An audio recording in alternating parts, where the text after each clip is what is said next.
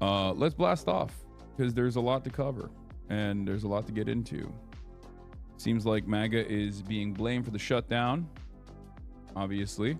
MAGA blamed for the government shutdown. Government shutdown is continuing. There's an insane ICE raid that happened in Chicago. Trump is applying pressure to universities. No jobs report came out. This is France day 3, GP3 tomorrow. And dumbasses are mad at Bad Bunny. Hold on. Racists are mad at Bad Bunny. You see the Nazi that got run off of UW? I did. I also saw that a anti-Nazi is getting run off of UNC Chapel Hill. Someone should remind me of that. I want to cover that too because that's also interesting. There's a professor at UNC Chapel Hill that I think like either started the John Brown Club or something, and they are straight up. There's a new poll that came out that shows Democrats are on the fuck Israel tip. It's fuck Israel o'clock. Obviously, that's a big one too. But yeah, the Daily Tar Heel covered it. We'll talk about it. Another big balls moment for the admin.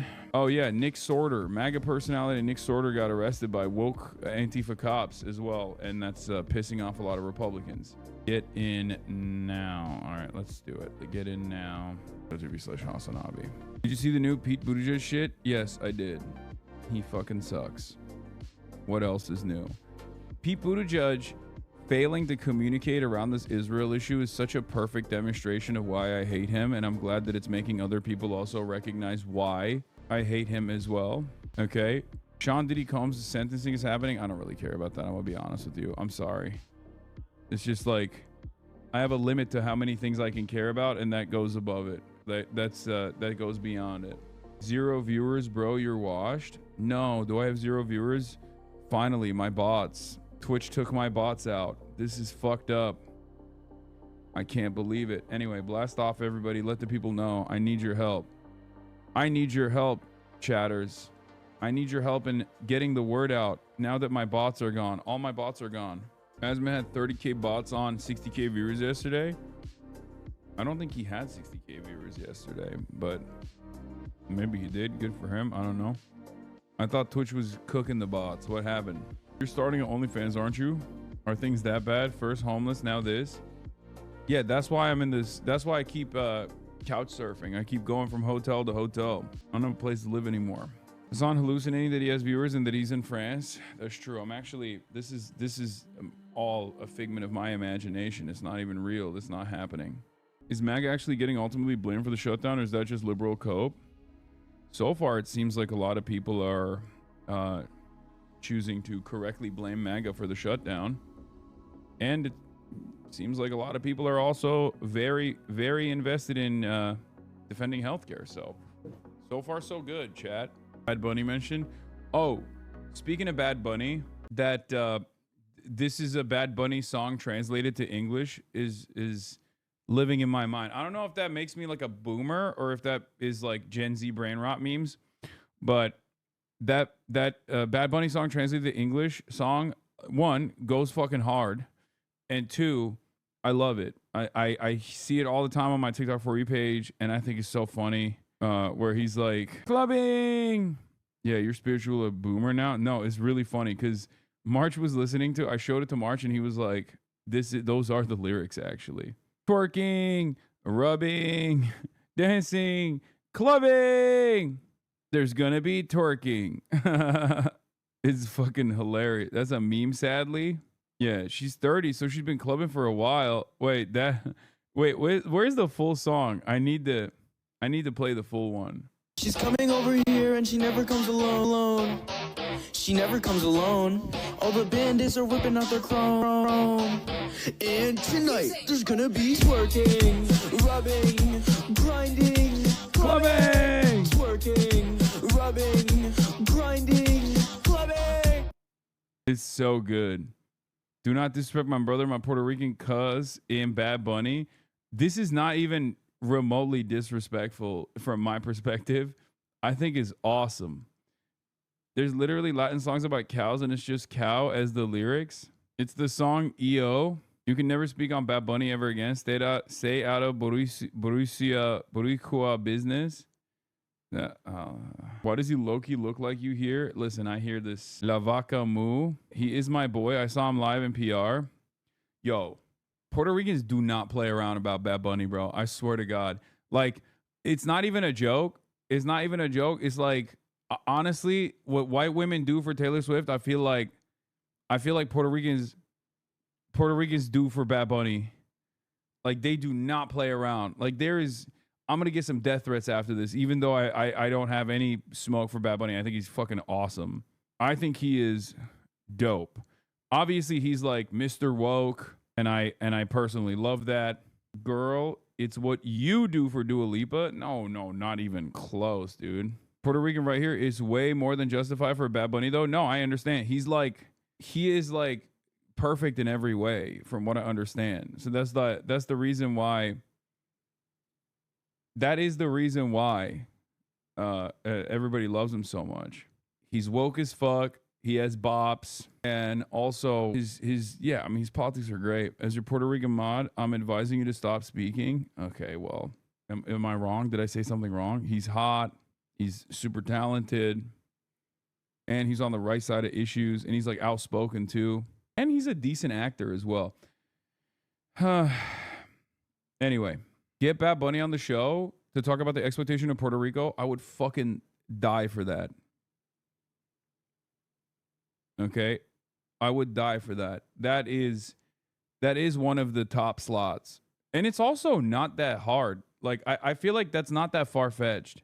Am I crazy, or do I feel like I'm like I have probably an easier time getting Bad Bunny on the show than like some other people? Bitch, he knows who you are. I don't think Bad Bunny knows who the fuck I am. A little out of reach, not gonna lie. No, the only reason why I say I don't think it's that out of reach is because of how fucking woke he is. Bro thinks he has motion. In parentheses, you do. Like, I'm sure there's like people that here. Let's look at this. Does Bad Bunny have an Instagram? Is he active on Instagram? Because usually my favorite thing to do is like if there's like a woke celebrity, I'll look at who they're following. Oh, he's following 0 people. God damn it. Oh, that doesn't count then. But basically, when there is like a woke celebrity, I'll look through who they're following list, and there's usually like a bunch of mutuals. I mean, obviously AOC being one of them. But Bad Bunny stream with eBay on eBay had him on stream. Ask eBay. Dude, I don't know eBay like that. The fuck? I don't think I've ever met him actually. Maybe I'll meet him now. Maybe I'll meet him today or tomorrow. But yeah. You did our place with him. I know, but like we've never actually like fully communicated with one another. You know what I mean? I feel like eBay is harder get than Bad Bunny is. If anything, I feel like I have an easier time going through AOC. The schedule for the race tomorrow: UTC +2, 9 a.m. Free practice 2 p.m. Sprint qualifying 6:30 p.m. Sprint race 8 laps 9 p.m. Concert. Yeah. Can you bring Trump on your stream? We have some questions. This is why you need more POC friends. Wait, what? You need to work on your Spanish? I'm already bilingual, but you're right. I do need to speak Spanish. I don't at all. I don't speak any. I just kind of gave up. I got 2 native tongues and then I just gave up. I was like, no need for a third. And it sucks because like Turkish isn't even fucking useful. Like, unless I'm in Germany, I guess. It's my biggest gripe. Why couldn't I have been born to a Chinese family so I could speak Mandarin or Spanish? Fake Latino from LA. Yeah, that's true. We've heard your Turkish is getting worse. More like bilingual. Okay, calm down. No, don't come after me like that. I can teach you Spanish and Mandarin. Okay, well, those are the 2 languages I need to learn. But where was I? What was I talking about? Oh yeah, we were talking about Bad Bunny. All right, so we blasted off already. We're going to get started with Bad Bunny. Now that I showed you guys Bad Bunny, famous for this song. She's coming over here and she never comes alone. All the bandits are whipping out their chrome. And tonight, there's going to be twerking. Clubbing! Twerking, rubbing, grinding, clubbing. So that's what Bad Bunny is famous for those of you who don't know, that's his song. He famously is an English singer-songwriter. People get mad because it sounds so good in Spanish, but it sounds kind of corny in English. I think that's what it is. That's the reason why people get mad about it, but I still think it's awesome. Yeah, So Bad Bunny was announced, for those of you who don't know, Bad Bunny was originally announced as the Super Bowl halftime show this year. Now, of course, he is one of the biggest recording artists of this generation. Okay, this man is a generational talent, and he goes so hard. Like, Spanish speakers do not play around about Bad Bunny. Puerto Ricans especially do not play around about Bad Bunny. I feel like Bad Bunny could literally get Puerto Rico to gain independence if he wanted to. Like, he has the motion to make sure that the Puerto Ricans like rise up in arms if he chose to do so. I feel like there are people out there that would be like, I'm waiting for the opportunity, sir, Mr. Bad Bunny. I will do it for you. Right? He's huge. He's got mad motion, and he's woke as fuck. So, of course, when the NFL decided to get Bad Bunny to perform for the halftime show, Republicans got mad. But there's a little bit of a backstory to this. Now, Bad Bunny is touring right now, but he's not touring in the United States of America. For those of you who don't know, the reason why he's not touring in the United States of America is because he is very upset with the current administration for understandable reasons, and said, I'm not touring deliberately in the United States because I don't want ICE to be planted outside of my concerts. Right?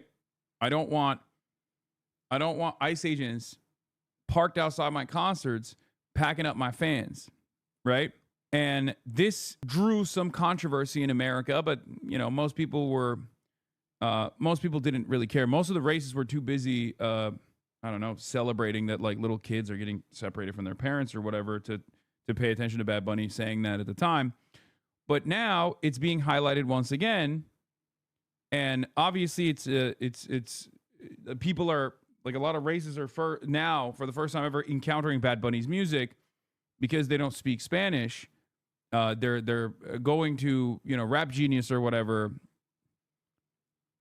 and they are translating the lyrics and finding out that he is, very anti-Trump, pro-BLM, talks about gun violence, talks about racism, and that's not good, obviously, for the white people that hate any kind of woke, right?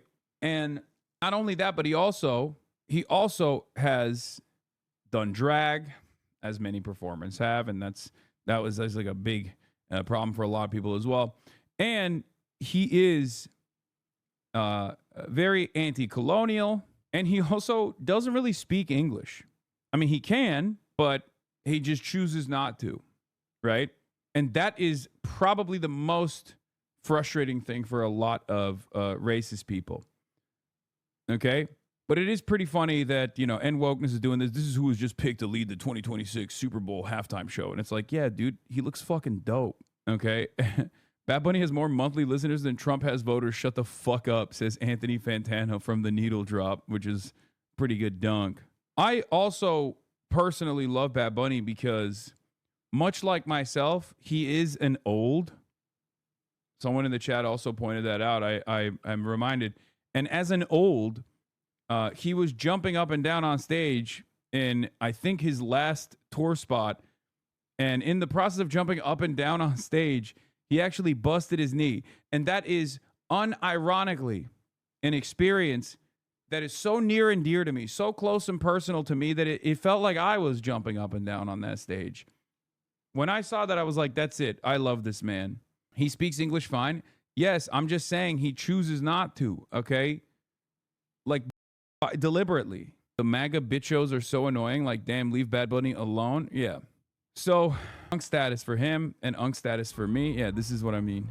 Oh, Bad Bunny's knee had other plans mid-show. So, unks rise up. Unks rise up. But yeah, here, let's hear some of these incredible right-wing commentators who obviously have their finger on the pulse, okay? They know exactly how culture should be, okay?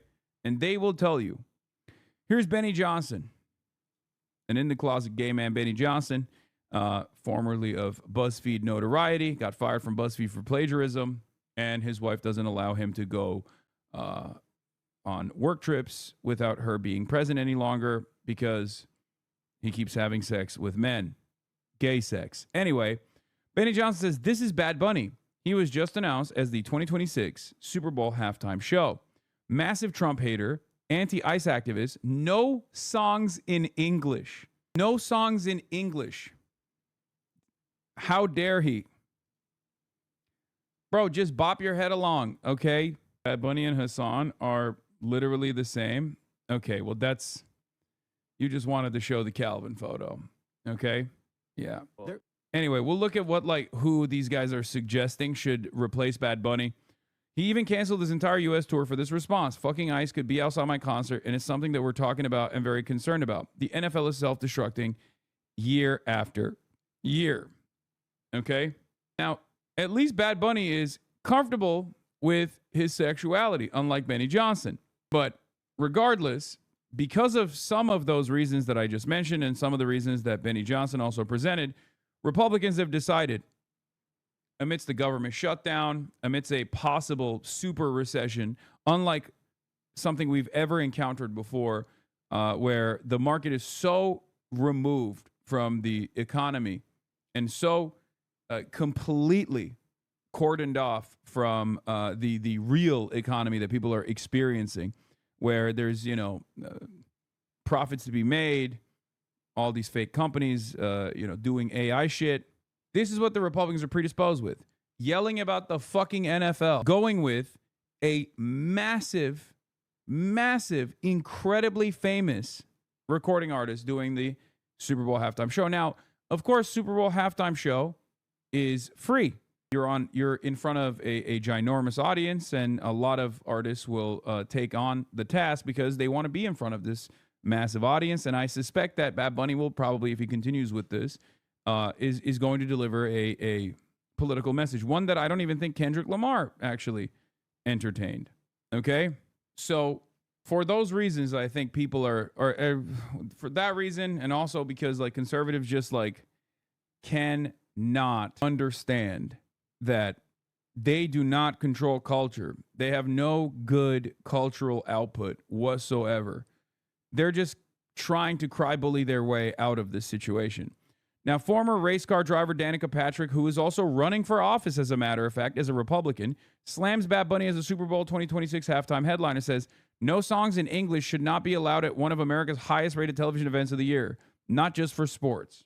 I do like that for many people that want to run for office as a Republican, all you have to fucking do is just be the dumbest racist. Not even an intellectual style racist, but just like a racist child.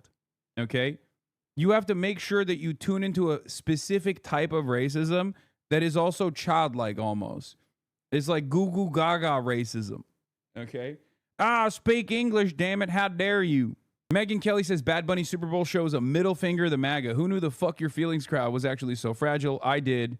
They are the most fragile. They've always been the most fragile. Races below mediocre race car driver probably lose that race too, so shrug. Who knows? And I don't know if this is I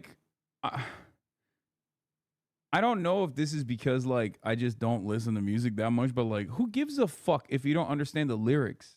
It's music. Just shake your ass and move on, The fuck are we talking about?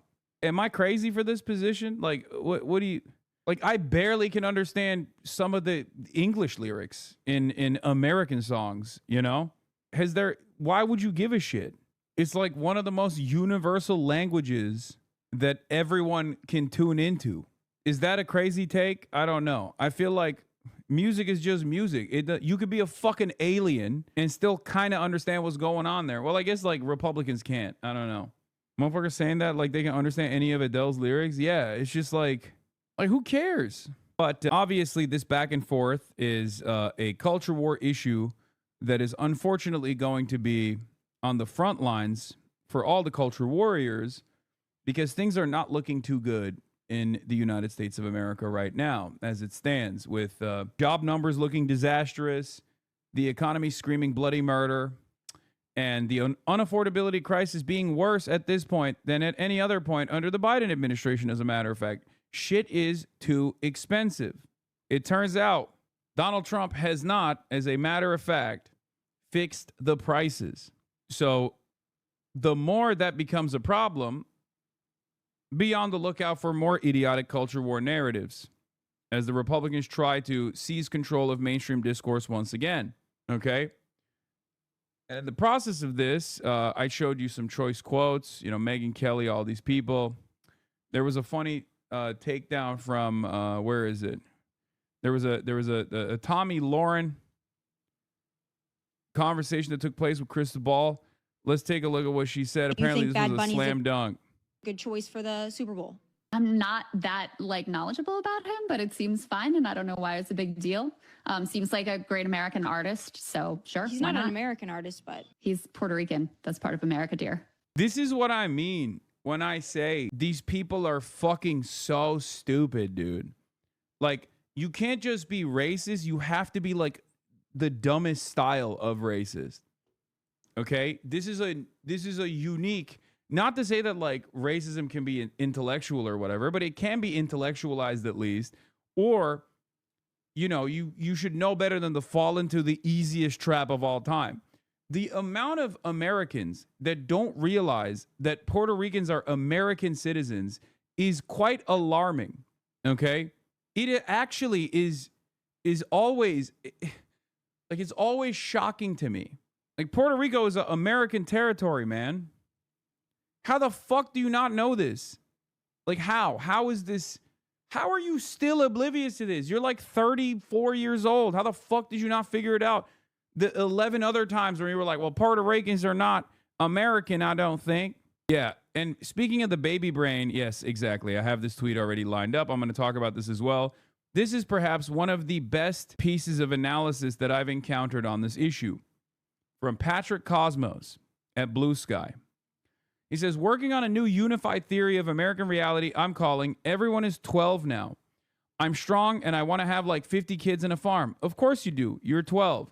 I don't want to eat vegetables. I think steak and French fries is the only meal. Hell yeah, homie. You're 12. Maybe if there's a crime, we should just send the army. Bless your heart, my 12-year-old buddy. It's so perfect. It's so perfectly descriptive of the ways in which the Republicans now operate, in the ways in which like reactionary commentary happens in modern discourse.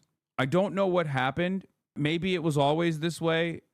Obviously, reactionary ideology is anti-intellectual.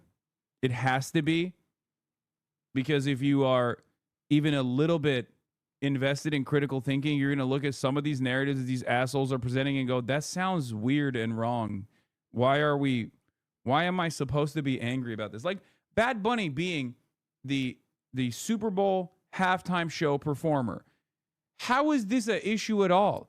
He's one of the most famous recording artists of our generation. Like it's the same principle behind like, oh, the Oscars cannot be given to Parasite. It's a Korean movie. It's like, okay, well, it's a fucking banger too, dog. Do you not know how to read subtitles? Are you fucking stupid? I guess you are, kind of. It makes no sense. I mean, I know it's racism, but it's not like, it just comes across, it's so childlike that it comes across as insincere when I hear this shit, where I'm like, dude, stop. Like, what are you fucking saying? What the fuck is coming out of your mouth? You're supposed to be an adult, man. How is this a major point of contention for you? How are you so bent on this? Like, you are such a fucking loser, dog. God damn, this is what motivates your day to day. Like, what a pathetic fucking waste of space. You got a finite amount of time on God's green earth, and this is what you waste it on? This is what you waste it on to get mad at? This is what you're choosing to get mad at.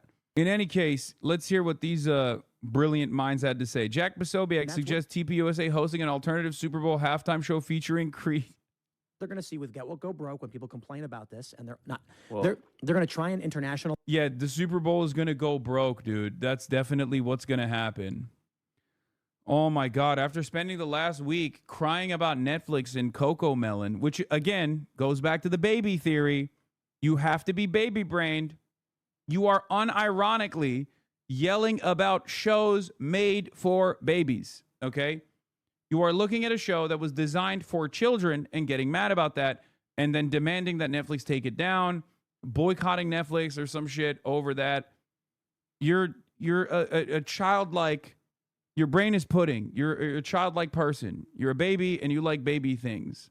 I don't get the Bad Bunny issue. The issue is he speaks Spanish. That's it. Literally, that's it. He's Puerto Rican. That's it.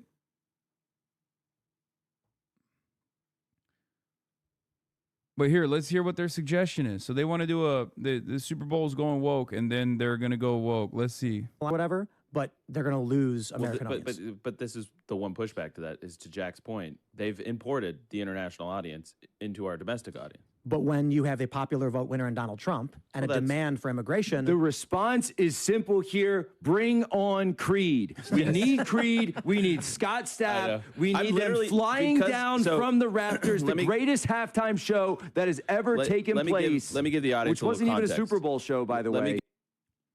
That's not an honest take. You'd have the same response if PragerU was writing for Coco Melon. That's really interesting because PragerU does have its own version of Coco Melon. And not only does it have its own version of Coco Melon, but they're also quite literally pumping that shit in kindergartens and schools and whatnot. Okay? And yes, there is a difference. And even then, I don't give a shit all that much, for the record. Despite the fact that it's not just like on YouTube, right? Because obviously there's a difference between like something being featured on Netflix versus a political think tank specifically designing propaganda to teach children valuable lessons such as sharing is not caring because sharing is communism and things of that nature. And then having that be blasted to fucking children's consciousness in fucking schools and shit obviously is a little bit different than Coco Melon being featured on Netflix. You fucking absolute baboon. Did you learn from Prager University? Is that what happened? Did you go to Prager University? Is that where you got CTE, no contact CTE by just watching PragerU videos? Is that what happened? And even then, I don't even fucking chirp about it. Who gives a shit? Like, can you not, do you think that PragerU and Coco Melon are both political operatives in this space? Is that what you think? Is that how you operate? Like one is an expressly, one is designed with an express purpose of doing political propaganda. The other is just entertainment for children. You fucking idiot. How are these two things even remotely the same? They're not. And not only are they not remotely the same, the other one is propped up by conservative billionaire donors specifically to do propaganda and has now made its way into schools. And even then, I'm just like, what are you going to fucking do? What are you going to do?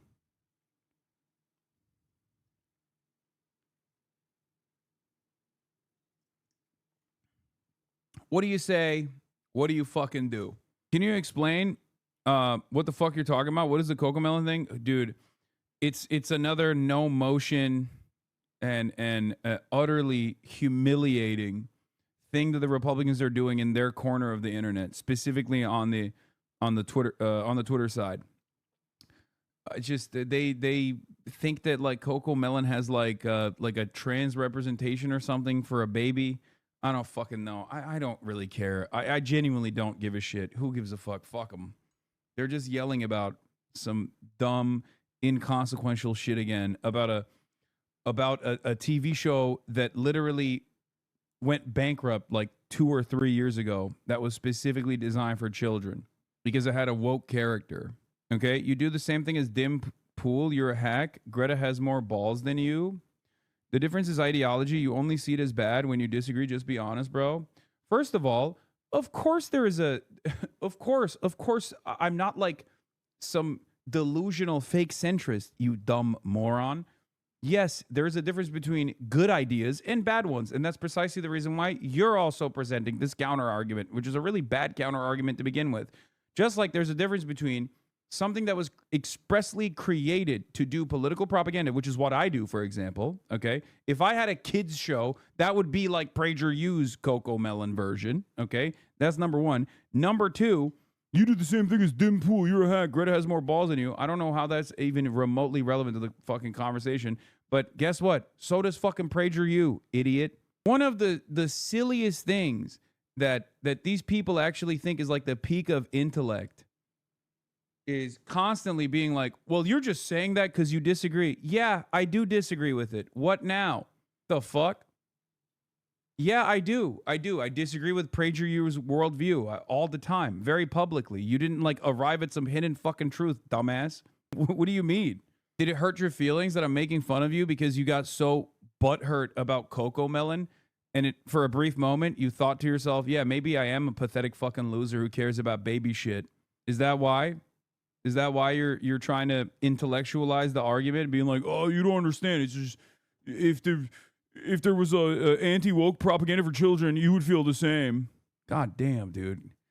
I'm so done with fucking how stupid conservatives are. I can't even deal with these dumb fucks. All right. If that was the peak of America, all right, hold on, 2004. Let me give the audience a little context. Jack, Super Bowl, in response to this, tweeted out something along the lines, there's only one response. We need Creed.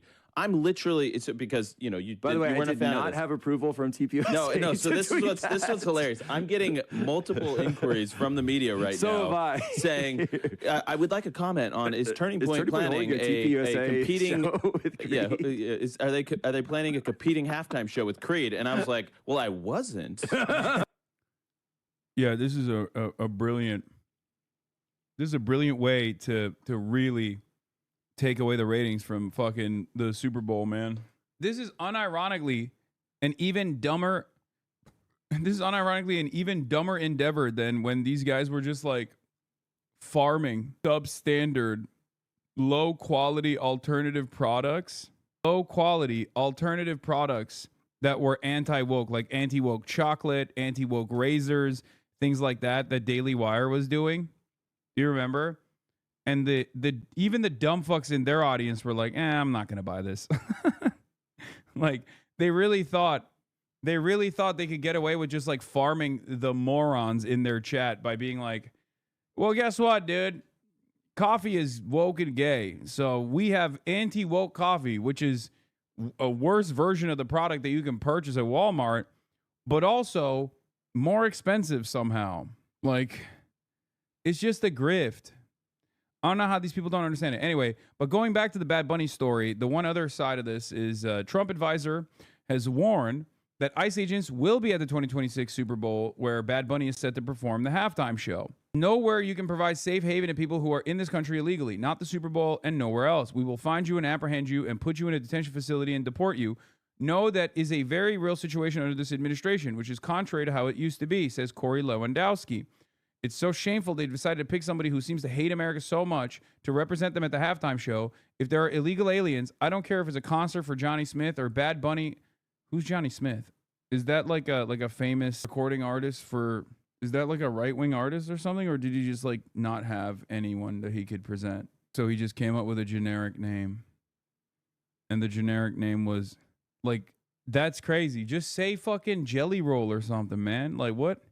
I don't care if it's a concert for our esteemed champion of white rights, Jelly Roll, or the pedophile, famous pedophile, Ted Nugent, or the other famous pedophile, Kid Rock, or Bad Bunny, or anybody else. Wow, the talent pool is so deep over there on the Republican side. Can't you see? Yeah, you couldn't say Morgan Wallen. Isn't that like the champion? Isn't that the hero for these guys? Morgan Wallen for the Super Bowl? Oh my God, we're giving them ideas right now. They're going to unironically do that. Tom McDonald? Oh my Lord. We are going to make Americans safe. That is a directive from the president. If you're in this country illegally, go home. Which once again, and I'm going to repeat this, what makes Americans less safe is when you got ICE running around, kidnapping people. That's what makes America less safe. This is a story that I'm obviously going to be covering. Chicago Sun-Times, massive immigration raid on Chicago apartment building leaves residents feeling defeated. And, we'll get to all of that in a second. But before I do that, here was the dunk from Crystal Ball. And then my TikTok clippers have evolved. They're doing fake aura edits now. Look at this. Okay. That was Hassan brushes up potential assassination attempt and rallies the people of France. Yeah. You matrix that bullet. Show me your ear. Yeah. Can someone describe what happened? I think that was a gunshot shooting past, but I don't know. Maybe some sort of rubber bullet more likely, though. People are just like, law, potential attempt my ass. He is nobody. That's not an assassination attempt, bro. Nothing happened, and he commented on how chill the crowd and police were. I watched the whole live. And then there were people saying, like, plus ultra American instincts. The way you can tell who's American. Dude ducked before anybody else could even register what just happened. That's an American gun violence flinch. Yeah, let's create more mythical lore such as this one, chat. I like it. Observation hockey. That's what it is. Hold on. It's the Aikido instincts. Truth defenders ironically taking away your aura. Yeah, it's fucked up. Don't do that. Press Secretary Caroline Leavitt is briefing members of the media, and that's that took place already. We're gonna skip that, and we're gonna get back to the number one news story. The American government is shut down, ladies and gentlemen. The American government is shut down, and seemingly there is no compromise. Okay, I posted this from your stream about the French hog. What is this? Oh yeah, this one is a good one too. Wow. Okay, French pigs are different. Like, this is literally like, this is an anthropological study, okay? IP to Jane Goodall, call me the Jane Goodall of hogs. An anthropological study in the universality of hogs. We've made a tremendous discovery about pigs in France. Very different. Bacon in France has a very different attitude towards flashing lights. And the American hog cannot comprehend flashy lights without immediate, over-the-top militant response. It seems as though the French hog is unafraid of the flashing lights and does not use it. And even bottles being thrown in the direction of the French hog does not scare the French hog into immediately escalating for violence. Yeah, that is real. That is what happened. All right, government shutdown. Hold on, I gotta go deal with the Uber delivery real quick. Now, Washington, President Trump is raising the stakes for the government shutdown, threatening mass firings possibly beginning today. Nancy Cordes is at the White House. Nancy, good morning. So what exactly is the president saying? Well, Vlad, typically shutdowns don't lead to layoffs, but President Trump is saying that this situation gives him an unprecedented opportunity to slash government agencies, especially the ones that Democrats care about the most. White House officials tell us the first wave of layoffs could be announced today. Every passing day, more closed signs are going up at monuments and museums and parks across the country as massive job cuts loom. On Thursday, President Trump met with Russ Vought, the administration's budget chief, so Vought could tell him which agencies he recommends to be cut and whether or not those cuts will be temporary or permanent. The White House press secretary said the jobs that don't align with the president's agenda will be the first to go. It's likely going to be in the thousands. The Treasury Secretary warned Thursday that if the shutdown is prolonged, economic growth could take a hit. The last shutdown that began in 2018 ended 35 days later in 2019 and cost the U.S. economy $11 billion, according to the Congressional Budget Office. Anthony Lee works at the Food and Drug Administration and estimates that 90% of his fellow food safety experts have been told, like him, to stay home. Each day, something could happen in terms of a foodborne illness or a food safety outbreak or an allergen contaminant. And being able to, part of FDA's job is to get information, disseminate information out quickly to the public. There is a bill to fund the government, but Democrats are holding out. They want an extension of Affordable Care Act subsidies and a rollback of cuts to Medicaid. We're ready to have that conversation, but we need credible partners on the other side of the aisle. Republicans say that conversation can wait. I'm stunned that they have decided to shut the government down and hurt people. Republicans continue to claim that Democrats want to expand health care coverage for undocumented immigrants, a charge Democrats say is false. What's to stop you from negotiating over other provisions where there may be some common ground? We haven't wanted to negotiate. We just want to keep the government open. Messaging war, and it is fierce, has now spread even to out-of-office emails. Furloughed workers at the Department of Education told CBS News that the automated out-of-office messages that they have set up were changed to include partisan talking points blaming Democrats for the shutdown.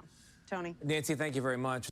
It's day 3 of the government shutdown, with neither side willing to compromise on a spending plan. The Trump administration now turning to unprecedented tactics, hoping to get Democrats to give in.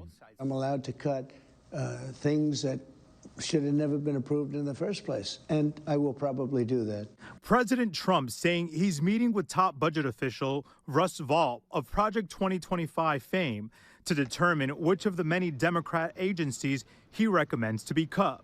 Trump calling this an unprecedented opportunity to shrink the federal bureaucracy, cutting programs that don't align with his agenda.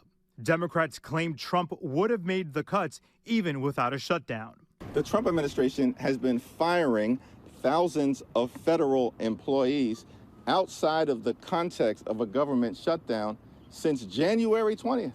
Democrats say they'll only support a government spending plan that reverses cuts to Medicaid and extends Obamacare subsidies to prevent health insurance premiums from rising. A new poll shows a majority of Americans blame Republicans for the shutdown. The White House aiming to convince Americans otherwise. Running shutdown clock on its website with the caption, "Democrats have shut down the government." And employees of at least one federal agency say their out-of-office emails were changed without their approval to include a message blaming Democrats. Some ethics experts say those tactics could violate a federal law that bars federal resources from being used for politics. Meanwhile, as the administration targets Democrats, it's also considering a massive bailout of up to $14 billion for farmers hit hard by the shutdown, which has... I ordered a bunch of fucking food, and I had to... Sorry, I have to pee still. Closed farm loan offices. More Americans blame Trump and the GOP for shut down the Democrats' polls, as I told you. Hold on, I'm going to be back in a second. Just as tariffs take a major toll on soybean farmers. It's not just farmers struggling. The monthly jobs report, set to be released today, has been delayed due to the shutdown. But a new report from Goldman Sachs gives a grim economic outlook for many Americans. It finds 42% of younger working Americans are now living paycheck to paycheck, and 74% are struggling to save for retirement. Senate Majority Leader John Thune says a vote today on ending the shutdown is likely to fail, and no further action is expected until Monday.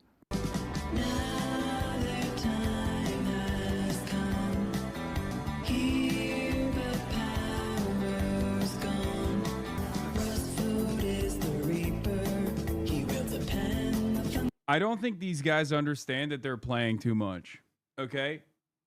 I don't think they are aware of how much they're playing and how fucking annoying this shit is to the average person. They keep joking around about like this shutdown at a time when there are a lot of very frustrated people. They're operating like they got Obama numbers on the economy. Even then, it wasn't so sweet. Shit wasn't so sweet back then either. Okay? So these kinds of memes, they're fine if you don't have discontent. These kinds of memes would go hard, I guess, if your base was like not experiencing unprecedented economic anxieties. Okay? You do not have the popular mandate that you think you have to be playing around like this. And I don't think they realize that. Wait, is this video supposed to be pro-Trump? Yes. Am I seeing this wrong?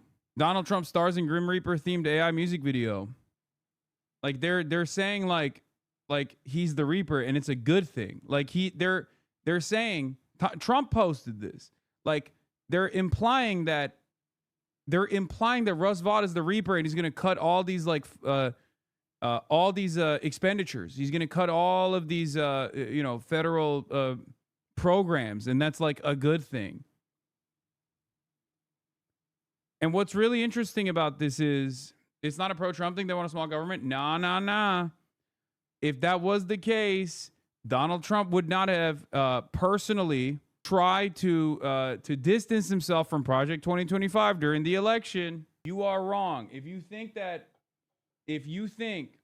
people are going to fuck with this, if you think that the audience is going to fuck with this, especially when they already aren't too happy about the way things are going, like their pockets are still hurting, you're wrong. And regardless of how long you think you're going to stay in power, and it's very obvious that these guys are basically posting like there's not going to be another election ever again, right? Like, it's clear to me that they're out here posting like, you know, there's no tomorrow. There's no elections coming up. Who gives a shit? But even then, you need to have either strong enough loyalty or a base of support that can hold things together. And the more you fucking lose that, the more you're cooked. The more, the harder it's going to be for you to maintain your grip of power. I got some soggy ass fries and doner kebab, and it's not very good.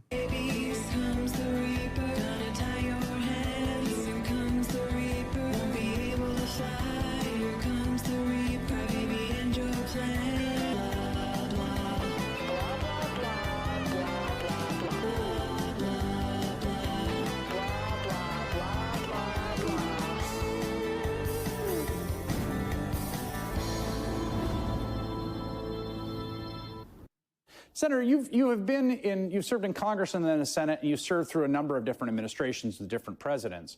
And I've covered a number of shutdowns. I just don't know what the fuck they're thinking, bro. I don't know what the fuck they're thinking behaving like this. And there's a reason why even the Republicans or just like the majority of the population hold Donald Trump responsible and the Republican Party responsible for this fucking shutdown, man.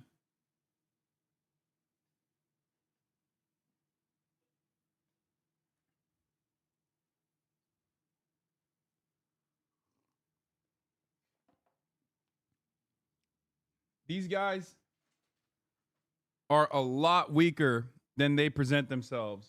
I don't know where they're getting this confidence from, but they are not strong. They are very, very weak. I see everything that they're doing here as like, let them eat cake posting. You know what I mean? Seen a president during a shutdown kind of gloating about the ability to punish people or to take stuff away from people in states that didn't vote for him. Have you seen that before? No, of course we haven't. You know, Chris, we are living in an unprecedentedly dangerous moment. Maybe the worst crisis in America literally since the Civil War. You have a president who is acting unconstitutionally and illegally. Guess what? These projects have been appropriated. Yes. They were signed by a president. It is illegal to rescind them. And then basically to say to people in Vermont, in New York, in California, oh, you didn't vote for Donald Trump? Well, we're going to take away funding that was supposed to go to your state. Illegal, outrageous, unconstitutional. Yes, let me just follow up on that. I'm glad you made this point. Two things about that. One is, it's just so obviously preposterous that if you think of the Constitution and the power of the purse, right? The article. That's it. That's what that's the remaining power of the Constitution right now. Like, as it stands, nobody really fucks with the legislative body. It's been effectively neutered, whatever, right? But the one thing that it does do still is this. It's allocation of resources. That is the only thing that Congress still has the power of the purse, the budget. And Donald Trump takes that away as well. I don't think Republicans are going to be fond of that either. Well, Congress has the power of the purse. That in a situation in which Congress fails to give money to the federal government, that somehow the executive gets more powerful? Like, that can't possibly be the case. That seems backward. And the second thing is you represent Republicans in Vermont, and I would say of all the politicians I've interviewed in my life, the vast majority, Democrat, Republican, Independent, genuinely care about all their constituents. Genuinely want to see them thrive. It is so weird to approach it this way. Well, you got a president who is acting in an unprecedented way, who is a megalomaniac, who wants more and more power for himself and his oligarchic friends.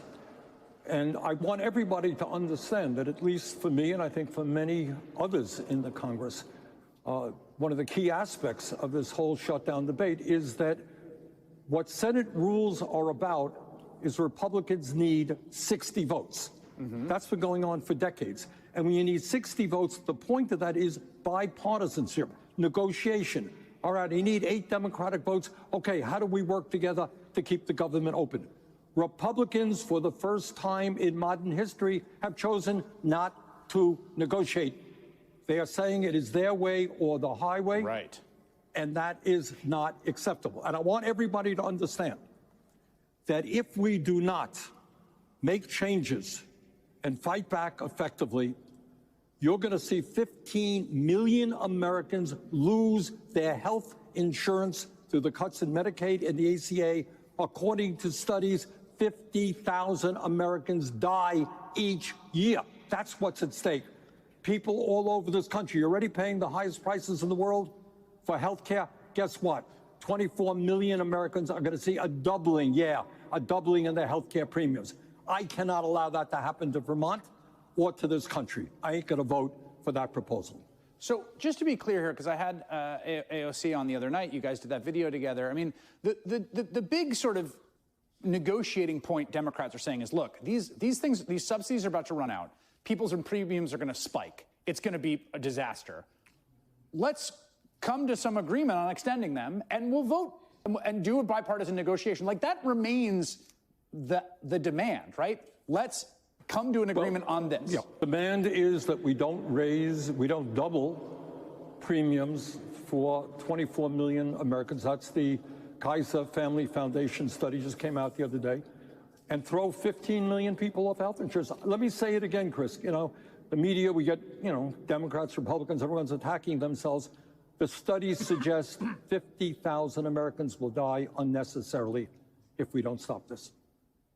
So Vance basically, I mean, my understanding of their position is, we don't need you, screw you, we don't want to do this, but we're also happy to do it.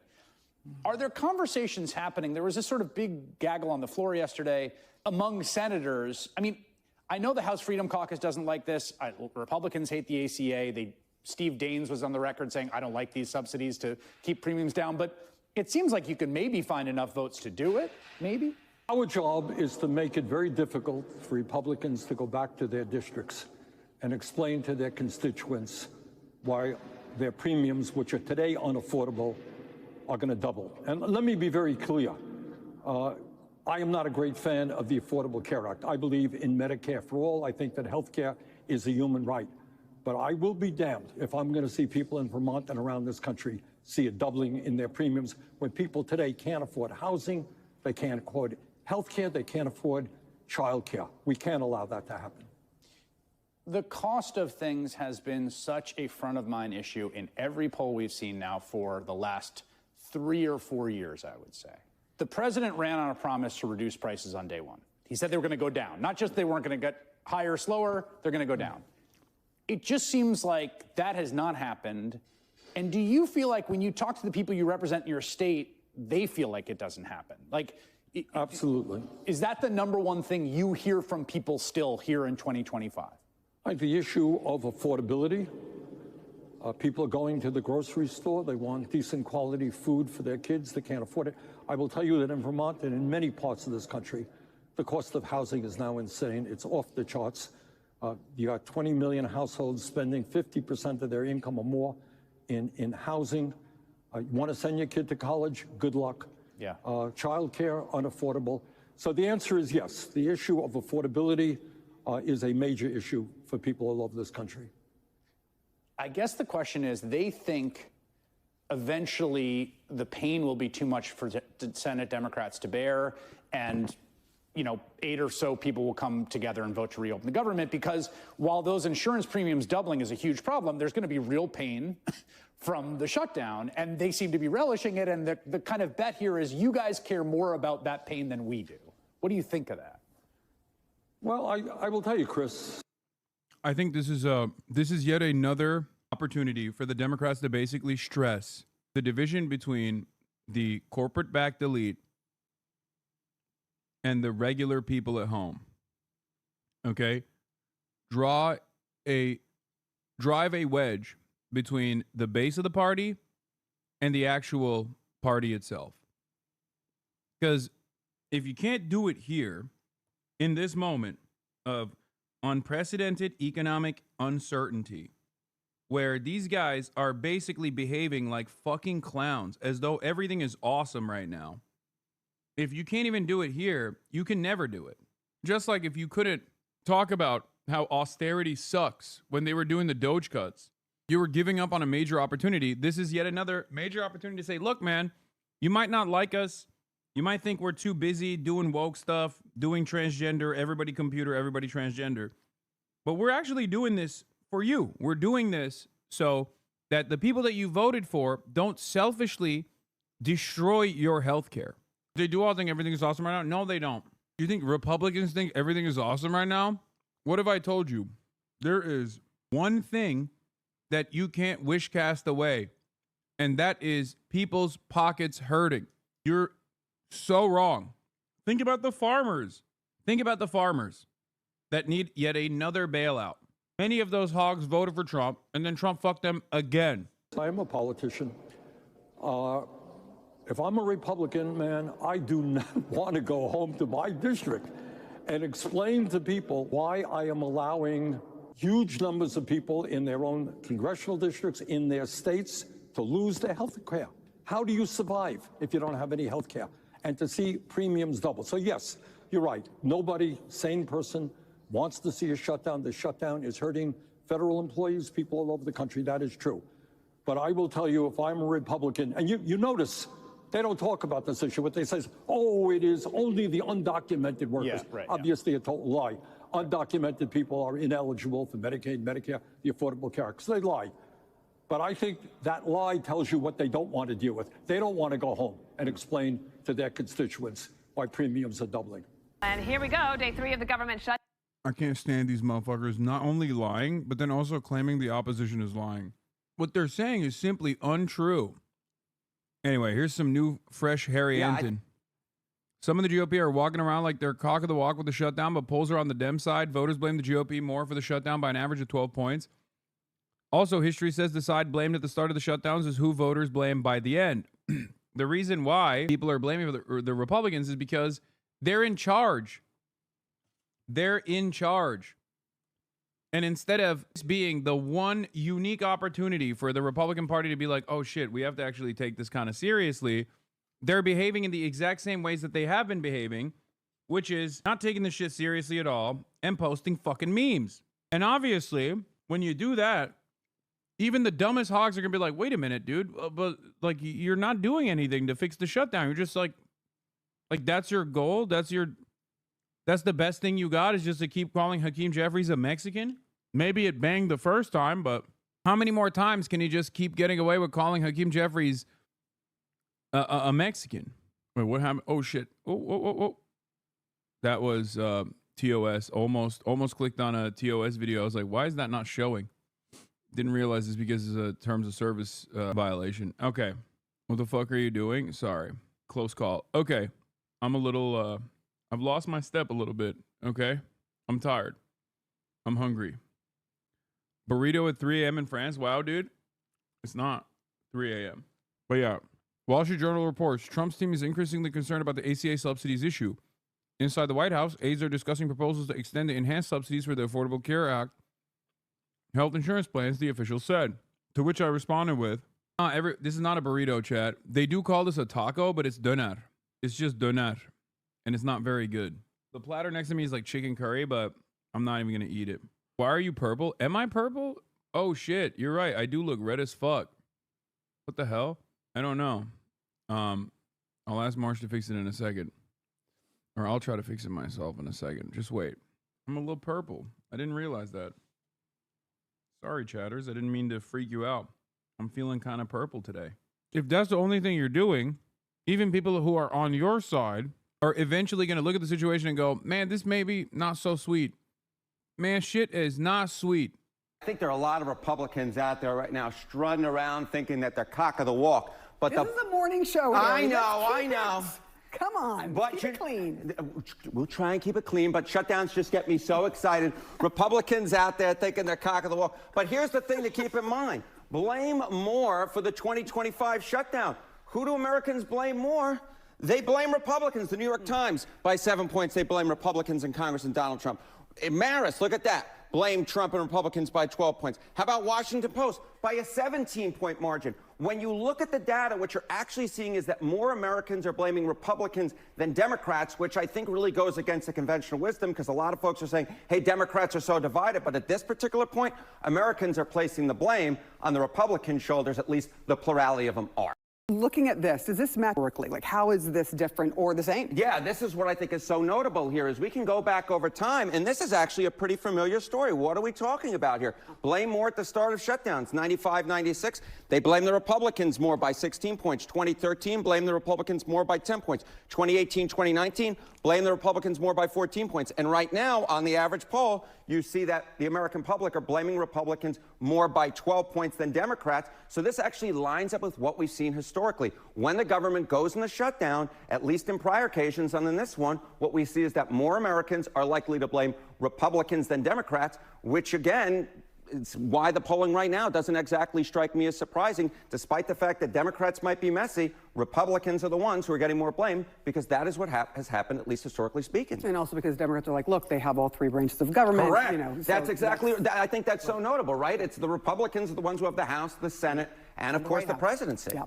All right. So what about, you know, at the beginning versus the end of these shutdowns? Because things get really awful for so many people. People notice the services are cut, but you also have the big furloughs. What do you see there? Yeah, I think this is notable, right? I think there might be a lot of Republicans who would say, okay, these are early days yet, right? This is early days yet. But what happens at the end of the shutdown? Does, in fact, the blame change? Well, historically speaking, no. Who gets the blame at the start of the shutdown has ended up being the ones who get the blame at the end of the shutdown. 95, 96, GOP. 2013, GOP. 2018, GOP. Look, it's early days yet. Maybe history will be bucked in this particular situation. But historically speaking, if you're being blamed at the start of a shutdown, you're getting blamed at the end of it. And right now, it's Republicans who are. How did Dems manage to shut down the government not having control of the House or the Senate? What do you mean? They refused to offer 6 additional votes to the Republicans. That is a necessity in the Senate for them to be able to pass the budget. You need 60 votes in the Senate to pass the budget, as Bernie Sanders correctly described.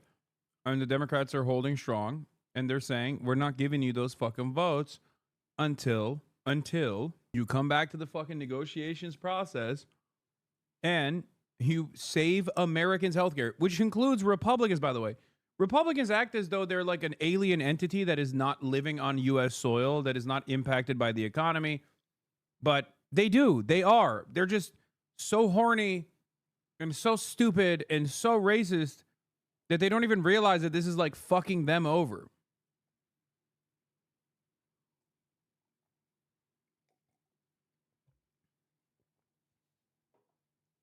Yeah, MAGA uses Obamacare.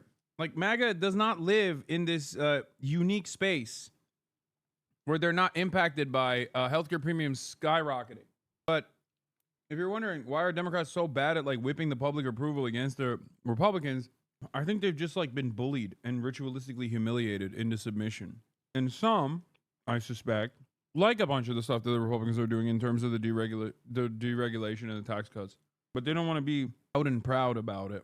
Why do you keep changing rooms? Are you on the run? Yeah.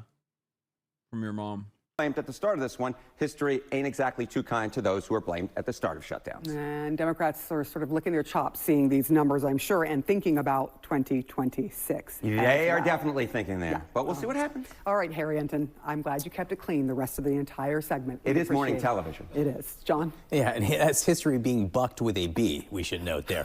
With the snap. God, Harry Enton is such a fucking nerd. It's crazy. But yeah, poll after poll after poll is showing the same thing. Americans are currently looking at the government shutdown. They're very frustrated by it. And they are, in much larger numbers, understandably blaming the Republicans for it. Now, of course, it takes two to tango. Obviously, it's a two-way street. Obviously, the only reason why the government is not currently being funded is because the Democrats are refusing to offer 6 additional votes to the Republicans, because Republicans have used a budget reconciliation to pass an insanely consequential bill that cuts $800 billion in Medicaid. $800 billion in Medicaid. That's what they are currently fighting against. That's what they're currently trying to stop. It's the right thing to do, and I'm glad that they're doing it, which is why I have been repeatedly trying to the best of my ability, defend Hakeem Jeffries, and no longer sarcastically talking about how Hakeem Jeffries is a sexual panther, but actually sincerely talking about Hakeem Jeffries being a sexual panther. But let's get back to these dummies on the right, chirping in their hug box at Fox News, talking about how The Democrats are lying about these bills, even though they're the ones who are lying, as I've explained over and over again. Republicans are blasting the Democrats' proposal, accusing them of trying to give illegal immigrants taxpayer-funded health care. House Speaker Mike... Like, I love this. I love this. This is the faulty premise that this starts on. Just the abject fucking straightforward lie. They're like, oh yeah, they're hold on. They're basically saying, oh shit, look at that. Kaya-ween. It's Spooktober, baby. It's Halloween time. I like that the entire underlying premise here, the first statement right out of the gate is just a straight up lie. The Democrats, why won't they let us lie about the bill? Why won't they let us lie about the funding that they want to implement, which is $17 quintillion to Guatemalan migrants, illegal aliens. That's what they want. And they won't let us get away with it. They won't let us lie about it. That's basically what they're saying. They won't let us lie about who the Democrats are trying to fund here. Johnson, he joins us now, and it is great to have you. All right, the full screen here. $200 billion in health care benefits for illegals in the Democratic CR. They said no. What do you say? Well, welcome to day 3 of the Democrat shutdown. You've got the Chuck Schumer and the Senate Democrats have now voted 3 times to reject the clean, simple, continuing resolution that we passed out of the House 2 weeks ago to keep the government. Oh, God, he's got no motion, dude. You ain't Trump, big dog. And Trump is too busy calling Hakeem Jeffries a Mexican. So you're kind of cooked. Oh, the Democrat shutdown. Welcome to the Democrat shutdown. Shut up, bitch. That's not your job. Your job is not to say the Democrat shutdown and dumb shit like that. Your job is to actually normalize the Donald Trump stuff. It hits so different coming out of your mouth. We're day 3 on the Democrat shutdown. Operating for the people, real pain for real Americans, and they're claiming breathlessly, Dana, that they're not trying to restore. This is why we can't have free speech. Taxpayer-funded benefits and health care to illegal aliens, and it's simply not true. I would direct everybody right now, go to speaker.gov, okay? That's my official website. We put right there on the first page the evidence. I have the receipts, okay, as Bill said earlier. Chuck Schumer filed a counter proposal, a counter continuing resolution when they voted ours down. And what is in that?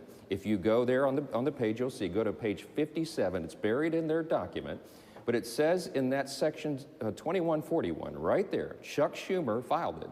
It says they want to repeal the health provisions of the One Big Beautiful Bill, the Working Families Tax Cut that we Republicans. Yeah, no shit, dumbass. They're not hiding that, dumbass. They're saying that openly, dumbass. What the fuck? No, he's not lying. That's true. They do want to fucking repeal the cuts. They do. But the problem here, the lie here isn't that the Democrats want to stop the $800 billion of healthcare cuts that are coming down the line. That is the truth. The lie here is the claim that the $800 billion that are being cut from healthcare, from Medicaid specifically, is actually only going to undocumented migrants. That is what's fucked up. The big beautiful bill that they advanced cut $800 billion in Medicaid spending. Okay? $800 billion in Medicaid spending was cut. And they're going to do that through a process of like creating additional unnecessary hurdles for Medicaid recipients. Okay? So it's not a lie that Chuck Schumer is actually trying to stop that. It's not a lie that Chuck Schumer wants that cut to be gone. He wants $800 billion in Medicaid expenditure to come back into the government expenditures. That's true. He wants that. The lie here is the claim that the $800 billion was going to undocumented migrants. That's not true. Actually, he said only $200 billion was going to the immigrants. So the other $600 billion, he's fine with not going to Americans in his mind, I guess. Oh, the immigrants that are getting any kind of Medicaid help are documented immigrants.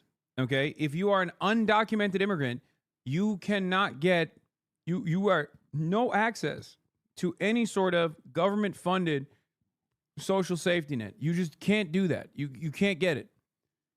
This conversation is not even about whether they should. If you ask me, obviously, like, yes, they should. But that's not even an issue right now because they're not. Undocumented pregnant women can't get Medicaid? No, they can't. Unless you're talking about unless you are first of all, holy shit, dude. Is the argument here that if you're fucking pregnant and you're poor and you're slated to have a child on U.S. soil, then they shouldn't get health care? Like, what is the alternative is like kicking a pregnant lady down, like a poor pregnant lady down? That's insane. That's number one. Number two, not the argument. It kind of does feel like that's the argument, but you're too much of a fucking pussy to fucking say it out loud, okay? You are arguing for the truth. I love these motherfuckers. They just can't be like, yeah, I think we should just like deny care to pregnant undocumented migrants. That's an insane thing to openly state, okay? Not very pro-life of you, my guy. That's number one. The only thing that undocumented immigrants can take advantage of, if you want to call it that, or the only aspect of Medicaid funding that actually ends up in the hands of like undocumented migrants is emergency room costs. That's it. Okay, Hassan, you're jumping to conclusions. Wait, what? Are you fucking stupid? He literally just said, what about an undocumented pregnant woman? Can they get access to Medicaid? The only way that an undocumented person could get any sort of healthcare expenditures covered by the government is at the emergency room. That's it. And as far as Medicaid goes, or as far as like any sort of social expenditure goes, the only people that could take advantage of that are American citizens. Okay? And a baby born on U.S. soil, in spite of having a parent that's undocumented, will have... Oh, you misunderstood the chatter? I never said it was bad. Not the argument. You were arguing for the truth. Nah, you were making a 100% statement. I never said it was bad. Oh, I thought you were trying to be... I thought you were trying to say undocumented pregnant women do get Medicaid. My bad. I apologize. They're asking a simple question, dude. They may not be American. Sorry, I was being hostile. I am very tired. How do undocumented people get healthcare in the U.S.? They don't. If they have a significant issue, if they have a significant health complication, they go to the emergency room and get coverage, and they can't deny they can't deny you service. Anyway, like I said, apologies to Dog Mod. I misunderstood. I thought he was being sarcastic and cynical. Some states do literally get Medicaid, but so do the clinics that can get paid. Obviously, can't go through pregnancy without visiting a hospital. There is no federal funding.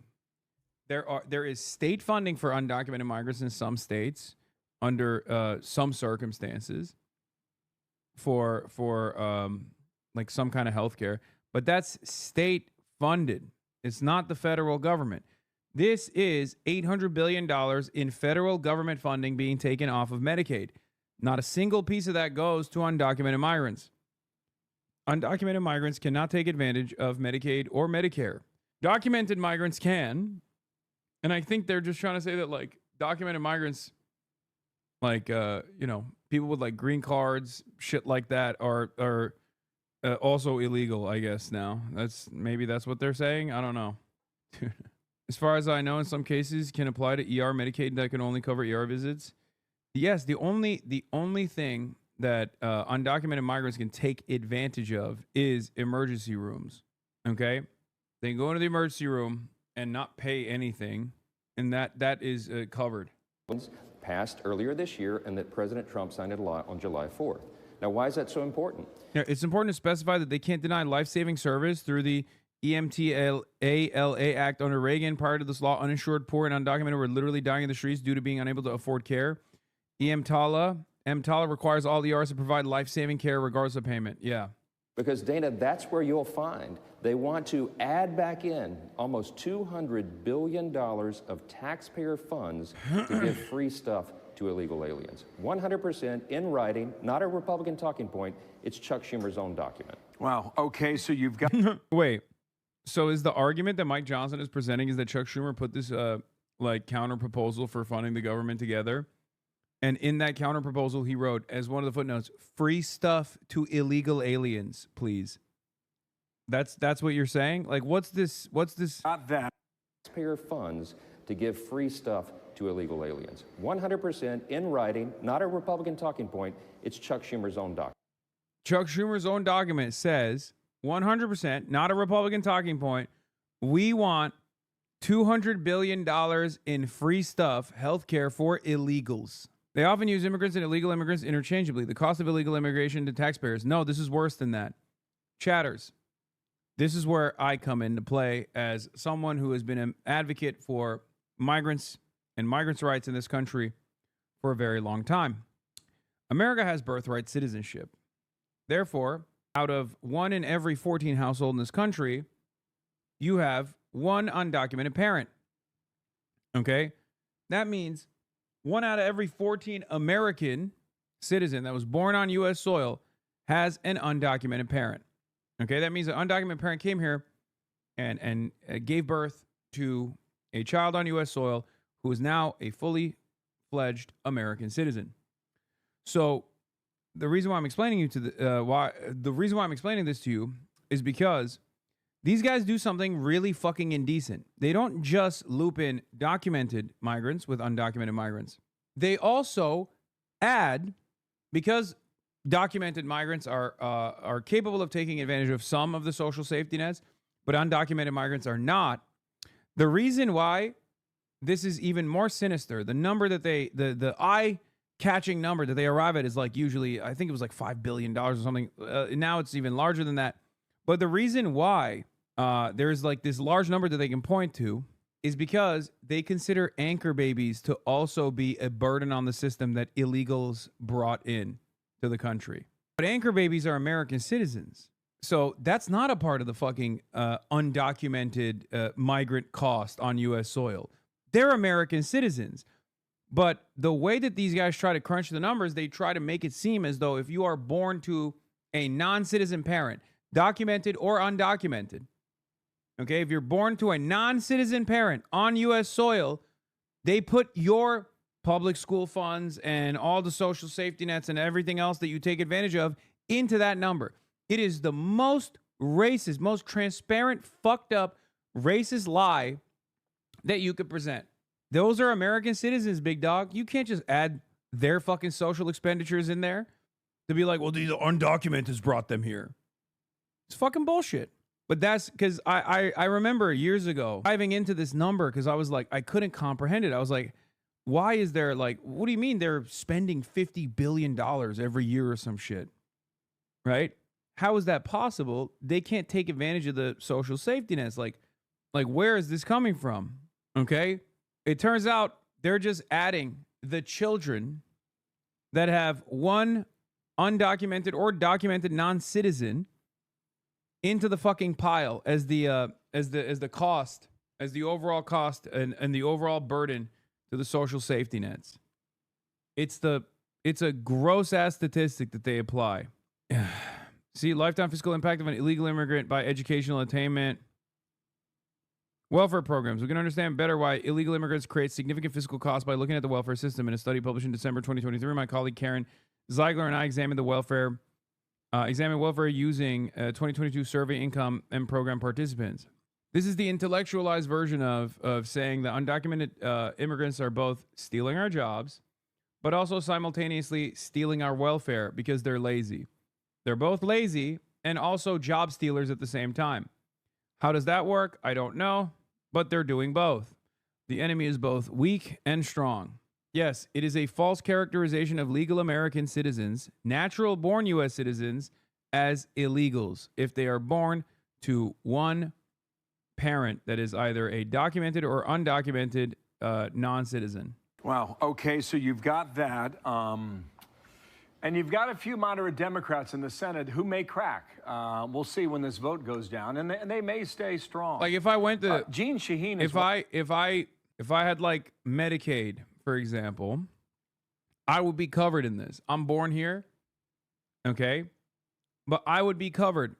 I would be the burden that they're talking about. Now, if I also remained on U.S. soil, went to school here, went to public school here, that would be a part of the additional expenses that the federal government took on. She came on Fox yesterday and was talking about, well, there are a lot of people in districts where President Trump won who could be in peril if these health care subsidies lapse. Oh, interesting. Wait, what the fuck? That's like, what is this? Is Mike Johnson on CNN? What's going on here? That's a good question. I'm sure he'll just let him get away with lying here, but who could be in peril if these health care subsidies lapse. Here's what you said. Here's her argument right now.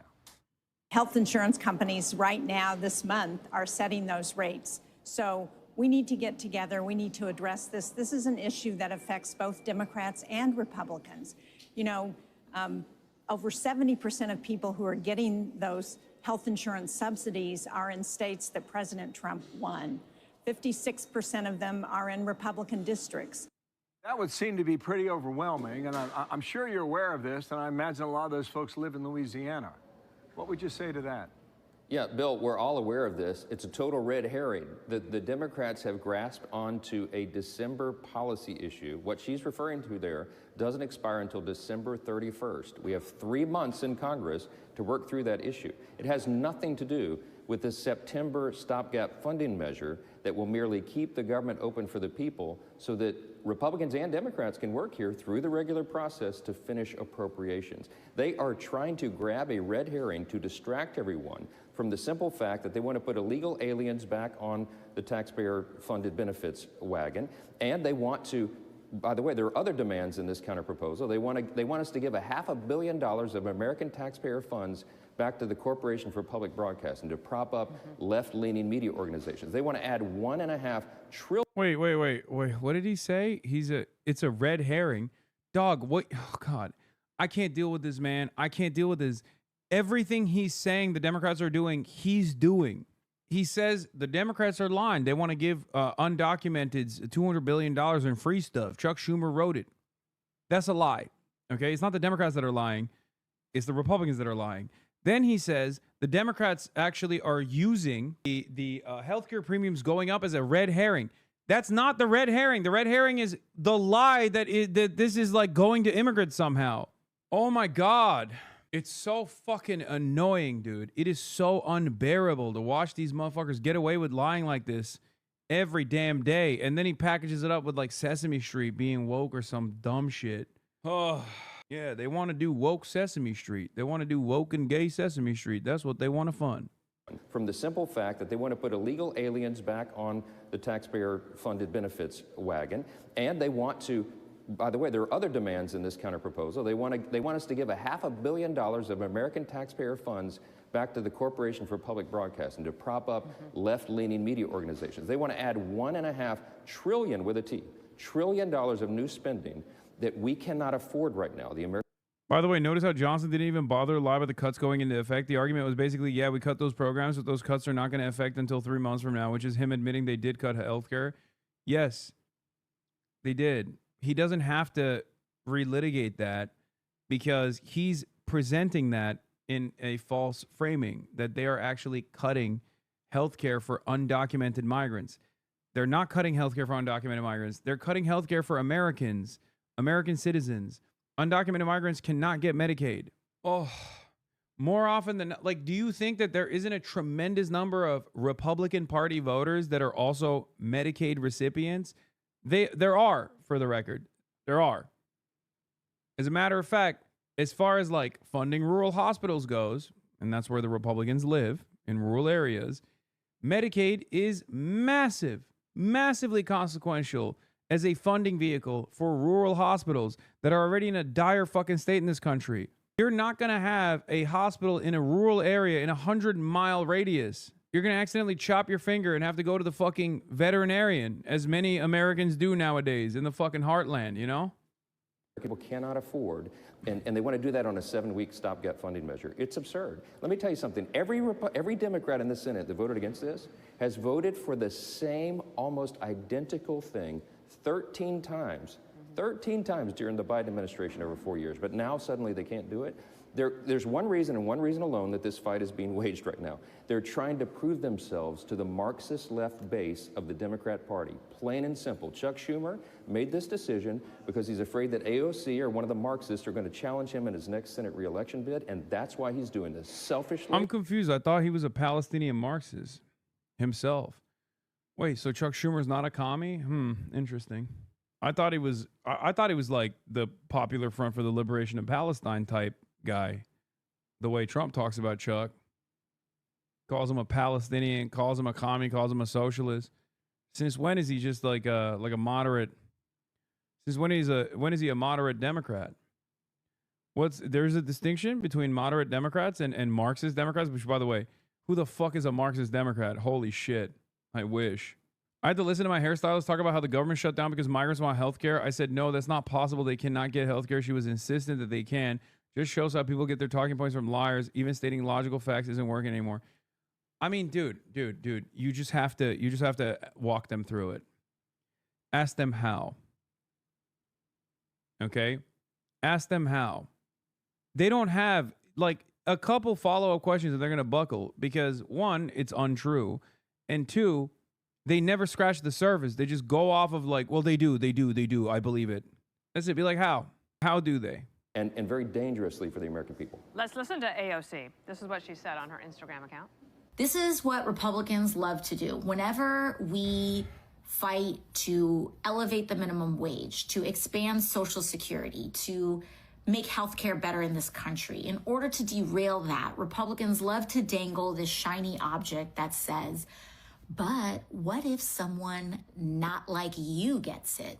My coworkers say they have fake identification. Oh my God. Dog pills. Thank you for the 50 gifted subs. What the fuck is a dog pill? That's a weird username, but I like it. Okay, you work with Hakeem Jeffries and you work with Alexandria Ocasio-Cortez. Who do you think is a better communicator? Well, she's way better on social media, and she gets all the attention. But remember what she stands for, okay? She is the most vocal opponent for Mamdani, who's about to be elected. The Republicans have flown too close to the sun. My normie mom asked, do they want us to believe that Dems are trying to give universal health care to undocumented immigrants? Yeah, no, they don't have fucking, guys, for the record, no, like, undocumented migrants are not running around with fake IDs and getting fucking health care, okay? Like, there's 12 million undocumented migrants in this country. Do some of them have fake IDs and shit? Certainly, okay? Are they capable of going into a government office with a fake ID and getting fucking Medicaid? You're out of your goddamn mind, dude. That's not how any of this works. Like, having a fake social security card doesn't mean that you're, like, in the fucking real database. You can't just, like, fake this stuff. You can't just go and get... Also, that's not even what these guys are saying, for the record. That's not even what these guys are saying. Like, not only did your hairdresser in this hypothetical scenario made that shit up, they're saying Democrats want to fund undocumented immigrants directly, not like undocumented immigrants are getting together and like creating a system of fake IDs so they can get like fake Medicaid that they don't actually, they're not supposed to get. They're saying Democrats have written into the law that we want to give undocumented migrants health care. So that's a totally separate thing that is also not a real problem at all. One of the craziest parts about this is Medicaid and Medicare fraud does happen, okay? But it happens at the point of the provider. It does not happen at the point of like individuals committing Medicare fraud by taking government healthcare, government funds that they actually are not entitled to. Okay? Rick Scott is a great example. I will not be repeating what I've said in the past. Ironically enough, when I was responding to Mike Johnson last time, he was talking about how he's going to cut $800 billion in Medicaid funding while claiming he was actually going after fraud, waste, and abuse. Okay? But the reality of the matter is, just like with voter fraud does not happen at the point of individuals illegally voting. Election fraud is what happens at the point of systems making it harder for people to go out and vote, for example. Okay, voter suppression. Republicans love reframing the narrative. They are oftentimes the ones who are defending Medicare fraud that is happening at the point of providers, like Rick Scott did, right? While simultaneously shifting the blame back to like regular Americans. And they do this with pretty much everything. Election suppression is a real issue. In order to justify election suppression, voter suppression, Republicans falsely claim that there are a ton of people who are going around and voting fucking illegally. This is not the case. This is not the reality at all. It's just completely made up. It's a completely made up narrative. Always the same shit. Apparently mayor of America's largest city and the cradle of capitalism. These people are Marxists. They want the government to take over and run everything. And what that means for you, listen, average American citizens, you surrender your freedom for the government to take over. It never works. It's destructive, and it is anti-American, and they are advancing something that their parents' generation of Democrats would have soundly rejected. This is not your father's Democratic Party. These people are dangerous to our system, and everybody needs to wake up and understand that. I don't care what they put on social media. You need to look at the philosophy behind that. And we're fighting to preserve freedom of the greatest nation in the history of the world that we celebrate 250 years next year. We've got to defend it. That freedom is not inherited in the bloodstream. Yeah, we had a big vote here in New York in 4.5 weeks. That's coming up very quickly. Can I ask you, of these 7 moderate Democrats? Yeah, we're defending your freedom to fucking die, okay? Your freedom. Guys, come on. This is the freest nation on earth where you're free to choose one of the 2 healthcare providers that we have offered you. Okay? Wake up. Wake up, guys. Don't you love that freedom? Don't you love the freedom of being saddled with medical debt instead of having the scary government actually offer single-payer health care? Why aren't you talk about the flotilla? It's because I'm scared to talk about it. It's because Israel's paying me $8,000 every minute that I don't talk about the flotilla. Stop fucking up the bag for me, chatter. Describe to us. Have you heard from any of them? Is there a crack within that group? Well, we hope so. I talked to Leader Thune late last night. They're working on that. They're hopeful that some of them will come to their senses. They don't want to be blamed for the destruction that is being wrought. There are real people being hurt right now. We have women, infants, and children nutrition programs that are now not funded. You have veterans health services that are not funded. FEMA. He's going to nut if he talks more about all of the not funded programs for the working class. This is extremely his shit, okay? He loves this. He's like, oh, hell yeah. Many of their services are stalled right now in the middle of a hurricane season. You got troops and TSA agents and Border Patrol agents serving us right now, defending the country without pay. Well, you make an interesting argument with that. Does this vote, does it actually pass today and shock the world?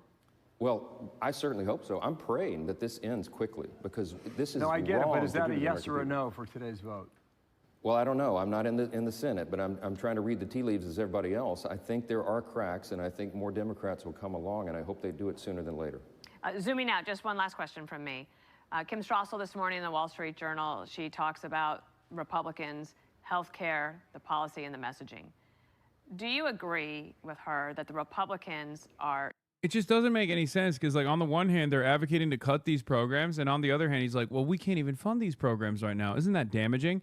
It's like, okay, well, that sounds a lot like socialism to me, big dog. Maybe we should keep the government shut down then, I guess, you know? Which is it? Is that socialist Marxism that you're talking about over there that you want to fucking... that you want to fund all these programs? Isn't that socialism, that Marxism that you're talking about and how scary that is? Not your father's Democrat Party? Weak, vulnerable on healthcare policy at this moment when a lot of Americans are saying they are worried about the high prices, but there's just very little discussion about why the prices are so high. Exactly. We're all concerned about that, but if they look at the facts, Republicans are the ones that are solving the problem. In the big, beautiful bill, when we put the reforms in for Medicaid, what we've done is brought down the premiums, and we have eliminated the fraud, waste, and abuse. The CBO is the analyst that just put that out, August 25th. Go look it up. And they said the CBO is not a Republican group. They're the neutral arbiters here. And they say the Republicans are right, because what we did was save $185 billion of waste and abuse in the program with our reforms. And we're going to get 2.3 ineligible recipients off of that. That's those illegal aliens. That's the young, able-bodied men. But what about who are people who are not on Medicaid, people who are either on the Obama exchanges or are worried they're going to lose their employee-sponsored health insurance? Yes, we have a lot of reforms that we need to push through, but the answer is not to grow government and further subsidize insurance companies, which is exactly what those subsidies do. It doesn't help bring premiums down. We got to do it for the people, not for the insurance companies. That's a pretty important distinction. Sir, thank you for your time. Appreciate you coming on. I don't know, what are you getting, like 3 hours of sleep a night? Probably. Well, just listen to the Taylor Swift album. You'll be fine. Stay up all night. Right, sure. Thank you, sir, for your Thanks. time. Speaker Johnson, appreciate you coming on. Thank you. Hey, Sean Hannity here. Hey, click here to subscribe to Fox News YouTube page and catch our hottest interviews and most compelling analysis. You will not get it anywhere else. You're getting new reports about a chilling and downright shocking escalation of ICE tactics against the residents of Chicago. Middle of the night, hundreds of armed federal agents and police, backed up by riot trucks, smoke grenades, and helicopters, breached fences and busted doors in an immigration raid on an entire apartment building on the city's south side. They pulled dozens of residents from their homes and zip ties, including children, some of them without any clothes. They then held some outside for hours and dragged the others into rented vans. It was scary because I've never had a gun put in my face. Neighbors like Ebony Watson says they ducked for cover as they heard several flashbangs go off. They was terrified. The kids was crying, people was screaming. They looked very distraught. I was out there crying when I seen the little girl come around the corner. Because they was bringing the kids out too. Had them zip tied to each other. One of them literally laughed. He was standing right here. He said, them kids. They zip-tied the kids together. ICE put out a statement saying they were pursuing Trinidad gang members, but... Again, fake bullshit. This already happened. This happened under the, if you recall, this started in Aurora. The idea that there was like Trendaragua at one of these like low-income housing properties. That's the new meta now. When the landlords want to do like mass evictions, they just claim Trendaragua, and the government comes in and does like a little sweep. Just, this is where we're at. And the thing is, like, I don't know. I don't know the background of all the people that they apprehended, but I do know the area, and I do know the type of housing. And the reality of the matter is, even like the documented citizens in that low income housing are they don't exactly have a solid defense. They don't have a direct line to their local representatives. Like, they are literally some of the most marginalized people. They're Black Chicagoans. So obviously you can just get away with doing endless cruelty to all of those people, both the citizens and non-citizens alike. All of this is completely unconstitutional. Like, I highly, highly doubt that they got individual warrants for every single, and not administrative warrants, judicial warrants. Because an administrative warrant is not the same as a judicial warrant. Like, you can't just fucking enter someone's property, for example. But at this point, they don't even give a shit. At this point, they could just do whatever the fuck they want. When it comes to ICE, they could just like do Gestapo shit.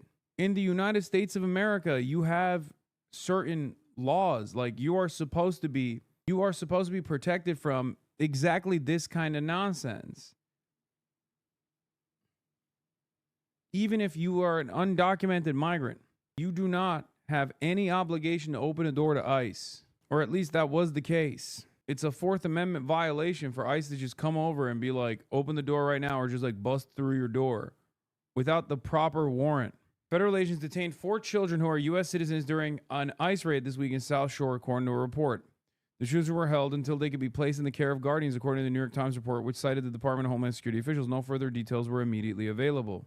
This is not the first time federal agents have detained a U.S. citizen since launching Operation Midway Blitz and at large in September, seeking to increase immigration enforcement in Chicago and throughout Illinois. But it is the first time they've publicly acknowledged detaining American children during the operations.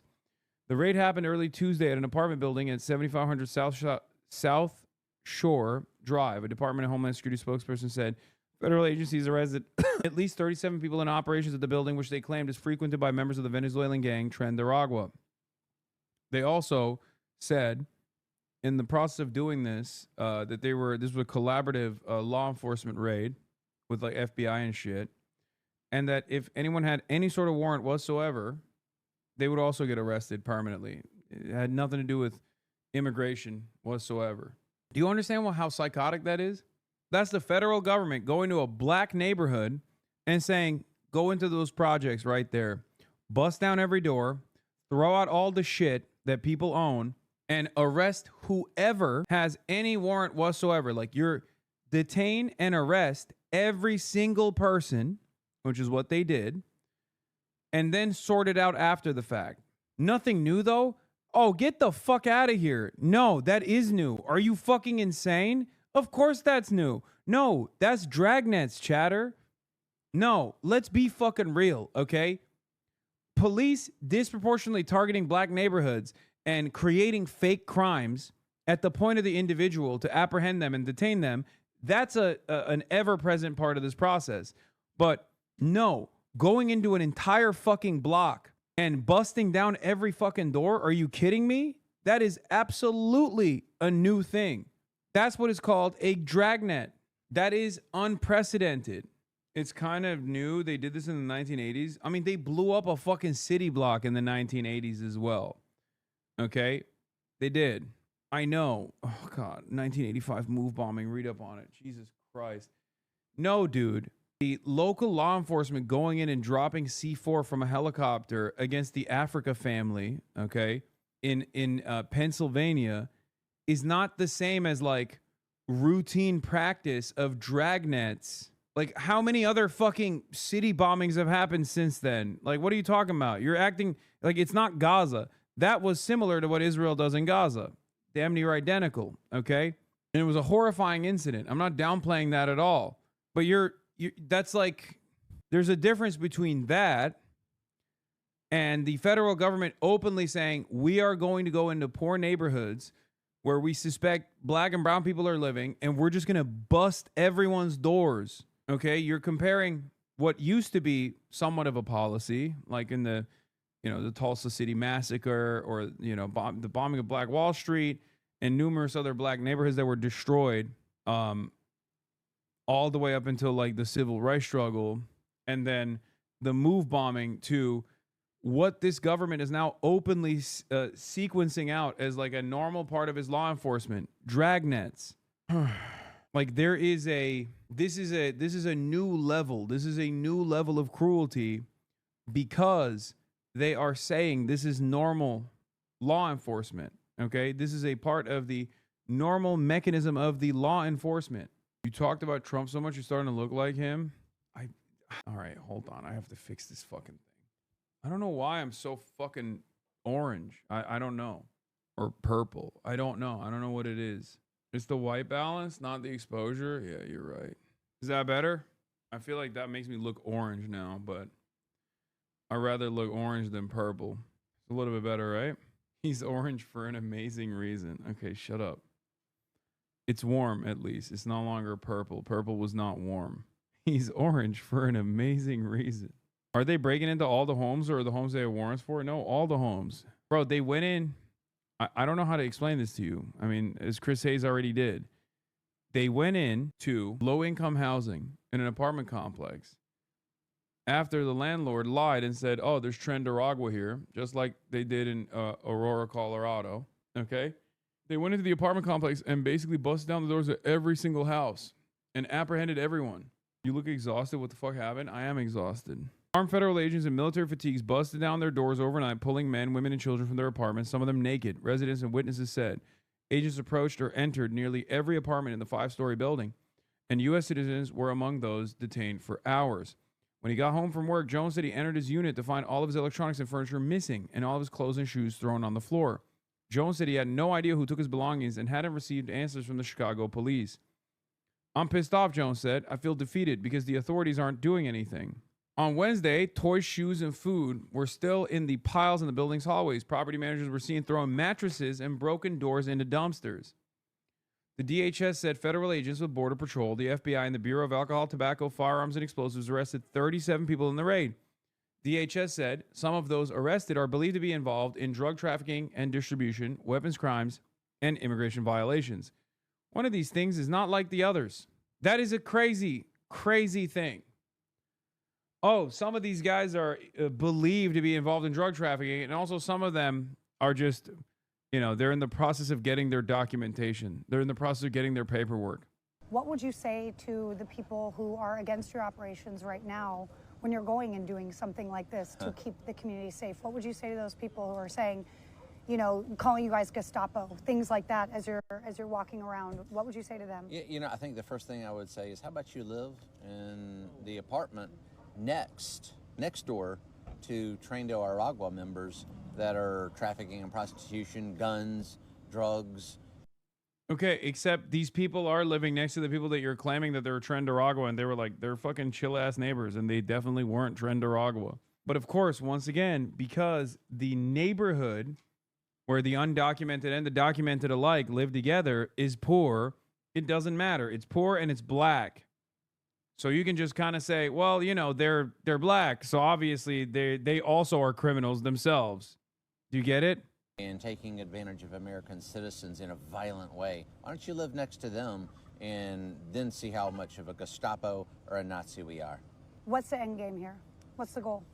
Well, the end game tonight, obviously, is to make that area a safe place. We're going to remove all illegal aliens, especially if it's trained Aragua, but any and all illegal aliens, and that's going to make this community a safer place. After the Des Moines incident, can we finally accept that immigrants aren't just Latino? I mean, I've been saying that, for the record. I've been saying that. Like, one of the first things that they fucking did was talk about the Haitians on TPS as though they were undocumented migrants. That's why I was so mad when people are like, I'm tired.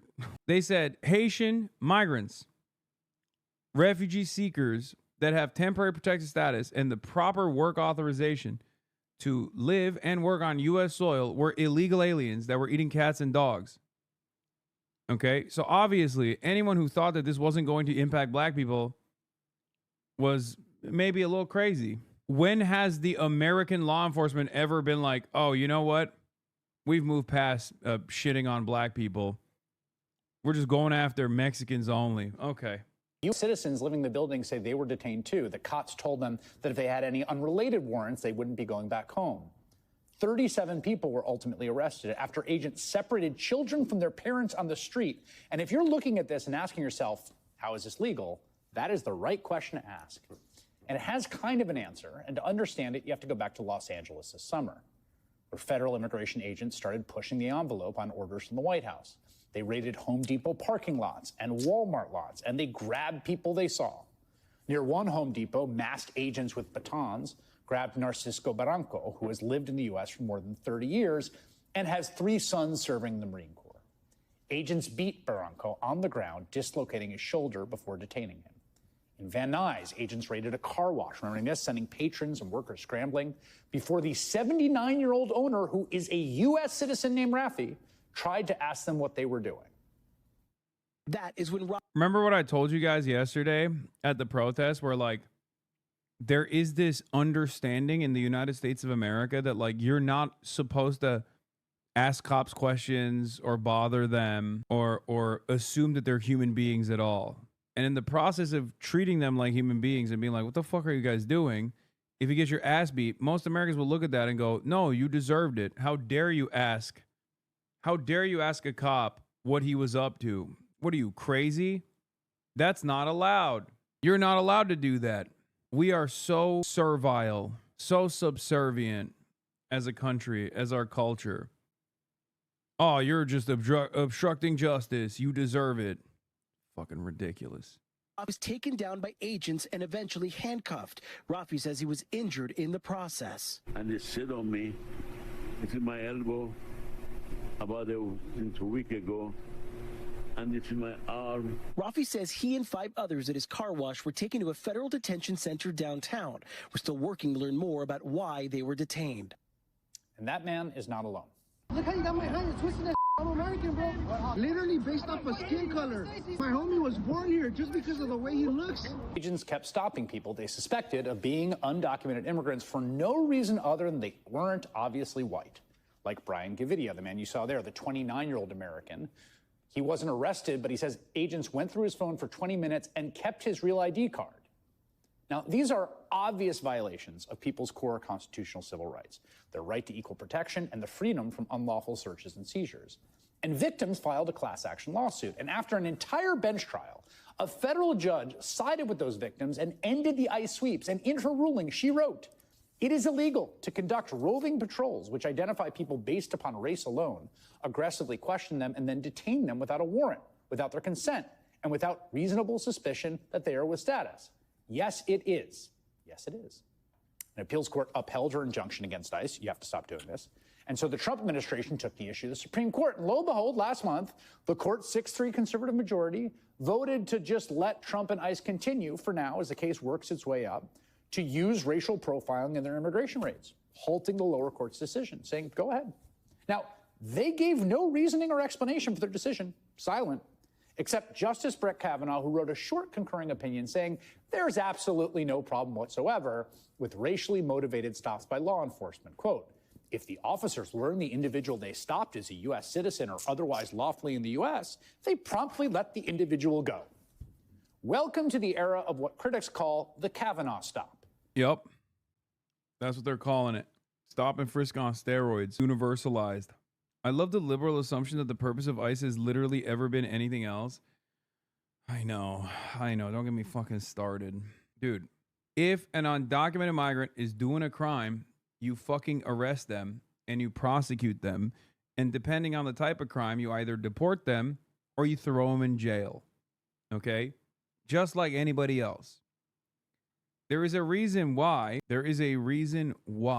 border crossings are treated differently than actual fucking violent crimes or any crimes at all. Because it's not like a real crime. It's one that could be dealt with through paperwork. Like not having the appropriate paperwork is not a fucking crime as severe as like murdering people or engaging in a hit and run. It's a permitting problem. It's a documentation problem. It is ridiculous and is treated as though it is the most heinous of crimes. For ICE to continue violent, warrantless raids and stops all over the country to undocumented immigrants, lawful residents, and American citizens alike. Like Leonardo Garcia Venegas. You see him there being cuffed roughly by ICE agents on a construction site where he was working. Vargas showed the agents his real ID as proof of citizenship, and they told him he was lying. And it took hours to get him out of custody, so not exactly expeditious. And then, get this, 2 weeks later, ICE arrested him again at another work site. He's now suing the government. The consequence of all this is what we're seeing now in the dead of night in Chicago. Dozens of federal agents raiding an entire apartment building with kids in it just to see what they can find. It's the most egregious abuse of our basic rights as Americans I've seen in a long time, maybe my lifetime. And it comes 2 weeks after Secretary of Homeland Security Kristi Noem posted a hype video of another. I agree with your sentiment, but I don't like the argument. Just because it's a document issue doesn't mean it's not bad. Like tax fraud is technically just a document issue, and a conservative could make the same argument about that. Proportional response. Proportional response. Proportional response. Mass apprehensions or any sort of detainment and deportation process is an inherently violent endeavor. In order to justify the state violence in this situation, you must first establish why it is a necessity. Are these guys actually doing a heinous crime? Tax evasion is a serious crime because tax evasion actually steals from the government coffers, okay? And if more and more people were to do it, or if anyone were to do it, really, which, by the way, who the fuck gets arrested for tax evasion in this fucking country? Holy shit. But tax fraud and tax evasion is theft from the government. You are stealing from your fellow citizens money that should be going back to all of these resources that must be funded. You do not have an argument for why these people should be apprehended and detained if they are not doing anything wrong, okay? What is the argument? Republicans don't have a real argument as to why they have to mass detain and mass deport. This is the reason why they lie about the argument. They lie to make up a reason. And that lie is that these guys are all actually engaging in heinous crimes at alarming rates, okay? This would be the equivalent of beating the fuck out of someone and ripping them away from their families for putting in a new bathroom without getting the proper permit, okay?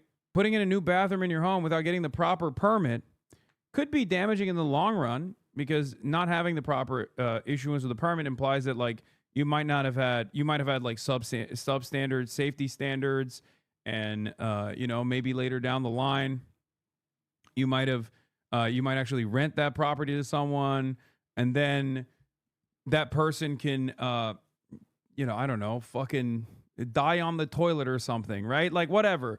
There could be something that is harmful to the public later down the line, but even then, it still doesn't justify this level of apprehension. No one would ever say this is totally appropriate. You are absolutely allowed to deport someone or detain them for building a fucking additional bathroom in their house without getting the proper permits for it. Okay? What the fuck was that example? I'm just trying to use an example that is like that is also like relatively harmless.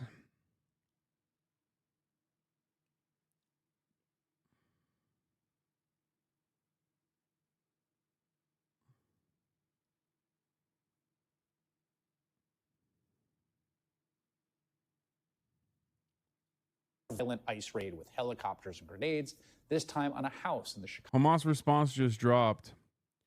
Breaking. Hamas's statement in response to Trump's plan to end the war in Gaza. We appreciate President Trump's efforts to bring an end to the war. We agree to release all hostages in order to achieve permanent ceasefire. We are ready to enter immediately into negotiations to discuss the details. We agree to hand over the administration of the Gaza Strip to a Palestinian body of independent, unaffiliated figures. Okay, that's literally what they originally said. Yeah, Hamas is also saying, yes, once again, we agree. And then Israel's going to say, no, no, no, not like that.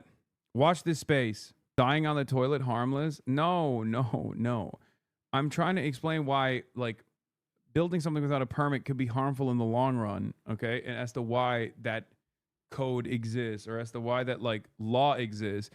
But under no circumstance would the treatment of someone who is engaging in this kind of action is going to be apprehended in a similar violent way and have all of their fucking human rights revoked in the process. And then everyone will go, yeah, no, that's actually appropriate. That's totally fine.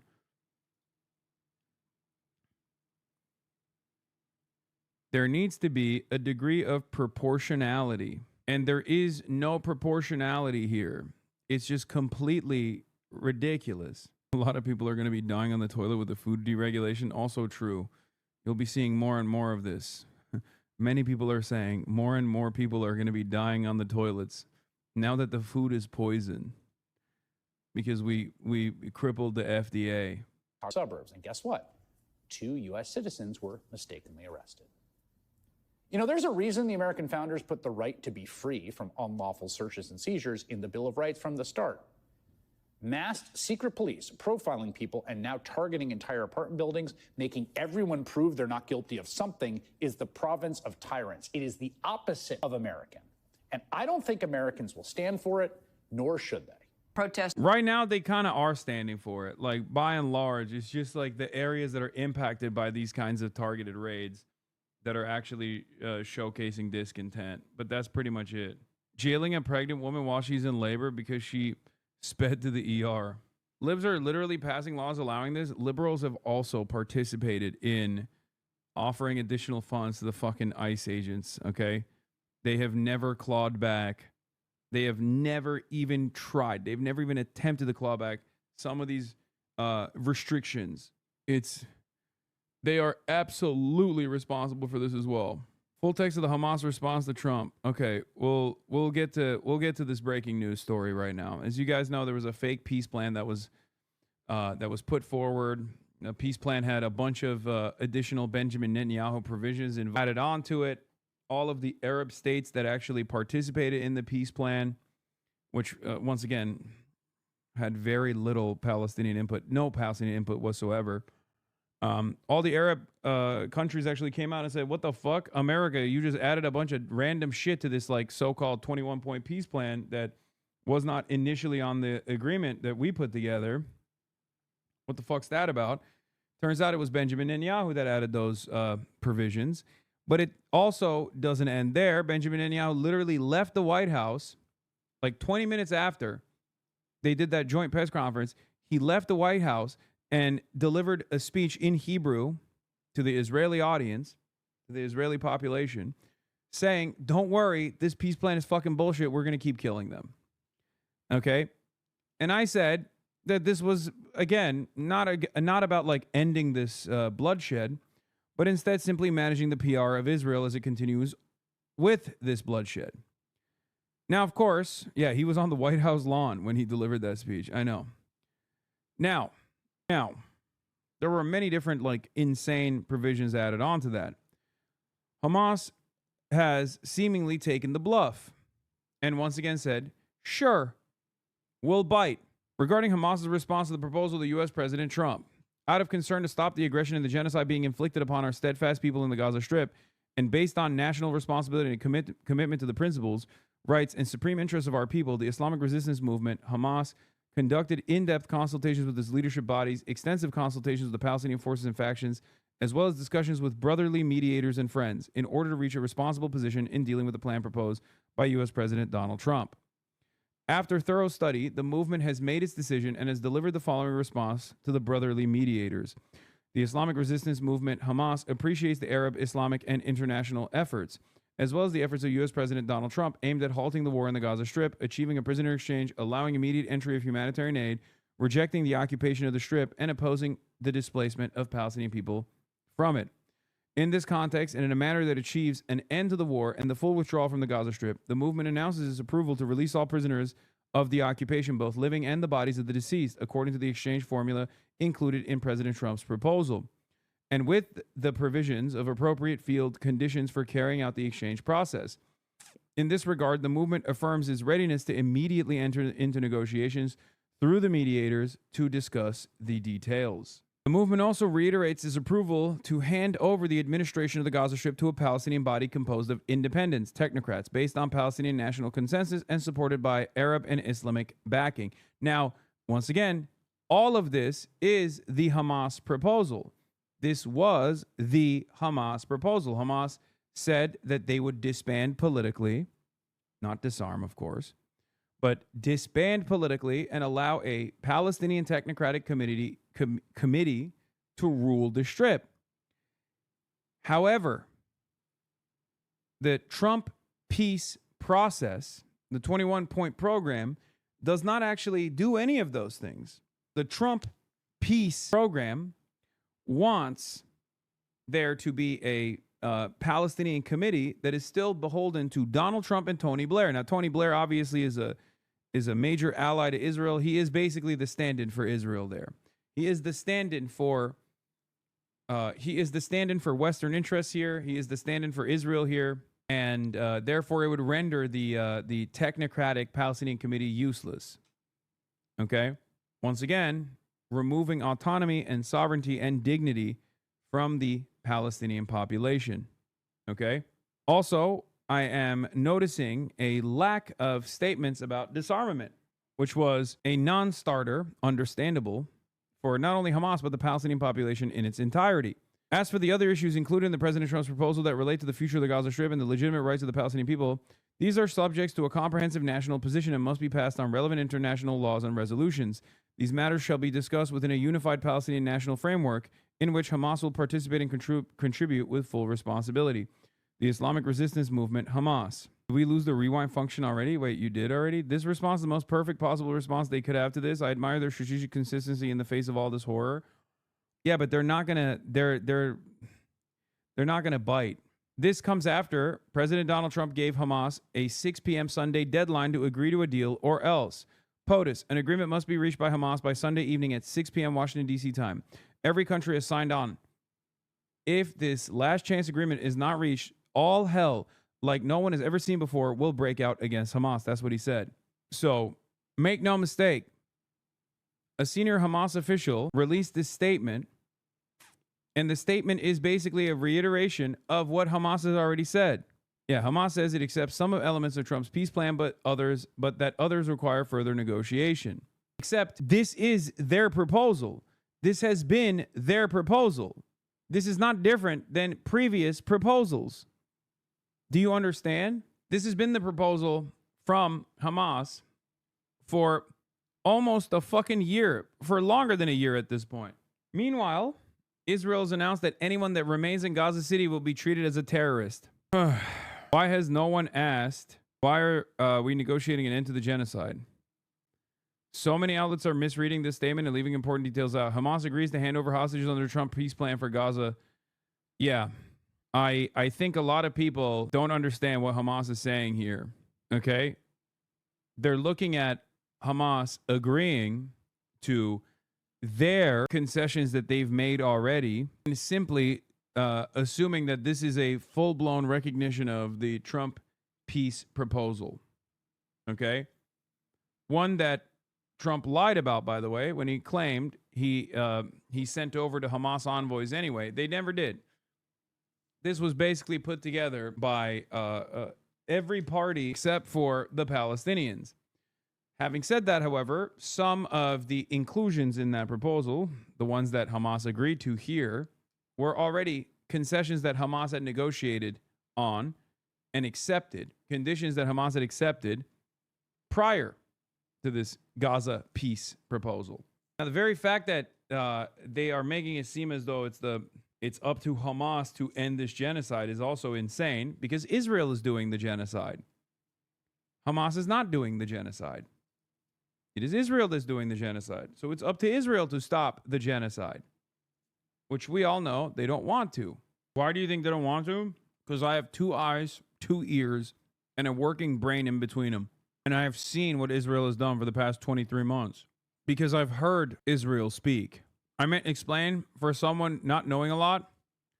Israel has time and time again said they have no interest in actually doing any negotiation with Hamas whatsoever, openly, and that their desire is permanent ethnic displacement and ethnic cleansing and genocide.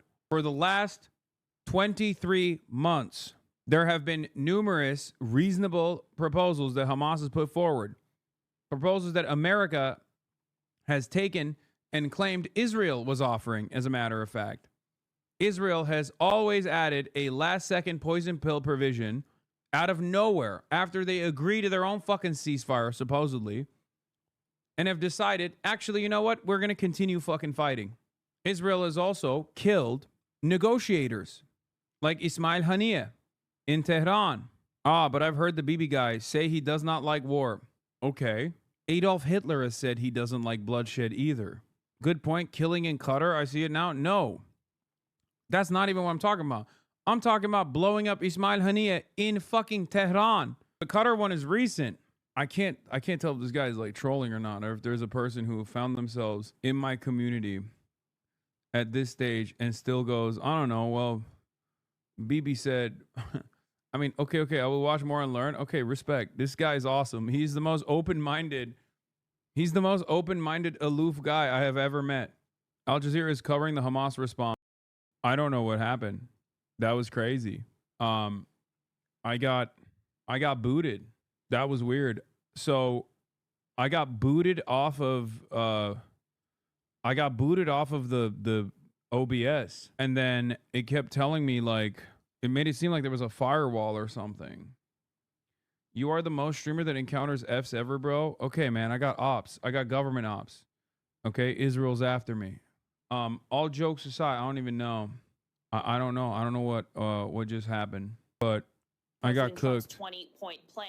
But you have to remember that when Netanyahu laid out by President Trump, Israeli forces would have an initial withdrawal at first, and then they would gradually withdraw as long as it took for the demilitarization of the Gaza Strip. So if there's a 10% demilitarization in Gaza, 10% more of Israeli troops would withdraw. That's how it's laid out in the deal. American and then eventually, team to once it gets up to a certain point, which is still up for negotiation, it seems, then Israeli troops would hand over everything to this international security force that's going to be in there. So there are so many moving parts here, and it seems like there are still some minor details that need to be hammered out. But you're right. Again, there is no trust between both of these sides. There are no guarantees when it comes to two groups who consider themselves complete enemies. So these mediators and these negotiators putting themselves in place, offering assurances, offering guarantees. President Trump is offering this as one of the most historic peace deals of the century. So you can understand that he wants credit for this. He is a deal maker. He wants the credit for ending the war on Gaza, for ending this conflict that has been going on for so long. And with all of the other sort of points in the deal, it can lead for a pathway to peace in the region in the future. But it's going to be up to both sides to try and narrow out those details as to how willing they are to expedite that process. All right, Hamda, many thanks for that. We'll, of course, be checking in with you regularly as we digest this news. Well, as you know, we're covering Hamas's response to Trump's ceasefire proposal from multiple angles. We've got Rosalind Jordan in Washington, D.C. We've just heard from Hamda Salhoud, who's in the Jordanian capital, Amman. Let's go back to Al Jazeera's Ali Hashim, who's here in the studio with me, helping to decode all of this. So the suggestion is a very positive response, at least from Hamas, in terms of what was on the table in front of it, but it's not a clear yes to all of the points. Some of them were inevitably going to be difficult and challenging for Hamas to swallow, let alone huge questions about what it may mean in the long run for the hopes of a Palestinian state. But this is what we appear to know so far, that Hamas is ready to immediately engage in negotiations through mediators. Let's start with that one. What does that mean, to continue negotiating through mediators? Well, this is what Hamas accepted before. This is not new, and this is among what they've accepted in the past, negotiating over a prisoner swap. Now, regardless of how a prisoner swap is going to happen, is it going to be immediate and all the Israeli captives are going to be released once and for all, and then the Palestinian prisoners also will be released. This is a detail, but you know, when you read the statement, Hamas is linking this to a full withdrawal from Gaza, which is not in the paper, which is not in the 20 points paper. So this is another issue we have to take into consideration. I lost someone on 710. Many people I know are gone, and whole families were destroyed. You have no right to push one-sided views to 33,000 people when you have not seen what they've seen and believe. Find out. Peripheries of Gaza, which is in the paper. So just for our viewers, it has always been a key priority for Hamas. Bullet babies is not fun. My friend was found burned. Respect the victims. In this 20-point proposal is a kind of... I don't know how to explain this to you, chatter, Israeli chatter. You have no right to defend an ongoing genocide that Israel is doing, okay? Like, I respect the humanity of those who were killed on October 7. The problem for you, however, is that I also treat Palestinians as human beings as well. You do not. Because if someone was horrified by October 7, they should be fucking losing their minds about the countless October 7s that Israel has done to Palestinians before October 7 and certainly after October 7, as it has engaged in a relentless campaign of murder and ethnic cleansing and ethnic displacement, a genocide. There is no I'm the victim here, okay? It's easy to say that, but block me initially when I say that. Lol, look at your chat. I am looking at my chat. I think you should probably look at the rest of the world for a second. This is one of the few moments where it seems as though you have left your fucking hug box and are not surrounded by like-minded Israelis, but instead you are for the first time ever seeing how the rest of the world sees you, as a monster, because you are a monster. Only a fucking monster can defend a genocide. Understand, this is not about anti-Semitism at all. I don't know how you justify it to yourself. I know from what I have seen, many Israelis think, no, we're hell-bent on death and destruction. They simply don't understand. These people don't understand because they're anti-Semitic. We are not anti-Semitic. We just know right from wrong. We are anti-genocide. Look at the hate speech your chat does. Nope, the reason I see your weird Twitch, I try to understand the other side. Brother, there is no other side, okay? There's a reason why large majorities of the fucking planet look to Israel as a Nazi state, because it is a Nazi state. I need you to understand this. There's no hate speech happening in this chat, by the way. Everyone's saying we don't give a fuck or fuck you fuck you, you're a Nazi. That's not hate speech, dumbass. That's just a accurate reflection of events. You need to wake up, but look at them. I am looking at them. I am. They're calling you a bitch. They're calling you a Nazi, which is true. Brother, if you think this community is actually engaging in hate speech, oh my God, don't dare go on Twitter, okay? Don't dare have a conversation with the average person right now, because this community is simply anti-Zionist. We moderate anti-Semitism every single fucking day. Just anti-Zionist, not anti-Semitic. There are plenty of Jews in this community as well, who themselves are also anti-Zionist. But trust me, this is one of the small slivers online that demonstrate principled anti-Zionism without engaging in anti-Semitism. The rest of the world looks very different right now, and that is because of Israel. This didn't happen out of nowhere, okay? So you confirm you hate, you can't make a full conversation, you can't, so you confirm you spread hate speech? Wait, what are you saying? If you think saying fuck Israel is hate speech, then yeah, okay? Israel can suck my dick. Israel's a Nazi country, and you are a Nazi for defending Israel's Nazi behavior. There are anti-Zionist Jews in Israel that are in this fucking community, and they would say the same thing to you, okay? You dumb fuck. That's not hate speech. That's just saying the truth. The problem is, I think a lot of people in Israel think that, like, everywhere is Israel, okay? They think everywhere is the fucking West Bank, where they could just, like, you know, kick and spit on people and do whatever the fuck they want. Show them to me. What do you mean, show who to you? See, this is what I mean. You don't get to boss me around, dipshit, okay?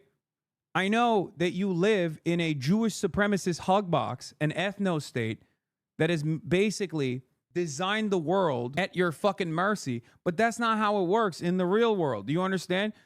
Show them to me. Israel #1. Fuck you. You can't make argument. Come here. I will spit on you. Like, where is this entitlement coming from?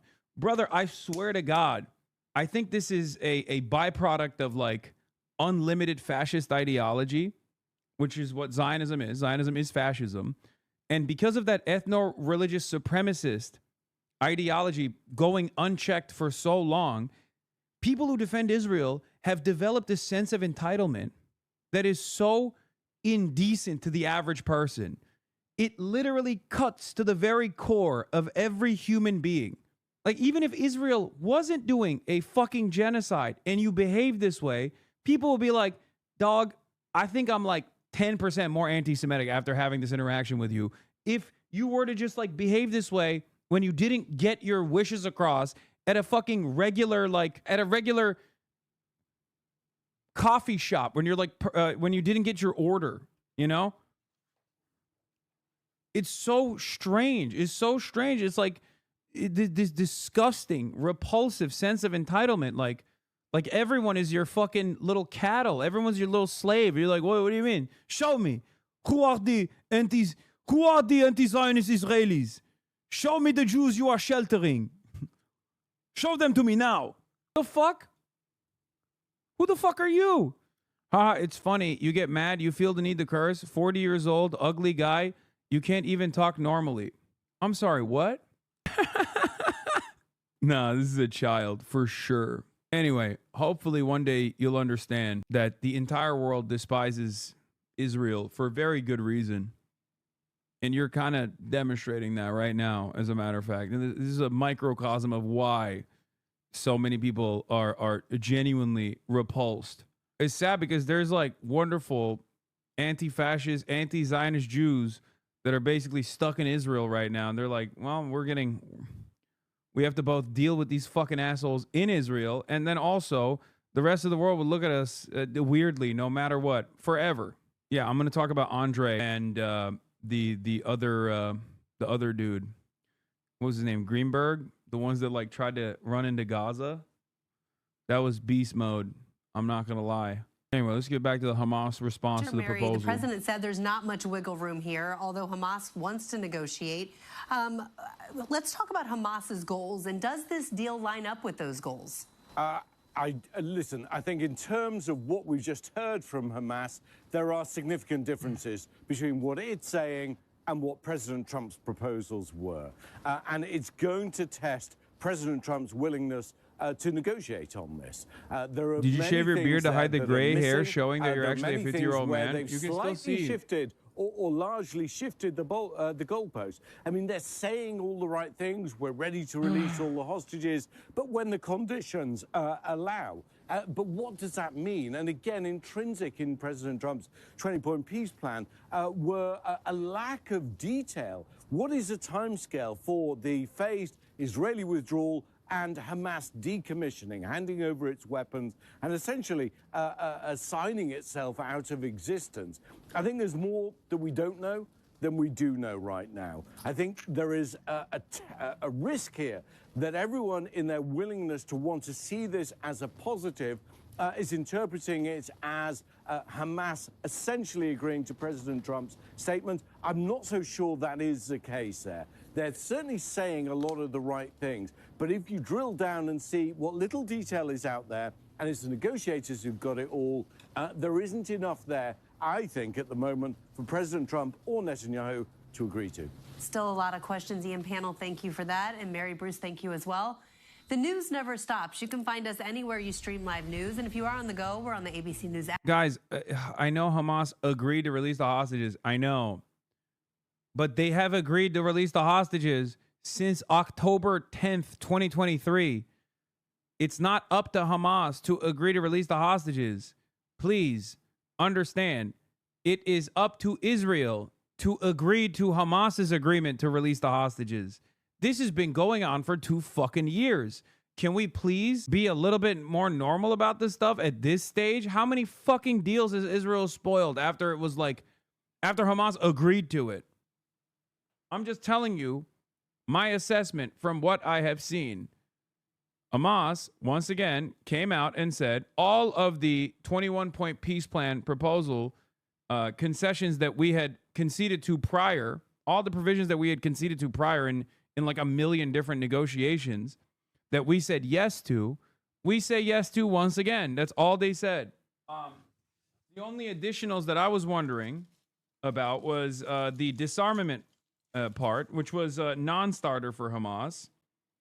And I think they said that they would even be down for disarmament as long as it was handed off to a Palestinian state, whichever Palestinian state takes over after Hamas dissolves. Israel will never allow that to happen. 80 years. You know, there are lots of resolutions, lots of recognition of the rights of the Palestinians, no matter how. Did you just blame Israel for Hamas not releasing the hostages? Lamau, what backwards, uneducated sack of shit you are. Dude, are people who are pro-Israel capable of thinking clearly? Or did they just respond like fucking animals? Because it sounds like they just genuinely go, lol, what the fuck are you saying? Yes, I'm blaming Israel for everything. Just like I'm blaming Israel for October 7 as well. Okay? Of course I'm blaming Israel because I have a fucking brain. Israel is the responsible party for the fucking genocide, dipshit. How many times has Hamas actually said yes to a ceasefire negotiation that meant the release of all hostages? You know who else is blaming Israel for Hamas not releasing the hostages? The fucking hostage families. But you obviously don't give a shit about any of that. Nah, you're a literal brain dead clown gassed up by losers. One of the best parts about this stuff is that I've been hearing this from Zionist pieces of shit from the fucking start, right? I've been hearing this since October 7. I've been hearing this since October 8, since I went live on October 8, 2023. The problem now is, back then when they used to say this, they actually had the backing of large majorities of the population in the Western world, in the United States of America especially. Now when they say this, it's just them. Okay? There's like 8 total people who fucking still have this kind of attitude. Sucks to suck, big dog. You got no more allies. You are such a repulsive enterprise that Western populations, who are normally so agnostic to all the violence that goes on in the region, have turned around and are revolting against their governments for refusing to put an end to Israel. Think about how much everybody fucking hates you, okay? Think about how much everybody hates Israel now. For such great reason, for the record. It is the most deserved hate. Israel is so genocidal and so entitled that it has caused people to reconsider whether liberal capitalist democracies actually abide by the majority wishes at all. Like, that's how fucking impactful this has been, because the entire world hates Israel, including the populations in the Western world. And they hate Israel so much for its crimes that they are demanding their governments put a stop to it. And when their governments refuse to put a stop to it, they're now reconsidering whether or not democracy is real at all. Think about that. And all of this happened in spite of the Diddy sentencing. Are you out of your fucking mind, dude? I am going to put you on a rocket ship and send you to space, to outer space for a week. Okay? Like, do you think I give a fuck about the Diddy sentencing right now? Get the fuck out of my chat, dude. Holy shit. Yeah, we see Israel the same way you see Nazi Germany. You just don't see it because you are in Nazi Germany and you are a part of the SS. That is the only reason. From the White House. All right, Sultan, always good to hear your thoughts on that. Sultan Barakat joining us there from Doha.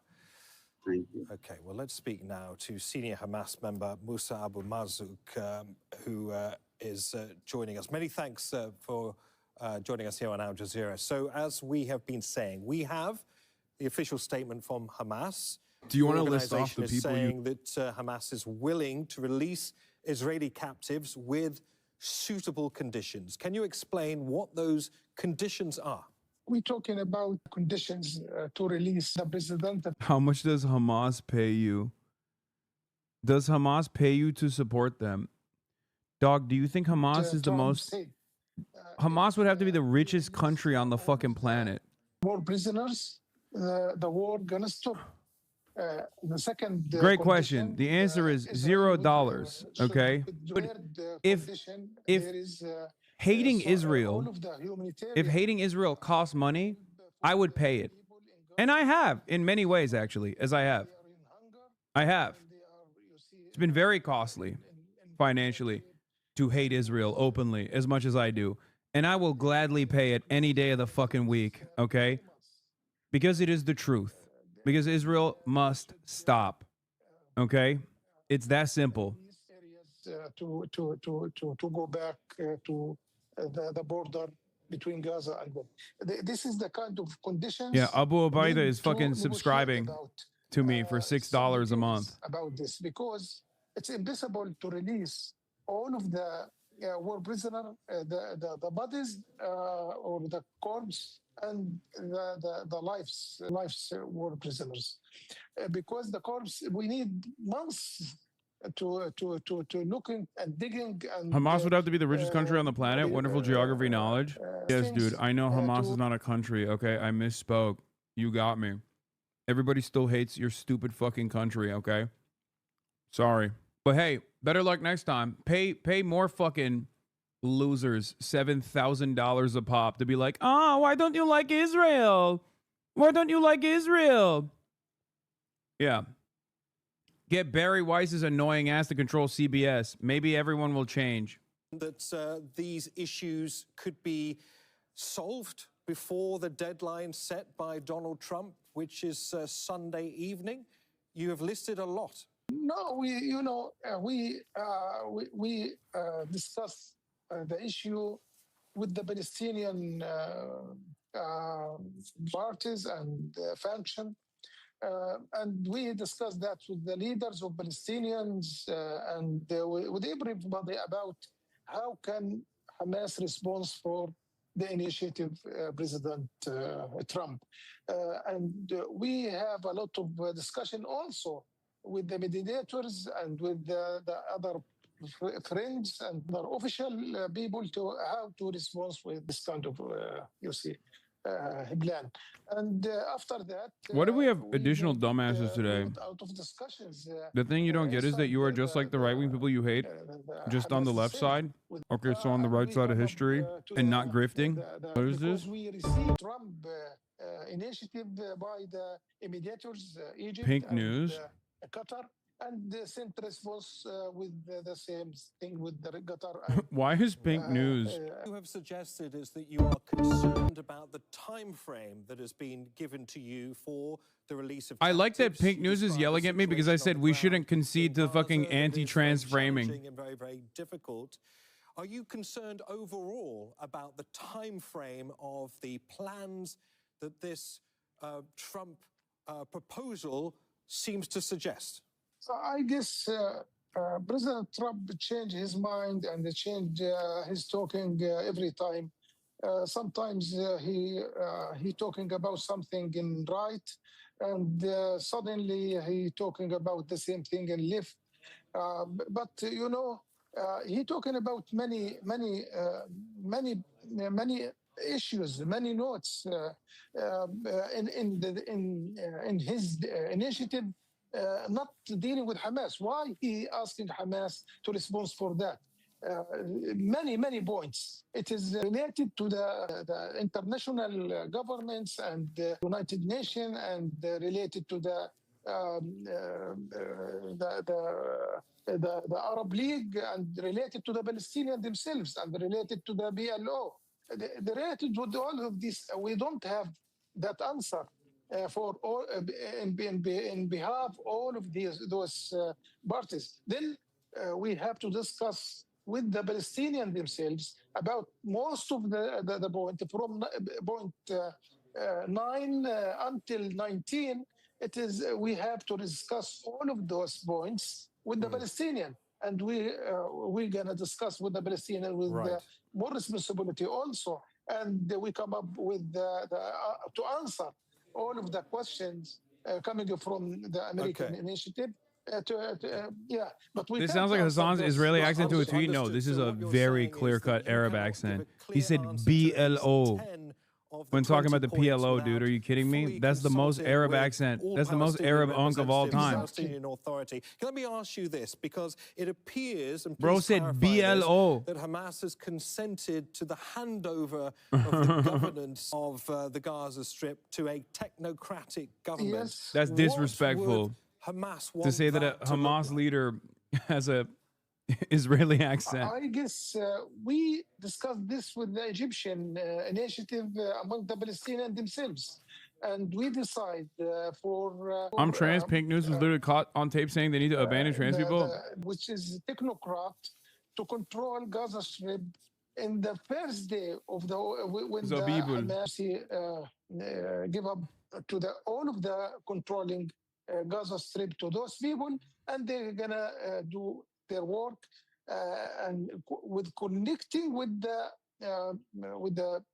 Palestinian Authority and with the Egyptian themselves also, because they are dealing with this directly with all of the Palestinian faction. For that reason, in the day one, I'm charged to administrate anything in Gaza Strip. If Hamas will not be in charge to administrate anything in the Gaza Strip, according to this proposal by Donald Trump, Hamas needs to lay down its weapons, completely disarm, that amnesty will be given to some Hamas members if they are willing to agree to this proposal. What do you make of that? Is that something that Hamas will be willing to do, to disarm and to also potentially seek amnesty? First of all, Israeli, the issues that Hamas, the weapon among Hamas, 90% of their capability, they destroyed it.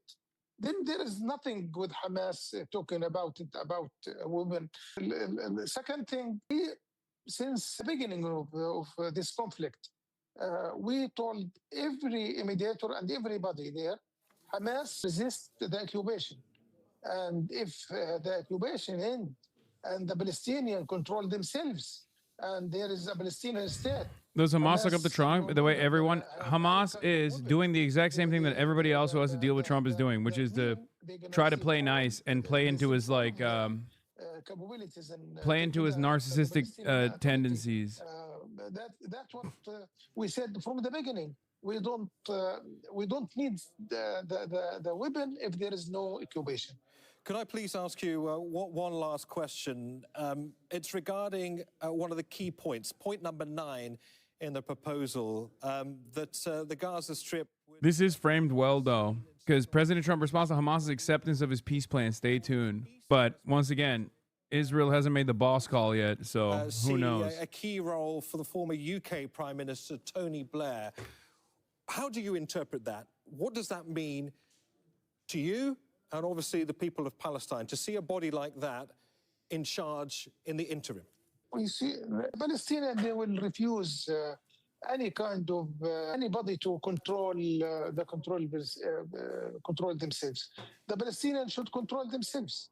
The Palestinians, they left the British colonialism in 1917 until 1948 under that kind of the same thing, the government under UN resolution.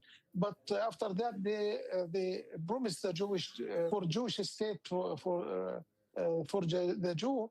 Then the Palestinian become refugee, and we will never accept anyone not Palestinian to control the Palestinian. This is, but this does not belong to Hamas only. This belongs all of the Palestinian. And the Palestinian Authority and the PLO, they should say what their response about this. And we can't bring someone like Tony Blair to be governor in Gaza, because this man, he destroyed the Iraqi when he lied to the international communities and UN that Saddam Hussein, he has a nuclear weapon, and we have... he has also at that time he had yes, he's basically saying what we've been saying, what he has said already, which is the people of Palestine deserve to have control over their own destiny, their own dignity. They should control their own leadership. They should choose their own leadership. That's it. Was initiated by Russia and American. He was the... Bro, this is why America gets so much mileage. Saddam wasn't a good guy, though. Oh, shit, dude. Okay, your dad's not a good guy. Do we get to kill him? Like, what do you mean? What the fuck are we talking about? Saddam wasn't a good guy.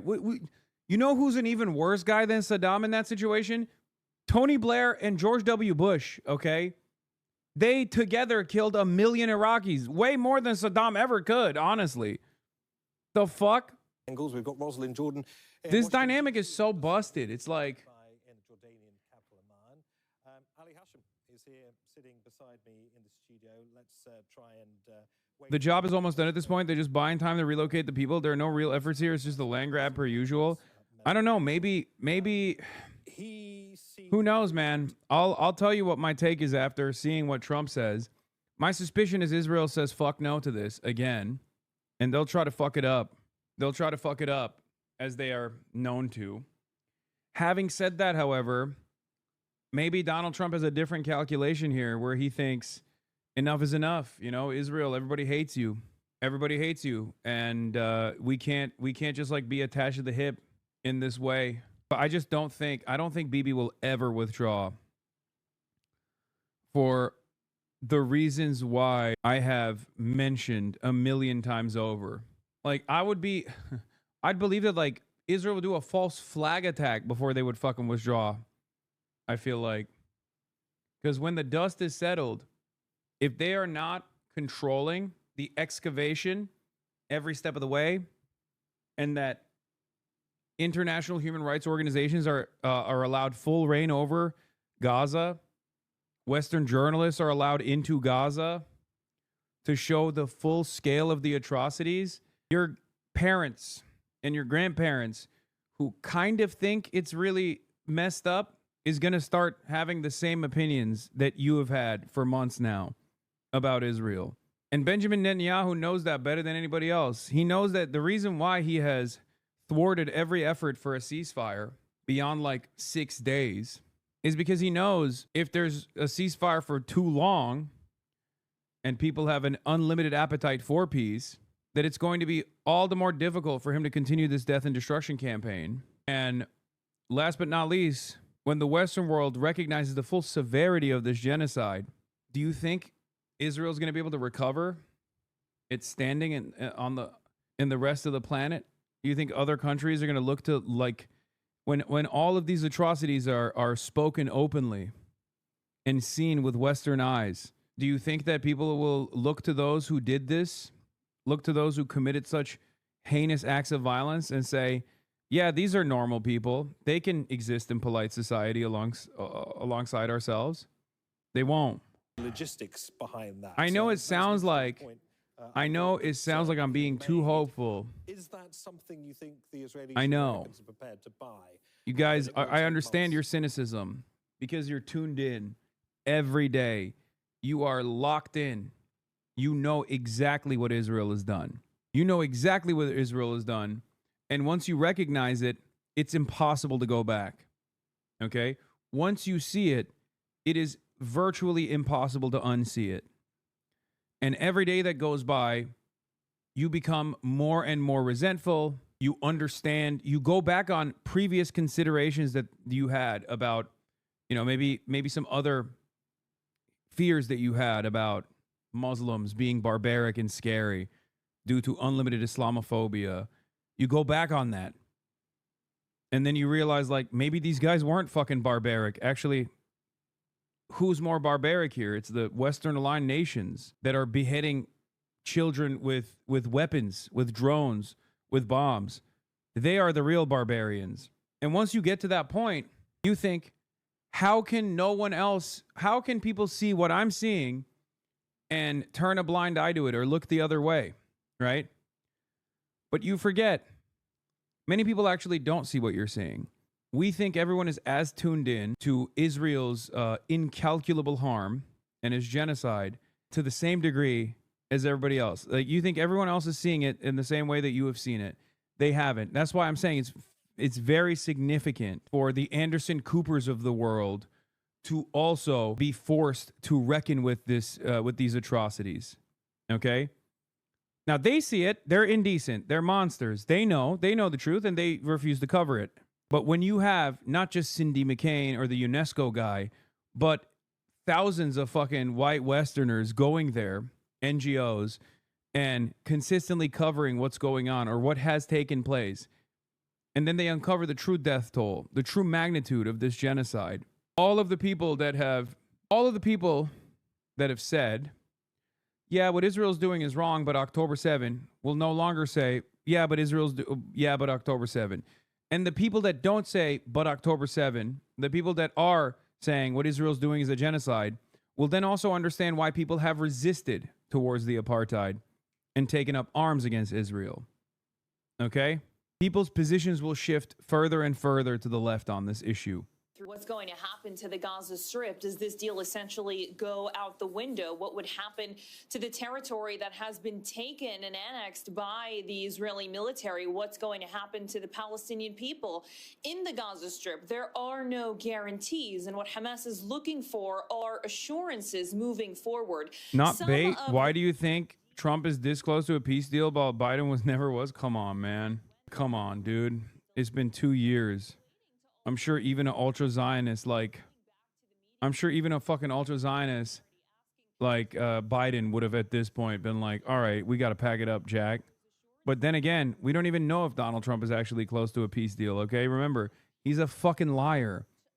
Look no further than how he kept repeatedly claiming, I don't know what Project 2025 is, only to now have Russ Vought, only to flex about how Russ Vought, the author of Project 2025, is actually doing Project 2025 right now.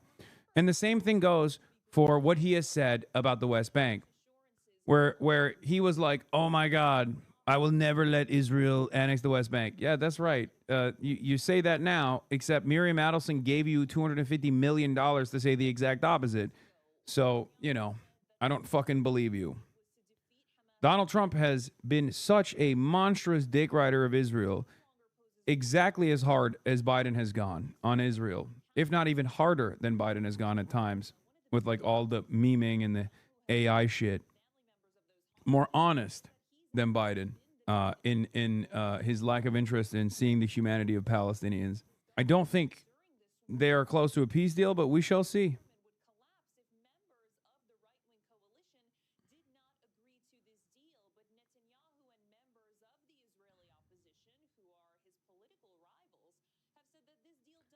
Hamas agrees to release hostages. Conditions are met.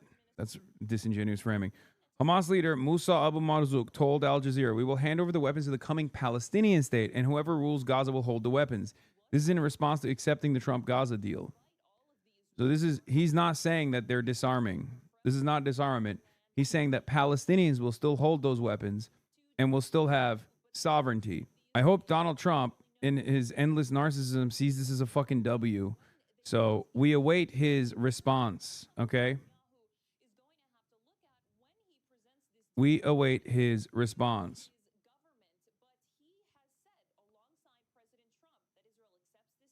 Could you explain why all previous proposed peace deals or ceasefires have fallen through? Yeah, easy. Israel wanted to keep killing more babies. I know that sounds crazy. I know that sounds crazy when I say it. You're like, come on, man, really? Yes, Israel wanted to keep killing more Palestinians, okay? Majority women, children, and the elderly.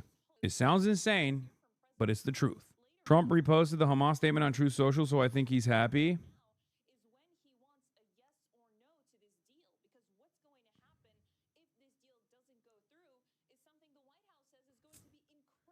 What would the most realistic peace plan look like? Not the most idealistic. The most realistic peace plan. I mean, it's not even idealistic. Is a one state. Israel disbands. Zionism is treated like Nazism. There are Nuremberg-style trials conducted. Truth and reconciliation committees are created. There's reparations afforded to all Palestinians. All Palestinians in diaspora are allowed a right to return. And then there's a single, solitary, secular state there where Palestinians and Israelis, side by side, can have a wonderful, diverse democracy. That is the idealistic, or not even the idealistic, but that is the correct thing, okay? That is the appropriate thing. That's the moral thing to do in this situation. But we do not live in a just world.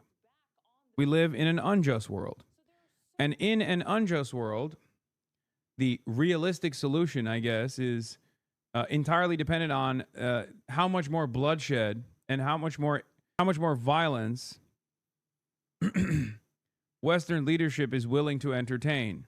So far, we've seen unlimited bloodshed. What would you call that country? Oh, I would call it Palestine. That's what I would call that country. But I don't necessarily care about what to call that country as long as it's a single, solitary, secular state. But the just and moral thing to do is to call it Palestine. Early Zionists also wanted to call it Palestine. The name Israel was a newer invention for biblical purposes, to bring in the Bible thumpers on board. And it was very successful. Acknowledgement of the fact that Hamas has responded. Well, it's not clear. What is clear is that, according to the White House press secretary, Caroline Leavitt, posting on the X platform, there is a photo of the U.S. president sitting at his desk in the Oval Office, surrounded by TV cameras. Ideally be secular, but ultimately it should be up to the Palestinians themselves. To Hamas's response to the administration's ceasefire proposal. We don't know when that recording is going to be released. Of course, we are watching very, very closely so that we can bring that information to you. But this is something that the Trump administration has said Israel. New York Times editorialized the title, said Hamas agrees to release all hostages, but then they changed it to change it. Look at the original link. Yeah. Or there would be deadly consequences. Hamas says it agrees to release all hostages in Gaza, and then they said, as conditions are met. A response, we are expecting a recorded message, potentially from the U.S. president. That's it for me, Nick Barker. For now, I'll be back in a moment with And before people say, oh, dude, this is so meaningless, it just gives Trump something to gloat about. What did I tell you? If Donald Trump ends the genocide, okay, if he ends the genocide and offers Palestinians dignity and sovereignty, which I don't think he will, I would fucking kiss his toes and deliver the Nobel Peace Prize to him personally. I don't give a fuck what the reasoning is here, okay? Do you not understand? It's just like, a win's a win. I don't care what the ambitions are there, okay?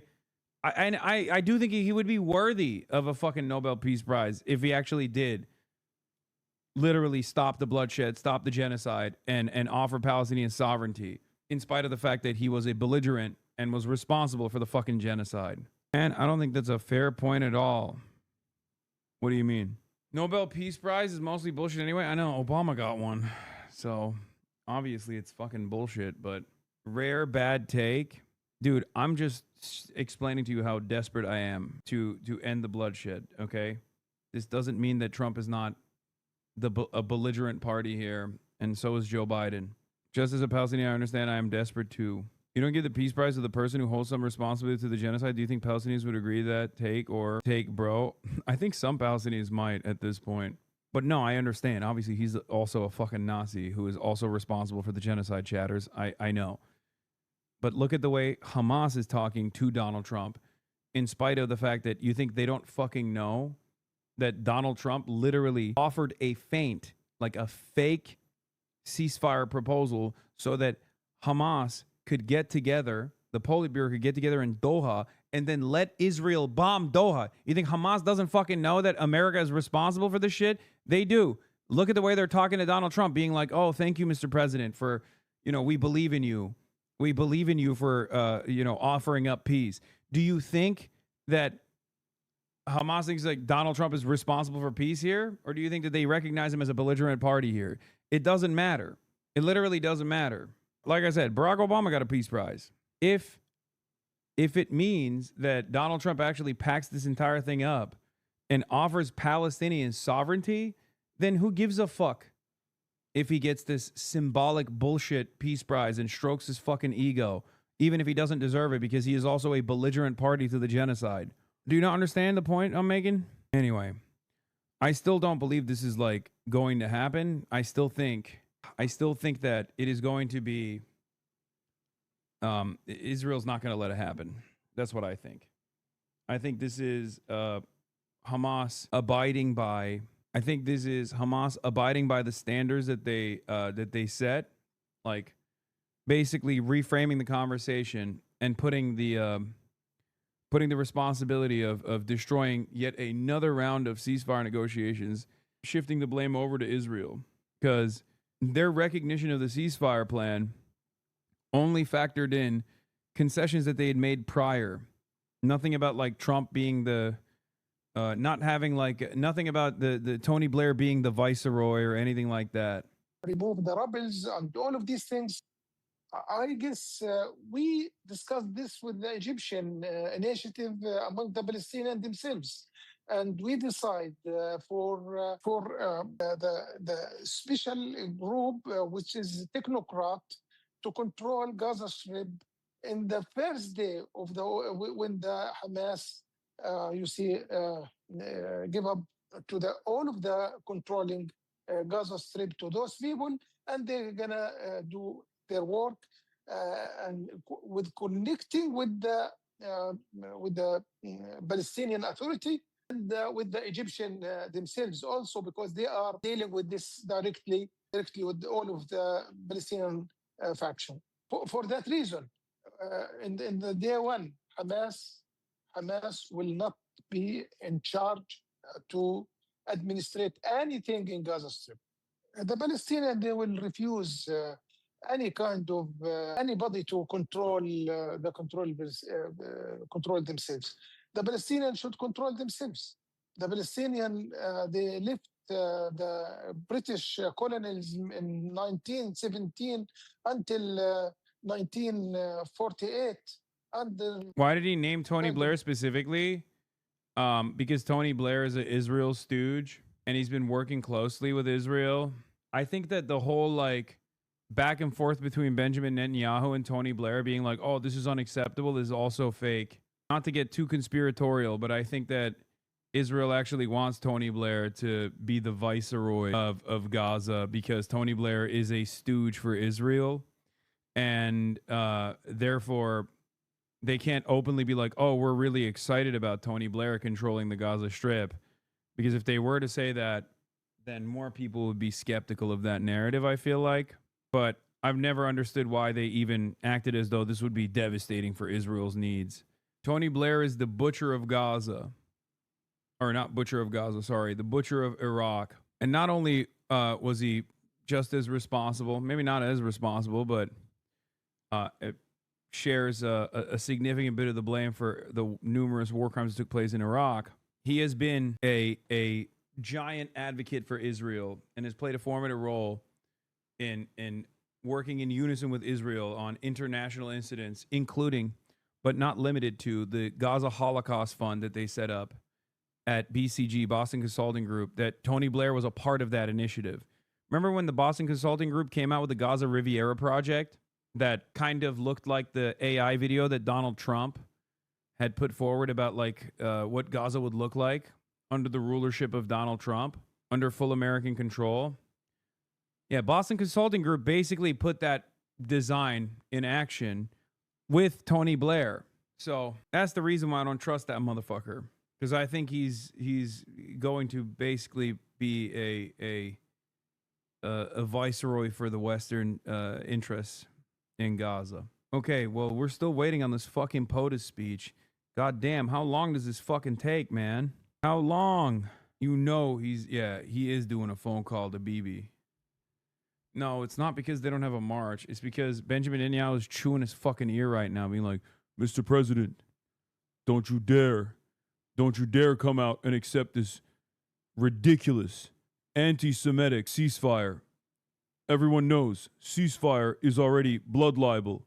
Israel has killed 0 people in the Gaza Strip.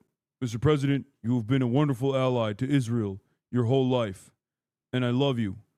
Please do not accept this Hamas ceasefire. Ceasefire is a dirty word, an anti-Semitic word. Now give me $20 billion. The White House Twitter account is saying Hamas's response is for Trump.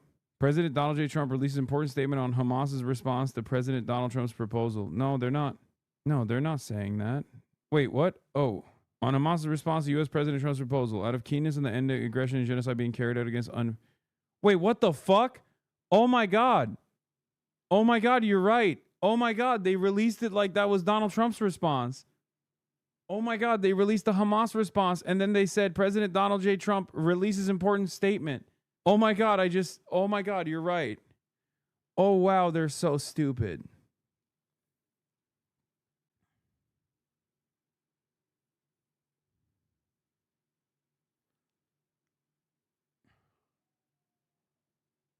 Oh my God, it's official. Donald Trump is Hamas. No, it's a joke. They actually have a second, like, this is the Hamas statement, and then this is Trump's.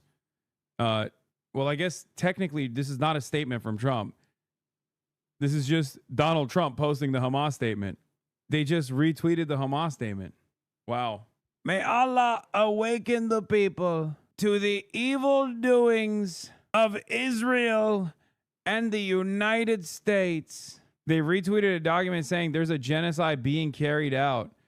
They deleted the post? Ain't no fucking... Okay. They just deleted the post? Okay.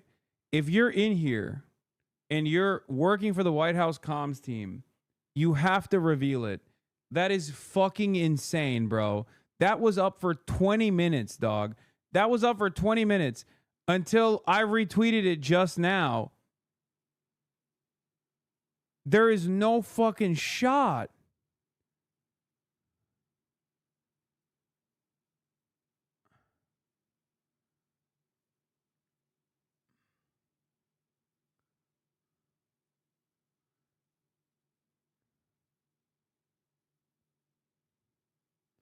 Bro, shut the fuck up. I'm doing my best. They just fired my supervisor this morning.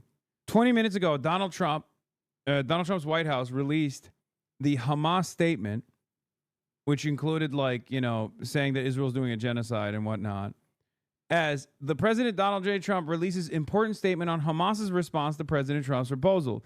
They just only fucking posted the Hamas statement. It was up for 20 minutes. And then we realized that it was wrong and it was just the Hamas statement. And I made a joke saying Donald Trump is Hamas, and I retweeted it, and they immediately took it down. Too late, it's official. May Allah awaken the people and help them to see the evil doings of Israel and the United States. God, I fucking love that. I love that video so much, dude. It is the best video. All right, Washington, D.C., what are they saying? What the Trump administration's reaction is going to be.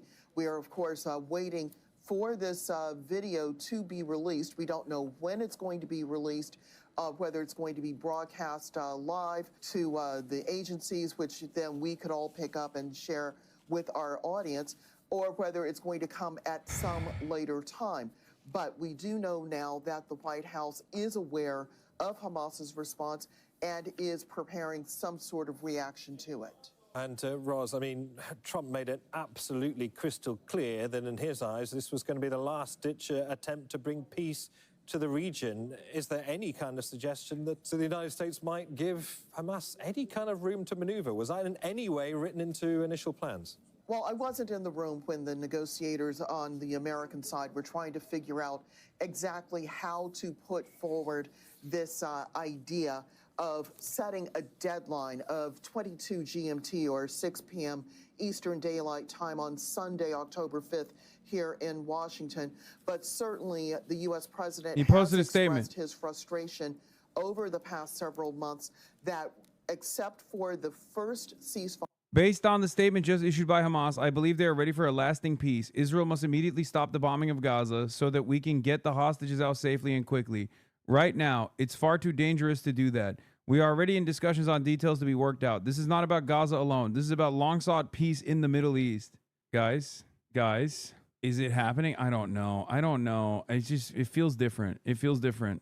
May Allah awaken the people and help them to see the evil doings of Israel and the United States.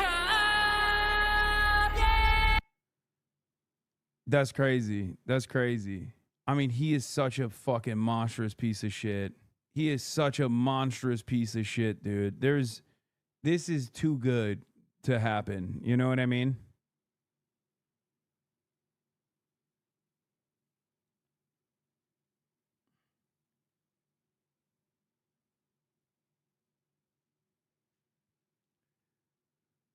I just can't.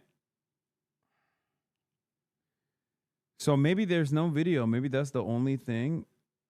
Maybe that's the only thing he posed. If Bibi loses his seat, will Trump turn on him for being a loser? Yes, Trump. I don't think Donald Trump likes Benjamin Netanyahu that much. Nobody likes Benjamin Netanyahu. His own fucking voters don't like him. He's just such a arrogant little asshole. Is probably another trap. Or they're basically fake. They're fake playing nice so that they can take the hostages out, and then Trump says go back and kill everybody. Trump's post also urged, quote, all innocent Palestinians immediately leave this area of potentially great future death for safer parts of Gaza, unquote. He was not specific about how they should leave or which parts of Gaza are safer than others. Let's bring in Barak Ravid, a political and global affairs analyst for CNN. He also writes for Axios. Barak, you're so well sourced in what leaders are saying in the Middle East. 6 p.m. Sunday. Bro, we're fucking let's go to the IDF guy. Thanks, Jake. Does this feel You're so well sourced. Okay, well, Trump already released a statement. CNN, we're fucking faster than CNN here. Don't you forget it. At the Hasanabi broadcast, we are faster than CNN. We got to the Truth Social post and even did the Donald Trump May Allah awaken the people. We got to it way faster than Jake fake yapper ever could. Stronger, faster, better in every way. Right now, it's far too dangerous to do that. President Trump continues and says, we are already in discussions on details to be worked He's like, out. we brought you in. We brought you in, Barak Ravid, because you're so knowledgeable. Barak Ravid, also reading the same fucking Truth Social post we're reading. To stop the war immediately after Hamas responds with a yes but to his proposal.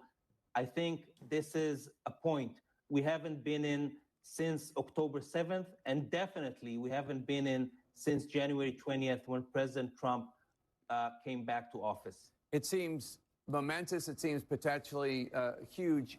I do wonder, it does seem like the sticking point about whether Hamas will play any role in the future of Gaza is one that really there can't be any compromise ever made on. Even the Arab League has been saying Hamas can't be part of the future, and Hamas has not agreed to that. But you think that they will be able to ultimately get past that? I think that at the moment, to be honest, I think it doesn't matter. I think what President Trump just said, calling on Israel to stop the bombing of Gaza so that a hostage release and an exchange of prisoners could be implemented, I think this is the most important thing. It basically means that President Trump accepts Hamas's response as a positive response. And I think this is super dramatic because it paves the way for the release of hostages and for the end of the war. You noted, you reported that President Trump told Netanyahu, I think on Sunday, that he needed to get on board with this peace proposal, or it would be a dramatic shift in U.S. foreign policy, right? Tell us more about that. I think the shift is happening in front of our eyes right now. I think we are witnessing the shift right now. The question is whether Prime Minister Netanyahu will get with the program or not. And if he doesn't get with the program, there's going to be problems between him and President Trump, big problems. Is he willing to take on the extreme right-wing zealots in his cabinet who don't want any peace, who want to annex Gaza, the Ben-Gvirs, the Smotriches of there? Is Netanyahu willing to side with Trump over them because their opposition could mean his government falls apart? Well, you know, Benjamin Netanyahu will have election in the next year. I think most likely at the beginning of 2026. Benjamin Netanyahu's political situation is not good, to say the least. He will not be able to win an election if he is in a confrontation with Donald Trump, because Donald Trump is the most popular politician in Israel at the moment, and I don't see that changing. So Netanyahu needs Trump. He cannot move without Trump. He's totally dependent on Trump. And therefore, if President Trump tells him that he needs to stop the war, he will have no way to stop the war or risk an all-out confrontation with Donald Trump. Well, let us hope that this is actually a final step out of this horrific, horrific war. Barak Ravid, thank you so much. Joining us now, Atlantic Council Senior Fellow Ahmed Fouad Al-Khatib. Did I pronounce that correctly? Sure did. Oh, great. Okay, thank you so much. Oh, my I've read your God. name so many times. Oh, my I God. grew up in Gaza. Oh, my God. First, Jake Tapper has an IDF guy on. Then he has an Atlantic Council guy on. God, I fucking hate mainstream media so much. Oh, my God. This is why your fucking parents' brains are poisoned, okay? This is why they're constantly in an oblivious state.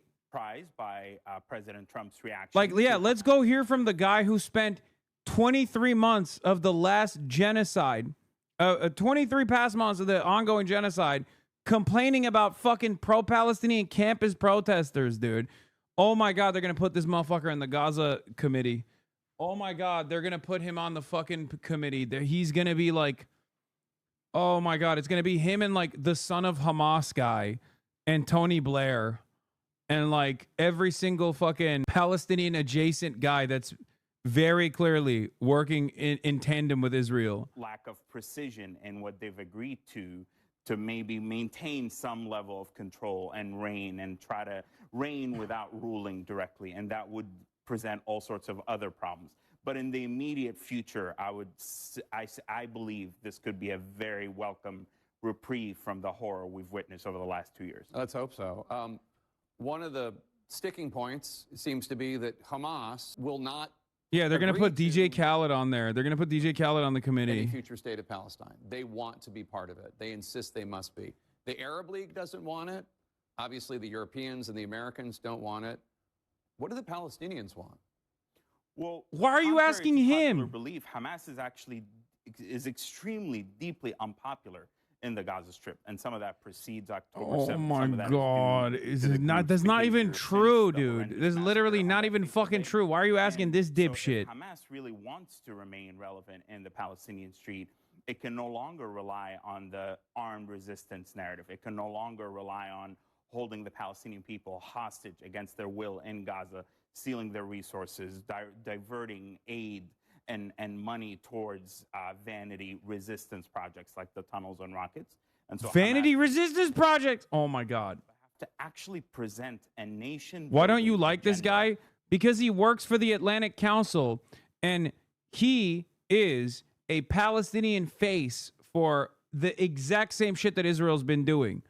The reason why I don't like this guy is because dumb fuck white guys in the West go, oh, his name is Ahmed Fouad Al-Khatib. Obviously, he was 5 years old when he was in Gaza and then left Gaza and has never been back to fucking Palestine at all. Doesn't even call himself a Palestinian, but instead calls himself a Gazan, for the record. Like, he is a token figure. Specifically, he's a token figure paid by a right-wing war hawk think tank by the name of Atlantic Council. And his express goal here is to just be like, every type of resistance that is existed against Israel is actually bad, and everybody hates them. And they're actually totally fucking responsible for Israel's genocide, which he won't say is a genocide, probably. Does he even say Israel's doing a genocide? No, right? He just spent every waking moment for the past 23 months shitting on pro-Palestine campus protesters, shitting on fucking anyone and everyone that resists against Israel's genocidal occupation. He is a collaborator. But because his bitch ass is truce, the rejection of violence. Yeah, his bitch ass is Palestinian. White people go, oh, well, finally, one of the good ones. So that my people can travel. 70% of Gazans have never left the coastal enclave. And so if you open it up, you let people come in and out, commerce, connectivity, beyond just Israel and Egypt, where Gaza squeezed in, I believe we could see he defended the Gaza Holocaust Fund over and over again. That's all you need to know for this motherfucker. The United Nations quite literally designated the GHF as being a responsible belligerent party using perfidy, a war crime, to kill people at aid drop locations. And he, up until that moment, actively defended it over and over again. He kept saying GHF is good. No one is asking you to fucking hug and kiss Hamas, okay? But very obviously, there is a type of commentary that you don't fucking engage in if you're actually pro-Palestine. Please define perfidy. It means tricking, okay? Deceit, lying.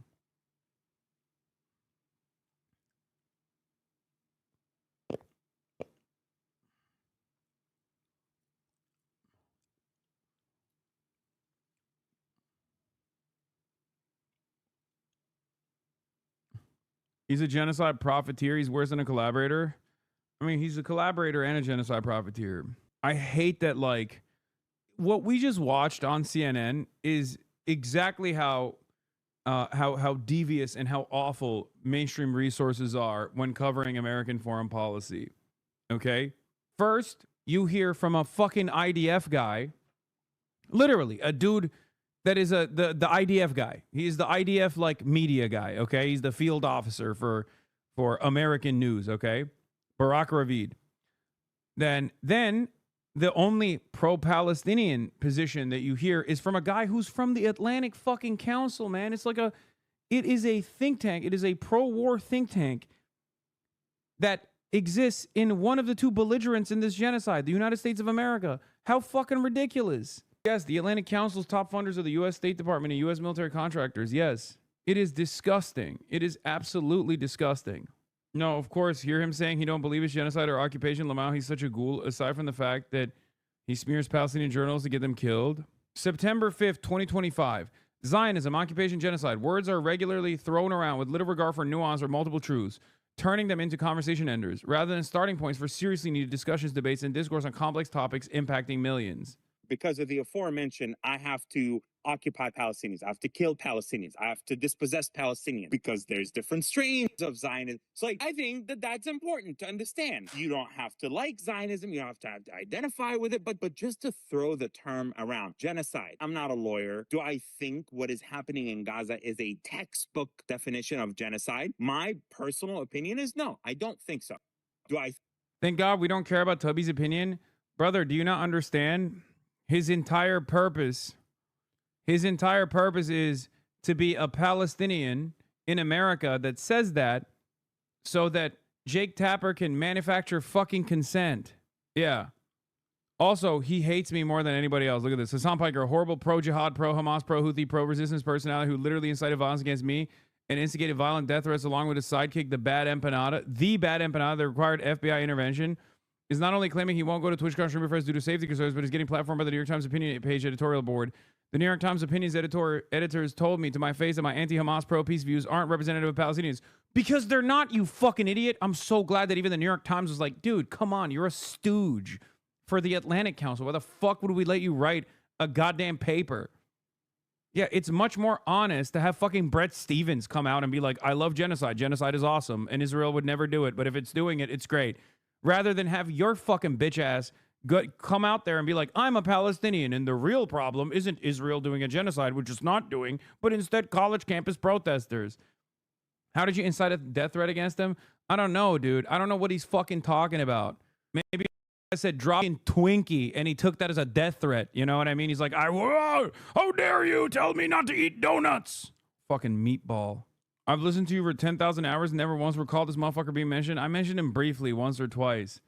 I don't really talk too much about collaborators. I don't really fucking care. And also, he was like a marginal figure until now. I suspect that going forward, he will try to present himself as like the peaceful guy. I'm not even going to give him fucking any additional attention. I've already given him too much. He'll make he'll love this. He'll fucking post a shit ton off of this and be like, he wants me dead. I don't, dude. I don't want you dead. I don't want anybody dead. Offered them virtually nothing new. So obviously we were here 6 months ago, and you voted to keep the government open back then. Yeah. And you seemed to be against at the time. Yeah, you want to know how much of a fucking rat he is? Okay? You want to know how much of a rat that piece of shit is, Ahmed Fouad Al-Khatib? Al Jazeera journalist Anas Al-Sharif and cameraman attempted to provoke a security incident at the Netzarim corridor. Yeah. And then Anas Al-Sharif was fucking killed. Stupid fucking fat rat piece of shit. Suck my dick. Now he goes on Jake Tapper. They're all monsters, man. They're all such fucking monstrous pieces of shit. God, the indignity. There is no fucking justice in this world, bro. None. Anyway, none of it matters.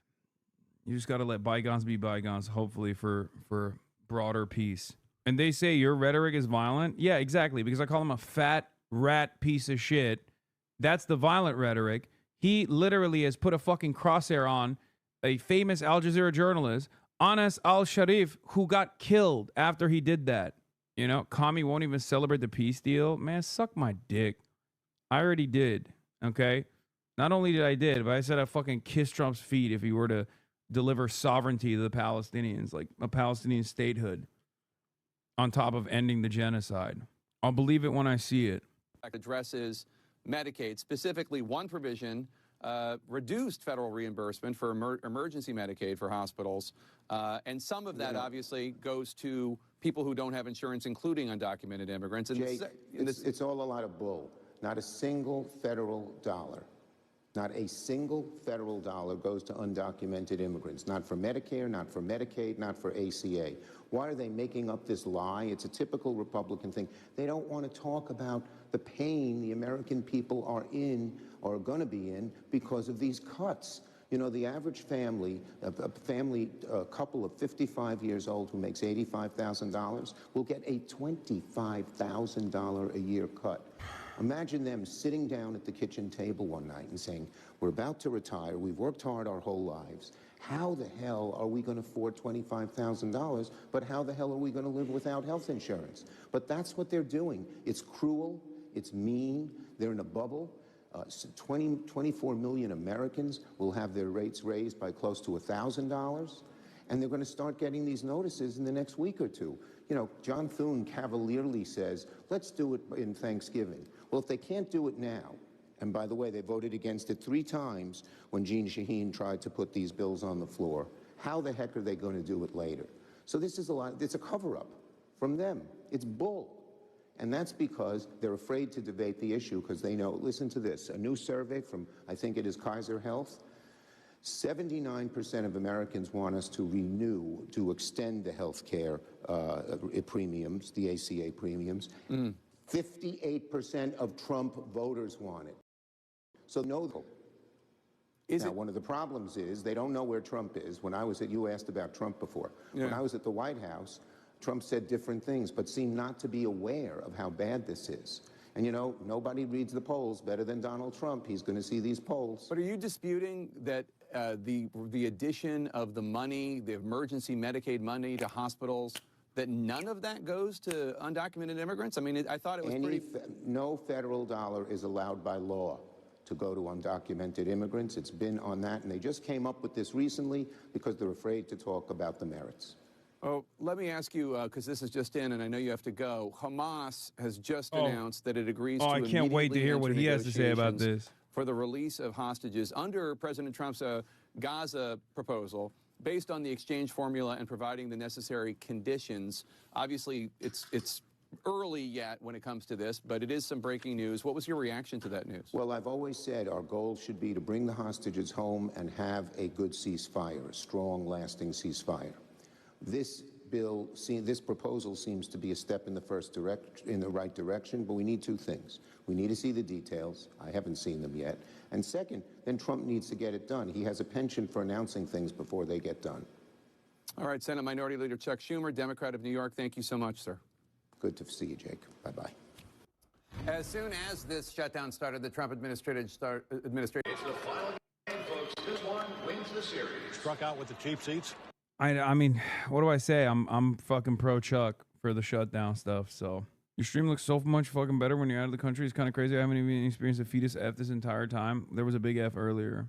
Oh my God. He needs to go way harder. All right. We took a brief sidestep here talking about Hamas.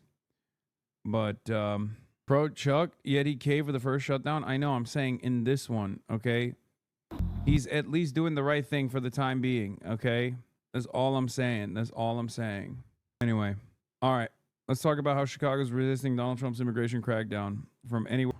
Is this a trans pride Blue Lives Matter flag? Why does he have the trans pride colors on the American flag? Trump does not know what he's wearing, okay? I made myself watch that video 100 times.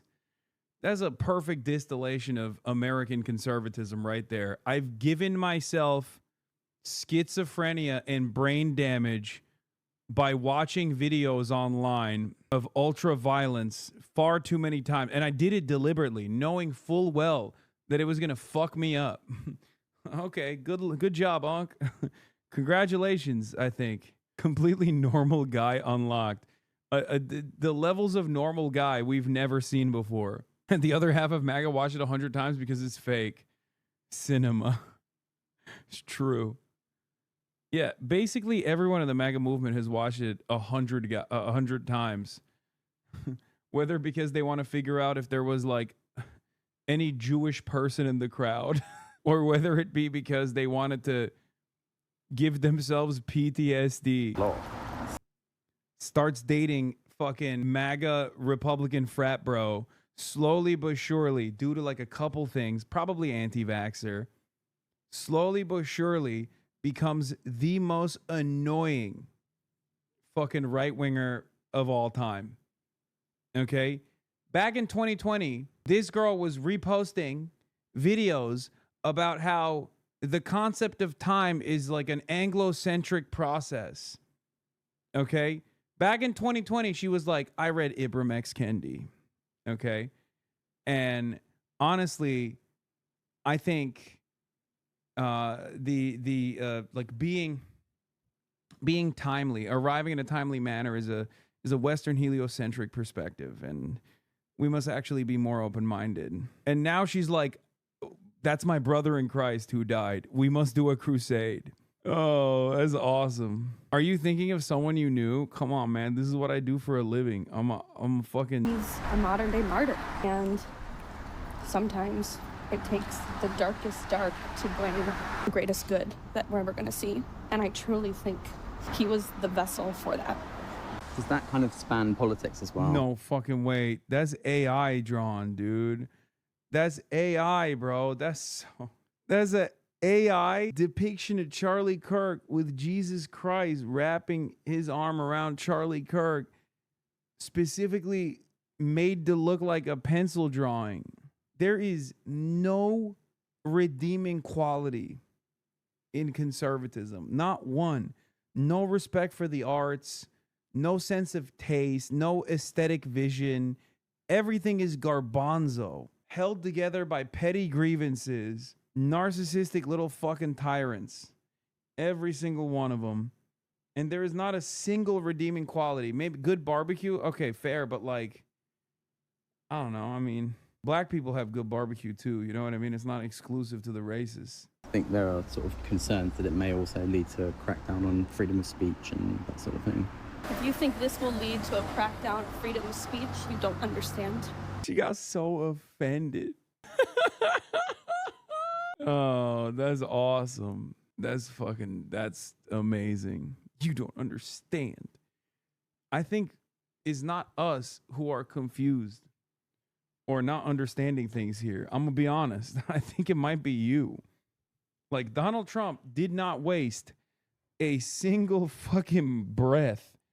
Immediately was like, oh, Charlie Kirk's dead. Oh well. Time to punish the left.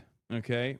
Time to punish the fucking left. Netanyahu, update. Netanyahu is surprised by Trump's response. A senior Israeli official said that Netanyahu was surprised by President Trump's response. In consultations that Netanyahu held last night after Hamas's response before Trump's statement, he emphasized that he sees Hamas's response as a refusal of Trump's plan, the senior Israeli official said. The senior Israeli official noted that Netanyahu emphasized in the consultations he held that their response must be coordinated with the Americans to ensure that it's not fixed that Hamas responded positively to the American plan. Oh, no. Oh, that's awesome. As the senior Israeli official noted that the professional echelon dealing with the hostage issue actually saw Mass's response as a positive response that opens a path to reaching a deal. Yeah, Benjamin Netanyahu's pissed because he's like, come on, man, we need to keep bombing. What? I thought we were in agreement on this. But once again, I don't trust it. I don't trust it. I don't trust this. In response to Trump's statement, Israel bombs the Noor Center for the Blind. In the first response to President Trump's request to Israel to stop bombing Gaza, Israeli aircraft target the Noor Center for the Blind affiliated with UNRWA in the Ramal neighborhood west of Gaza City. Latest take from the New York Times. About 2 hours after Hamas said it responded to Trump's ceasefire proposal, Israel's yet to officially comment. Yair Lapid, the leader of the Israel's parliamentary opposition, urged the Israeli government to immediately announce that it is joining the discussions led by President Trump to close the last details related to the deal. He said he was willing to provide Benjamin Netanyahu, the Israeli prime minister, whatever political backing was necessary to move ahead with the agreement. Netanyahu might need that backing because Trump's announcement puts him in a tricky political position. He heads a right-wing coalition, at least some of whose members hope to rule Gaza forever, and would likely oppose the developing agreement. If Netanyahu decides to move ahead with Trump's proposal, he might have to rely on opponents like Lapid to shore up his rule. Samson option will be implemented this weekend. Brother, what do you mean? So Israel is going to nuke America this weekend? Is that what you're saying? Yusuf Munayer says, not so fast. Yes, Netanyahu can't publicly say no in this moment, but that doesn't mean Trump is willing to prevent him from screwing it up moving forward. There are a multitude of ways in which Netanyahu could do that, and Trump hasn't shown a will to stop him. Don't nuke Naperville, please. Do you think it'd be better for Netanyahu to listen to the deal and the deal being potentially shit, or not listen to it and Trump potentially cutting ties with Netanyahu? Trump is not cutting ties with Netanyahu. That is not happening. Okay? I think Benjamin Netanyahu is going to cuck the deal once again and continue doing whatever the fuck he wants. And then Trump is going to be relegated to Biden status. Okay? We are experiencing the death of empire. And a part of that is decrepit old leadership. We're letting a 1,000 Brandons bloom, okay? Watch the new Moist video. He's such a hypocrite. Why? What did he do?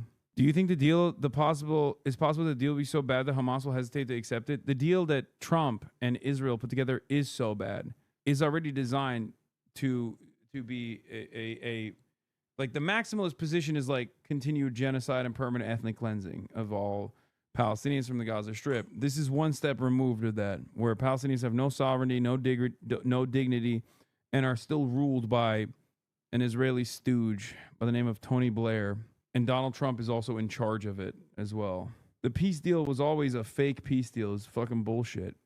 Hamas's response, in my opinion, was fairly smart. They took the pieces of the peace deal that they had already conceded to and repeated their position. And also on top of that, they said that, we'll even give our weapons to the Palestinian National Committee that will run Gaza. They not once mentioned Tony Blair or, Donald Trump being the ruler of Gaza. Over the past week, Trump had been pushing his advisor to put together an end-of-war plan that all sides would agree to. Steve Witkoff, his Middle East envoy, and Jared Kushner's son-in-law, who previously held that job and has since returned to private life, brought a very reluctant Netanyahu to the table over marathon meetings last week in New York City. They are now waiting to see if the pressure they can put on the Israeli leader will hold. Didn't Harakat al-Muqawama al-Muqawwama, just accept the deal. Why would the deal be thrown out again? Brother, you forgot to say al-Islamiyya, okay? But it's crazy that you hit the government name of Hamas. Yeah, Harakat al-Muqawwama would be Ham, not Hamas. Ben Shapiro talked about you again. I don't care. Fuck him. He's irrelevant.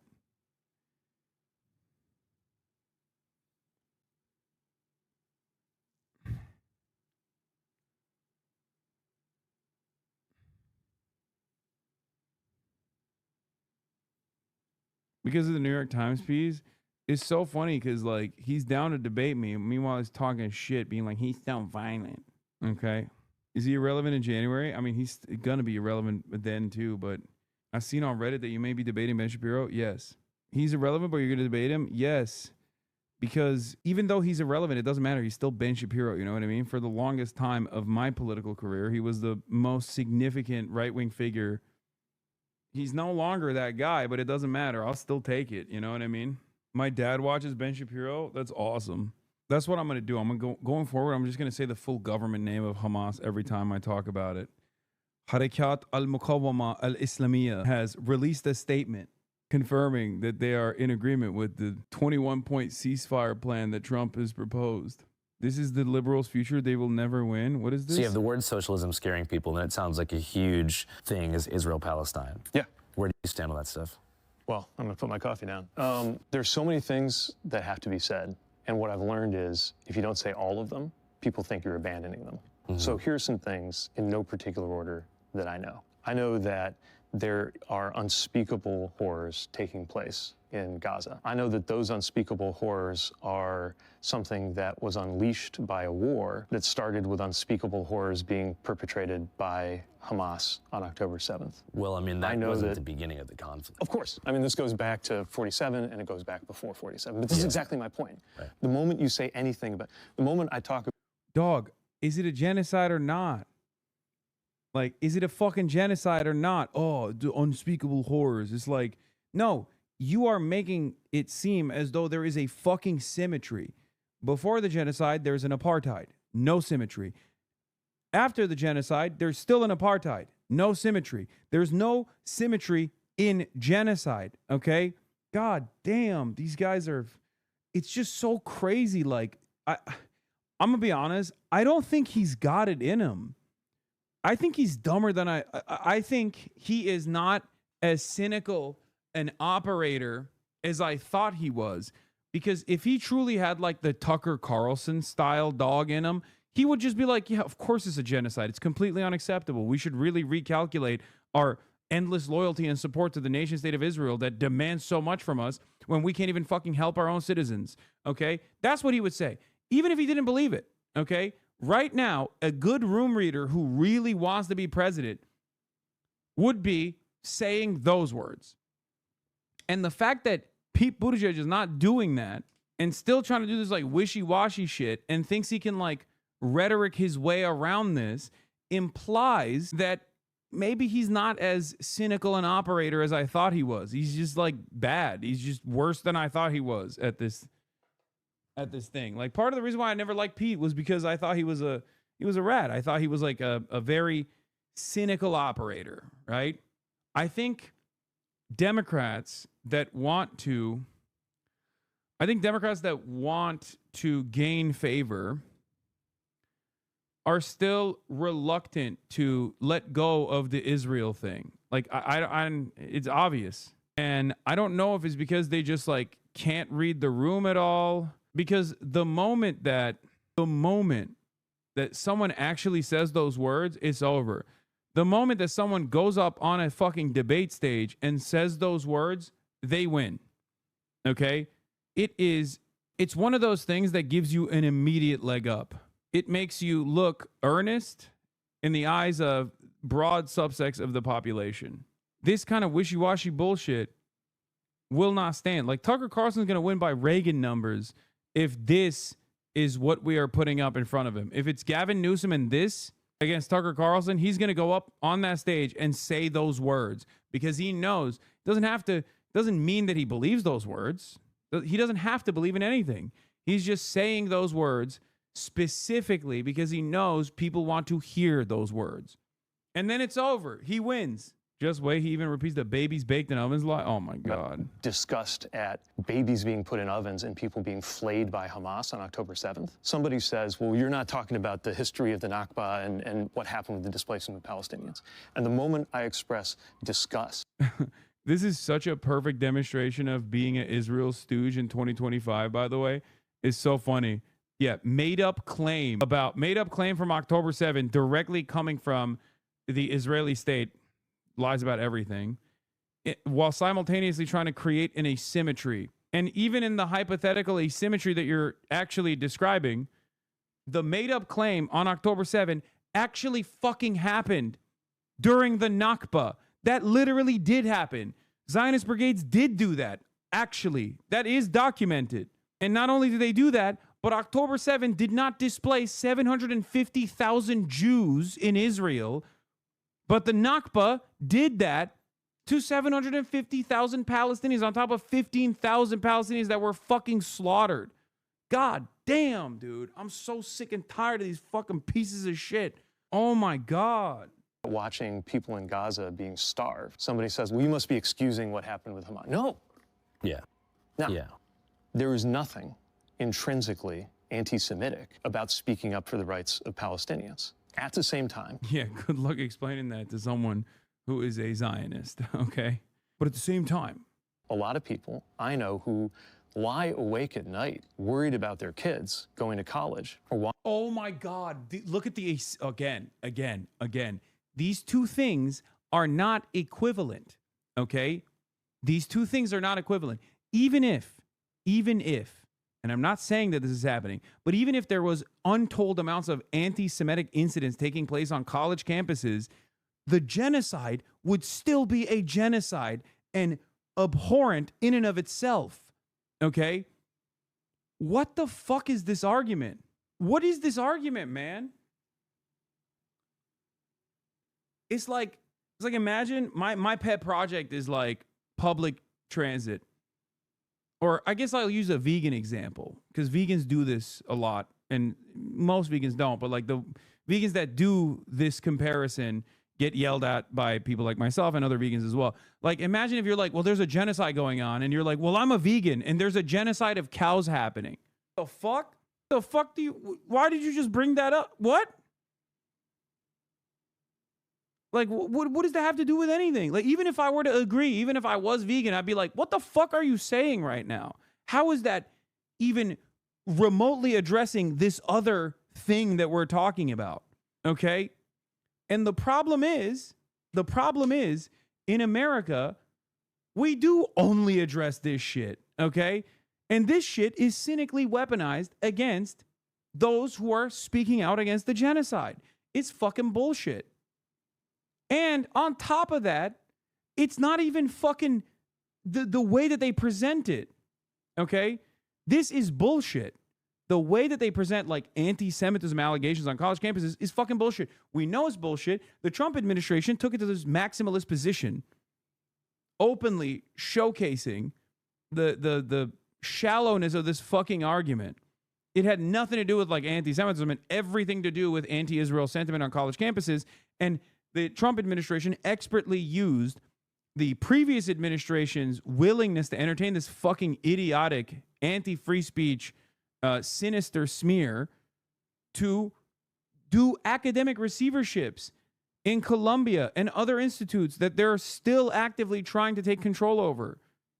So good job, liberals, for fucking leaning into this false bullshit fucking narrative that like anti-Semitism had skyrocketed and it became an extraordinary problem on college campuses. Anti-Semitism, actual anti-Semitism, not like fucking, you know, like the dude walking into a synagogue and like trying to stab Jews during Yom Kippur. Like that's anti-Semitism. It's like the most transparent anti-Semitic hate crime, okay? Textbook. Or even down to like drawing a swastika outside of a synagogue or some shit, okay? Those are anti-Semitic incidents, 100%. And those incidents have increased. Real anti-Semitism has increased as a direct consequence of, obviously, Israel associating everything that it's doing with Judaism, okay? But that is utterly irrelevant in terms of stopping this fucking genocide. The only way it's relevant in terms of stopping this genocide is because Israel associates all of those violent acts with Judaism falsely. And I'm sorry to say this, but there are a lot of Jewish people who also personally do that as well in the Western world. And it makes my job a lot harder. It makes people like ourselves, our Jewish anti-Zionist friends, it makes their lives a lot harder when they try to be like, no, dude, it's not like that at all. Don't listen to these fucking people. Anti-Semitism exists. It is a harmful bigotry, just like every other bigotry. Okay? Genocide is still far more consequential than that. That's it. And anybody that tries to cynically talk about like, well, you know, anti-Semitism happens, so you can't protest Israel, or suck my dick, okay? What the fuck are you saying? You're unironically advancing the cause of anti-Semitism by doing that. It's ridiculous. Walk the streets, you know, hear expressions of support for Palestinian civilian life, and think about the fact that even though nothing about that makes you soft on anti-Semitism, the experience has been that those two things, expressions of support for Palestinian civilian life and expressions of anti-Semitism, have sometimes traveled together because there is, in fact, an explosion of anti-Semitism going on in this country. Ugh, these things are not... Anti-Semitism and anti-Zionism are only fucking related to one another because Israel says they're doing this for Jews. And every pro-Israel group masquerades as a pro-Jewish advocacy group. And this, of course, teaches people the wrong fucking lessons. Sure, anti-Semitism exists, but I've never heard someone replying to the "Do you condemn Hamas?" with "You're Islamophobic." Ironically enough, in many instances, it is because of fucking Islamophobia that people go, "Do you condemn Hamas?" Because "Do you condemn Hamas?" is a question you only fucking ask because you want to justify Israel's actions to a certain degree. Because that's what that is, especially at this stage. Oh my God. Now when people ask me that shit, I'm like, get the fuck out of here. Like, that was basically the price to pay the piper initially to get a fucking word in edgewise. You know what I mean? If you went on the Piers Morgan show, you had to do 10 condemnations of Hamas before you actually began to talk about how October 7's responsibility is still directly in the hands of Israel. Is there actually an audience for this both sides bullshit that he's doing? Sure. There's definitely an audience. But the audience is smaller and smaller. Every day that audience gets smaller. For the most part, I think the both sides is like the squishy pro-Israel people who are like kind of ashamed of being openly pro-Israel. So they need like a little bit. They need something. They need anything they can to be like, well, you know, here's why I'm pro-Israel. Because Hamas has done like condemnable actions, that sort of thing. I'm not running defense for this line of reasoning, but I'm sure a major calculation in anti-Semitic attacks is the likelihood that they're attacking people who support Israel is high, given the share of Jews who support Israel. So in a sense, it can be perceived as anti-genocide adventurous and retaliation in that sense. However, this is obviously unacceptable in the form it manifests. Yes, of course. I mean, I think it's mostly because there are very sinister elements that perfectly captured the attention of so many people and directly made the cause of anti-genocide and anti-Zionism about Jews and their control over U.S. media, control over the U.S. government. You know, that's it. It's like there are so many people. This is why I kept warning over and over again. Like, this is a warning from a dude named Hassan living in the United States of America, okay? A dude named Hassan who came to the United States of America in 2009, okay? What Jews are doing in America when they defend Israel and say this is actually anti-Semitic if you criticize Israel, or what Jews are doing in America in defense of Israel and tying Israel's actions back to Judaism is like if I was running around telling motherfuckers that they are Islamophobic for shitting on ISIS. If I just ran around and said, how dare you criticize ISIS? They are the truest form of Islam. They're doing it for all of us. They're doing it for the ummah, and you're Islamophobic. That's what it looks like to the average person. But because for the longest time, for like the last 76 years, except for the last 2, for the last 76 years, people have been able to say this because everyone's association with Israel was positive for the most part in the United States of America. A lot of people do not realize that the dynamic has shifted. They don't realize that they were wrong from the jump about their calculations. They were wrong to assume that Israel was a good thing anyway. And also on top of that, they are wrong to assume that this is a good way to defend Israel or a good way to stop the conversation from taking place. The only thing that it does is it normalizes and justifies anti-Semitism, okay? For the average person, for the average American, when you run around and you go, hey man, I'm Jewish and I love what Israel's doing, you are literally making people lean into the nascent anti-Semitic opinions that they already have.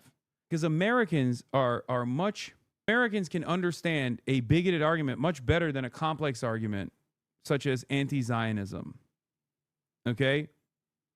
Anti-Zionism and a criticism of Israel from the perspective of like anti-fascist criticisms or anti-imperialist criticisms are much more difficult for Americans to understand. You know what's a much easier argument? Look at all the Jews in Hollywood. They obviously own the media. Look at all of the Jewish control in DC. Every American is going to look at the situation and go, oh my God, that does make sense, actually. Yeah, you're kind of right. That's it. It's much easier to be anti-Semitic. It's much easier to make an anti-Semitic argument that Americans will respond positively to than it is to describe to them principled anti-Zionism from the framework of anti-imperialism, from the framework of anti-fascism.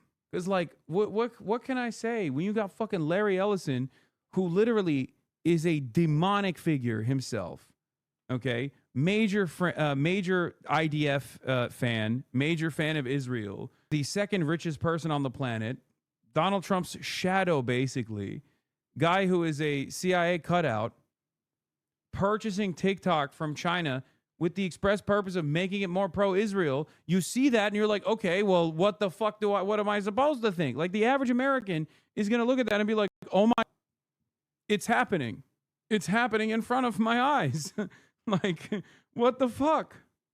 Yeah, and then you got Barry Weiss, who's now going to be the editor-in-chief of CBS. Speaking of Larry Ellison, yeah, look at this. Like, look, I mean, this is what I was talking about. This is at the Friends of the IDF Gala in fucking Beverly Hills, of course. Israel-aligned billionaires seize TikTok in battle for U.S. narrative control. The White House announced that the forced sale of TikTok will be finalized this week. The new ownership, led by Larry Ellison, the largest individual donor to the IDF, will take control of the U.S. user data and the algorithm, which the White House says will be retrained. Ellison, who made his fortune developing Oracle, a database system originally built for the CIA, already controls CBS, Paramount, MTV, Comedy Central, Showtime, Nickelodeon, which makes kids shows, as well as Channel 10 in Australia and Channel 5 in the UK. Ellison is also expected to finalize control over Warner Bros. Discovery, including CNN, HBO, and the Discovery Channel before the end of 2025. Even before the forced sale is finalized, censorship of TikTok content critical of Israel, including the deal itself, has reached extreme levels as the platform moves to align with its prospective new owners. Fox, a Murdoch asset, is also seeking to join the Ellison consortium, a move that could enable cross-promotion between Fox and TikTok, further tightening the Israeli-aligned information bubble. Disapproval of what Israel is doing in Gaza has risen to 60% of the U.S. population, nearly double the approval rate of 32%. The U.S. still has over 3 years of Trump left. Israeli-aligned Jewish billionaires control OpenAI, Google, Meta, Facebook, Instagram, WhatsApp, Palantir, CBS, HBO, most of Condé Nast, Reddit, Vogue, The New Yorker, Wired, GQ, Vanity Fair, as well as numerous Hollywood studios, regional papers, and radio stations. Europe, meanwhile, remains largely absent, offering little real competition in the information space. It's one real success story. Telegram, which it managed to comprehensively alienate after France arrested its founder, supposedly for not handing over enough user data. Will the EU and the other U.S. allies align with the Israelified TikTok algorithm or attempt to create a politicized alternative of their own? Decentralized alternatives like Keat, blah, blah, blah. The rest of it doesn't matter. But like, here it is. Here is Larry Ellison in his own fucking words, okay? Larry Ellison here is at the Friend to the IDF Gala in Beverly Hills.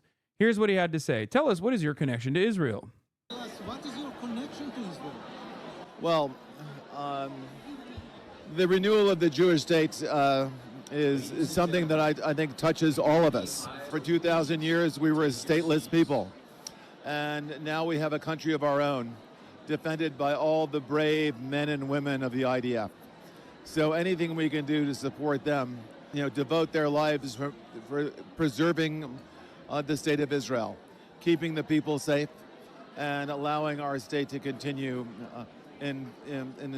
sometimes in very, very difficult situations. This loser doesn't even live in Israel. Of course, bro. These motherfuckers don't give a shit about Israel, brother. What are you talking about? Like, they care about Israel in the sense that, like, it's an opportunity to make money. Okay? I actually did not know Larry Ellison is Jewish. I didn't either. I just, like... I have been to Israel. I have been to the border. I have spent time to the people who govern the state of Israel. And I feel a deep emotional connection to the state of Israel and the Israeli people. Oh, well, after Silicon Valley, there's an area, Herzliya has probably got more startups than any other place other than Silicon Valley in Northern California. So we've actually acquired a number of Israeli companies. We have 2 CEOs at Oracle. One's name is Safra Katz, and she was born in Israel. So again, we love the country of Israel, and we'll do everything we can to support the country of Israel. We recently hear that many people criticizing Israel, especially after the Gaza operation. How do you feel as someone just saying we love Israel so much? Well, again, it's a difficult situation, isn't it? To conduct military operations around civilians is very difficult, and of course, there were tragedies. And the civilians were hurt. That's a terrible thing. But one thing we know for certain, that the Israeli army did everything they could to minimize civilian casualties. And in that regard, they've done a much better job than a lot of other armies all over the world throughout history. He kind of talks like Elon, bro. These guys are all the same. They all literally, for some reason, I don't know if it's they go to the same plastic surgeons or something. Like, they all turn into lizard people, bro. Mark Zuckerberg, Elon Musk, Larry Ellison. They get to a certain point and they're just like, I don't know. I don't know if it's the same type of autism. Peter Thiel, another great example of this. Like, you hear them speak and you're like, what the fuck? How? I look at guys like this and I see the exact same thing that I see with that famous televangelist. I forget his name. The one that was like standing on top of his car when the journalist is asking him about getting a private jet. And he's like, they're demonic entities or like Kenneth Copeland. Yeah. Like they just look demonic. They all have this like demonic look to them. I think it might be a white, gay, liberal man thing. Okay, but Elon Musk isn't gay as far as we know. And neither is Mark Zuckerberg. Mark Zuckerberg is the #1 wife guy. The phrase lizard people is going to get you in trouble. It's a real anti-globalist, anti-Semite term. No, man. It also means like fucking sociopathic billionaire elite, okay? Half of the billionaires I just talked about aren't Jewish either. Calm down. No. I'm not talking about fucking David Icke, okay? Elon is the #1 ex-wife guy. Okay, fair. These dudes always come across like they're like aliens that are wearing like a human skin suit, and they're trying to play the role of like a human. Like they're trying to go through the motions of like what a human would sound like and would look like. Thank you very much. Anyway, so we got Larry Ellison doing that. Also, here's Larry Ellison. Ron Prozor is an Israeli ambassador. Outright interference in American domestic politics, but since it isn't Russia or China, nobody will care. So this is a new thing that came out. I forget who it was, but I think like someone hacked Larry Ellison's emails, okay, and revealed a treasure trove of emails. Someone hacked Jeffrey Epstein's Yahoo email earlier as well, and this is yet another hack. New from Dropsite, Larry Ellison vetted Marco Rubio for fealty to Israel. Hacked emails revealed. The billionaire Oracle founder is on track to take control over the American media. In this article, you find out that he is literally talking. He's literally talking to like the permanent Israeli ambassador to the UN about vetting Marco Rubio. As the nation's top diplomat, Secretary of State Marco Rubio has also played a role in the TikTok talks that steered the company towards Ellison after playing a lead role as a senator demonizing the app. He was also closely involved in the rollout of Trump's plan for Gaza's future. The enclave to Blair. Trump's son-in-law, Jared Kushner, tasked the Blair Institute in the spring with coming up with a post-war plan for Gaza, which was recently completed. Also, Larry Ellison, at the time, gave a major donation to Marco Rubio, and people were confused by it. They were like, why? Why did Larry Ellison, who we thought previously was woke, why did he give so much money to Marco Rubio? And they were like, oh, maybe it's because he thinks Marco Rubio will be like a more softer approach to Trumpian politics or something. No, it turns out he literally had a lunch with him and straight up talked to him about his loyalty to Israel. And Marco Rubio was like, of course I'll be loyal. Straight up. In the emails, he openly says it, by the way. The Israeli ambassador in the email says, did you vet him for his loyalty to Israel? Like, it literally comes across like a David Duke conspiracy. You have the UN ambassador to Israel talking to Larry Ellison, CIA's very own Larry Ellison, multi-billionaire, and they're yucking about over like how loyal. No, it wasn't Danny Denon. This is before Danny Denon. Talking about how loyal Marco Rubio will be to Israel. Here it is. Ron Proser to Larry Ellison. Larry, hi. Please send me his speech. Thanks.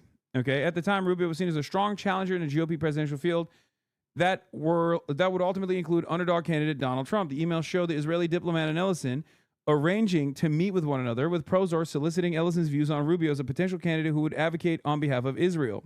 On April 26, Proser sent Ellison an email titled Rubio Speech, asking the Oracle founder and CTO to send him a copy of the speech from the then candidate. The emails don't specify which speech, but Rubio kicked off his campaign a week earlier with a speech that criticized Obama administration's hostility to Israel.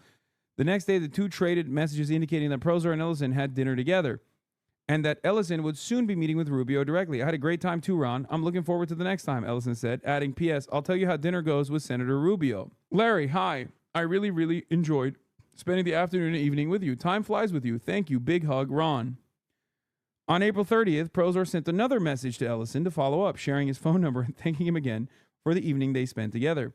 How was the conversation with Marco Rubio? Did he pass your scrutiny? Do you have a chance to talk about Israel? Would love to chat. A few hours later, Ellison responded in the affirmative. Hi, Ron. Great meeting with Marco Rubio. I set him up to meet with Tony Blair, adding, Marco will be a great friend to Israel. Follow-up email exchanges between Proser and Ellison in April 2015 discussing previous meeting. A month later, Ellison, who had backed Mitt Romney in 2012, hosted a fundraiser for Rubio at his mansion in Woodside, California. That would be only the beginning of a broader range of support that the tech billionaire would offer in attempting to bolster Rubio's campaign. Over the course of the 2015-2016 primary, Ellison plowed $5 million in the Conservative Solutions Super PAC, which supported Rubio, who, as Ellison privately hoped, advocated vocally for Israel throughout the course of his presidential bid and beyond. Ellison's support for Rubio perplexed some political observers at the time. The CEO of the political crowdfunding crowd PAC, known as Crowd Blue, Stephen Hilton, told the San Francisco Chronicle that he had found it interesting that Ellison, who was not then well known as a supporter of right-wing causes, should support a candidate as conservative as Marco Rubio, speculating that it could reflect Rubio's past effort to implement immigration reform, a crucial issue for Silicon Valley leaders like Ellison. Nope. It was because of fucking Israel. Also, Tony Blair is really important here as well. Ellison, who was vetting Marco Rubio at the behest of the Israeli state, by the way, American citizen Larry Ellison, by the way, okay, also has given or pledged more than $350 million to Tony Blair's world-changing project, making him the largest donor and helping it expand around the globe. Do you now understand why Tony Blair is going to be in charge of Gaza? Do you understand how this kind of stuff happens? Hassan, you have no idea what you're talking about. Please just stop talking. It shouldn't be recognized. It's a make-believe place. Hassan, I do not agree with anything you ever say, ever. Hassan, I don't agree with you. You have a very bigoted opinion on this subject. I hate you, Hassan. You literally said that yesterday, Hassan. I hate you. You have no idea what you're talking about. They did not do that. I hate you. Okay, I love this person. Although they are obviously a pro-Israel moron, I still appreciate how fucking kind they are. And they don't even do the double S. Respect, chatter. This is my most polite hater and also most consistent one. He says, please just stop talking. This is a guy who's also given up. He's like, you don't know what you're talking about. It's like, first of all, I do. And secondly, I'm reading a news article. Like, it's not like I'm just like talking shit, you know? I'm not just like railing information off the top of my head. So you might be mistaken and assume that I'm just like giving you my opinions as opposed to like the facts. I'm just reading a news article, of course, written by Hamas. Anyway, Oracle and TBI's connections are not just rhetorical. By 2023, joint retreats have become commonplace. Tony Blair Institute and Oracle. At the Institute's headquarters of the One Bartholomew Place in London, the teams would convene in the basement with executives from Oracle. Senior TBI employees have been hosted at Oracle's headquarters in Austin. It's hard to get across how deeply connected the two organizations are, a former TBI staffer said. The meetings were like they're a part of the same organization. In other words, if the relationship persists, Ellison and Oracle are positioned to take a lead role in developing Gaza. We don't have to guess what type of society Ellison would hope to usher in. On an investor call last year, Ellison said that, this is the video I must show you. Wait, come on. Where's the video? Do you guys have the civilization will be on its best behavior video? It's one of the most, like, every billionaire.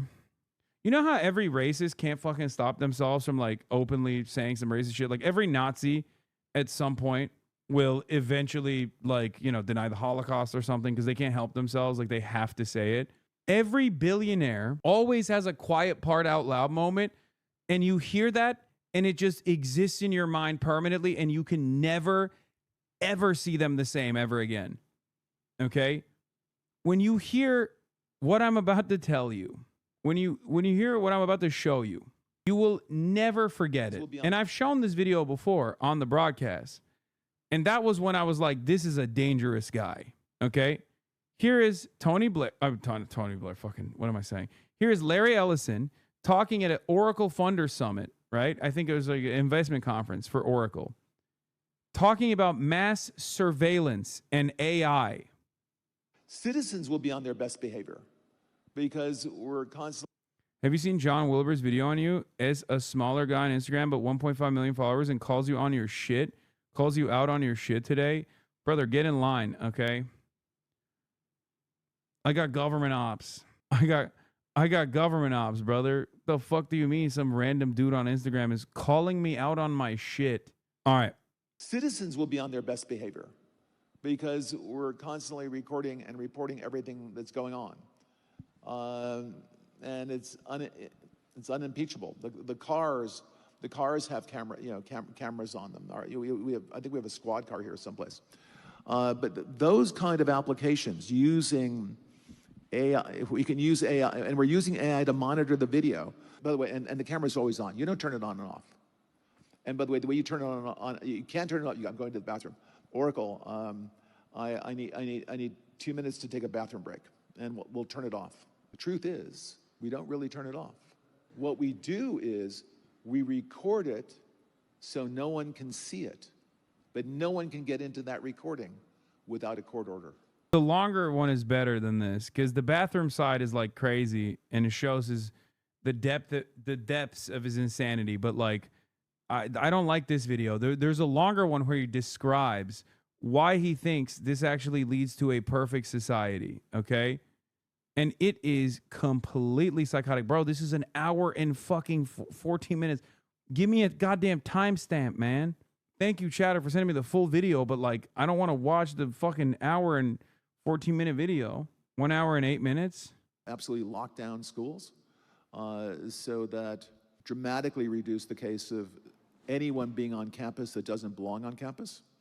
And immediately alert. The second someone pulls out a gun, immediately alert. Use AI cameras to immediately recognize that. But we keep everyone off campus. What's wrong with his arm? He's like 80, bro. That's what's wrong with his arm. Oh, Your body cams will be transmitting that. The police will be on their best behavior because. Isn't this awesome? Straight Arrow News showing Larry Ellison predicts AI-powered surveillance is in our future. Straight Arrow News, also owned by like a fucking right-wing billionaire guy. Fucking sick. Yeah, this is the same clip here. We're constantly watching and recording everything that's going on. Citizens will be on their best behavior because we're constantly recording and reporting everything that's going on. When you come to government and what government's doing, there are artificial intelligence tools, and some of them I know that Oracle have developed around financial management for government. But also, tell us a bit about because you're right at the forefront of this revolution, what it means for what government should do in terms of its digital infrastructure, digital ID. Talking BB, shut the fuck up. Critical. Sometimes you gotta cut people off, bro. Sometimes they sometimes they are mean, they talk behind your back, they're rude, sometimes they commit genocide. It's a couple of different things, it just depends. But yeah, BB I'm not a fan of. I think that's shared by overwhelming majority of people. By the way, it's shared by almost everyone, every elected official most elected officials that I've talked to that have worked with him on both sides of, interestingly, the political aisle. But he's the one constant over there, and I think it's him, but I think it's a lot of the government over there. I think it's very much there's a lot of problems that need to be addressed that don't even end with him. I think our support is a bit of a problem. I think our unconditional support's a bit of a problem, and I think for young people especially, it's a huge problem.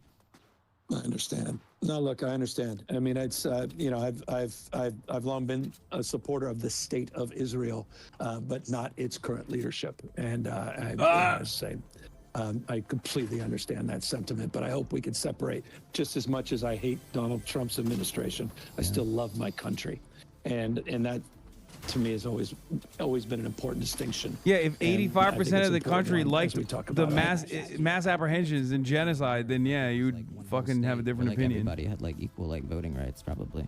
Well, I certainly support two-state solution. That was one of the emphasis. One of the oh my God, Connor is talking about Israel. Everything to with the governor of California. I think it's the only solution moving forward. And why do you think it's the only solution? Well, this notion of two states is foundational. The ability for people to live their lives and govern themselves, and this idea that he's given up on it, I think, is disgraceful. What does it mean? What does it mean, like foundational? Ooh, sorry. No, I believe in sovereignty. I believe the ability for people to have their own representation. I believe people live their lives in dignity and live their lives on the basis of their norms and on the basis of their history and culture and traditions, and I believe in the notion of sovereignty, and I believe countries' rights to govern themselves. And then when I saw his appearance on the Note Boys podcast, it kind of opened my eyes to research a bit more. And now I think that potentially a one-state solution may be the only possible solution. Well, we have a little bit of disagreement on that. I'm not falling. I'm not going to align with Bibi Netanyahu on that point of view. No, I don't align with Bibi. I think that's more of a Palestinian support solution, just getting equal rights and being able to live on where they live. Yeah, well, with different approaches is to reach that same, at least as you've described it, that same perspective. But I've long believed in two-state solution, and I believe it's the appropriate and preferable path. You think Jared Kushner is going to do a good job?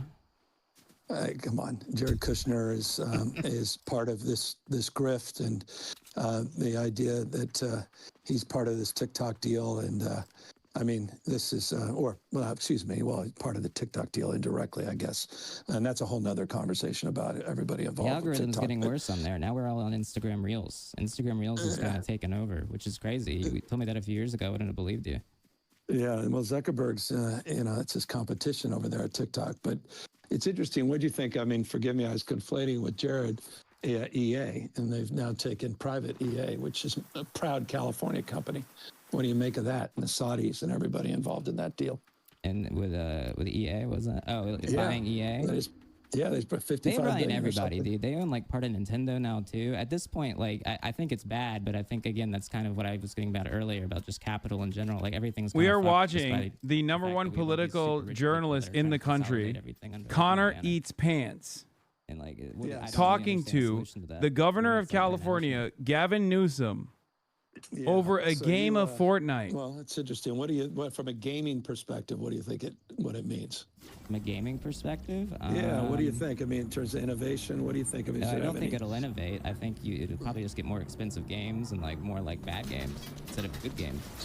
Dude, okay. Oh, what the fuck? I can't see. What the fuck? Damn, you got Did you owned, see they Connor. made Antifa a terrorist organization? It's difficult to define the organization. It isn't one. Leaderless It isn't a organization. thing. It's not a thing. It's, Exactly. I was going to sell my merchandise as a joke. CA As a Gov joke, as a joke Excel. that was going to be Antifa Gaming. That's his It was gonna say Antifa username? Gaming. What's not a joke? What is not a joke is Stephen Miller calling the Democratic Party. Let's please talk about a Stephen Miller. domestic I know terrorist he's watching. organization. Okay, what do you think? What do you know about Stephen? Oh, you should just check my Twitter account and check Twitter and TikTok I saw him and give a Instagram. speech at Charlie's What do Memorial. I think and about him? I was amazed. He is quite the figure. He is so excited to be the president. And he's like, oh my god, I get to like control everything, and people will finally listen to me. And Gavin Newsom is doing more gaming than you. He is Shut the fuck up. architect of a lot of the things happening on the streets of American cities. Did you see his wife on Fox News last week called him a quote sexual matador? I missed that. I did see a clip, but thank God I watch missed Jesse that clip. Waters? Jesse and I are involved in a lawsuit. I have a lawsuit against Fox for $787 million, quite literally. You can Google that. That's a whole lot of And money. it's because Jesse Waters knowingly and openly lied and misrepresented the conversation I had with the President of the United States at a critical juncture when he was federalized in the National Guard and militarized in the streets of an American city in Los Angeles. I have very strong opinions about Jesse Waters. Fox Jesse Waters and- seems like he seems like he just knows he can just be evil, and he kind of laughs at it. It's kind of awesome. Like I will say, it's evil as he is. I have a bit of not respect With but I Mr. enjoy Beast his on the program because fucking- He's just like, who else hates poor people? What's wrong with homeless people? And then like he just gets millions of viewers. He's I think he's competing with the Five, right? Bigger than Hannity now. Yeah, His it's crazy. ratings are off the chart. But here's the bigger problem: 14 of the top 15 cable shows are all Fox. They're all right wing. I mean, where the hell's my party again? We're getting crushed on podcasts. We're getting crushed on the cable networks, and so we've got to break those silos, and we got to get our shit together. And that's why I appreciate you giving me this privilege dude, and this of course. Hey, platform. thank you for coming and the on. opportunity Again, like to engage, traditional man. celebrities don't seem to respond. I'm just one guy. Like at the end of I don't have a booking agent, and so I'm trying to get like. Listen, I love having you on, Gavin, but I would love to have Miranda Cosgrove on. I would love to have like Okay. Selena Gomez, any of these like actual celebrities, but like they don't respond because their publicists just think they need to go on like I don't know Joe Rogan or go on I don't know. All right, well, just mark this. Well, you've had plenty of celebrities on here, brother. Like who? Jesus, what the hell are you talking about? So don't Who? shortchange Who yourself. have I had on that's a celebrity? Well, I don't know. I mean, isn't Elon Musk is a goddamn celebrity? Okay, but he had to go on under an alias. He had to pretend like it wasn't him. Well, I don't think it was him. You don't I think listened so? to a portion of that. Well, someone right that night, ex-girlfriend thought it whatever. was That him. just it was a whole different kind of conversation. That was, I'm just saying. An Okay, I'll leave interesting it at fellow. that. I don't need any more problems in my life. Fair. We Epstein. were okay. I just would say this. We brought up Elon. I just think it's interesting. Elon tweets out that Trump's in the Epstein files. 2 days later, Pam Bondi says there are no Epstein files. I'll leave it at that. That was interesting. Boom. That was, Just saying. Just Uh-oh. saying. Yeah, they Just seem to saying. be a little bit of like antsy about that. Like they really don't want that to come out. I don't know. In a I world where mean, that information does come out and say the president is implicated, what do you think happens? Do you think they impeach him? Do you think they do anything about it? I think this. I don't know what the hell's happened to this country. Bro, I'm gonna be honest. Like the concept of the governor of California on a Nintendo Switch playing Fortnite is so disarming that I think that's why it opens it. The conversation just flows so perfectly in that process because he's too much of a boomer to like be able to talk and play this game at the same time. And I think that's how you arrive at like moments like when he's talking about fucking Benjamin Netanyahu. Part of me is, it's not my obsession, but I find it remarkable how much focus it was of the far right, and now, their own guys being implicated, and It's all of a because they sudden thought they're it was finding like excuses. going to be like a Democrat, like a pedophilia ring. Of course, It's of really course. just more of like No, an man. elite rich person pedophilia ring. You think he's There's actually some- him look, playing or an there's a aide? I darkness don't in all know. this and the conspiracy and the Pizzagate stuff. I mean, it's led to a lot of serious and crazy things. People acting on it, people being violent around it, people being lied to and manipulated. It ain't right.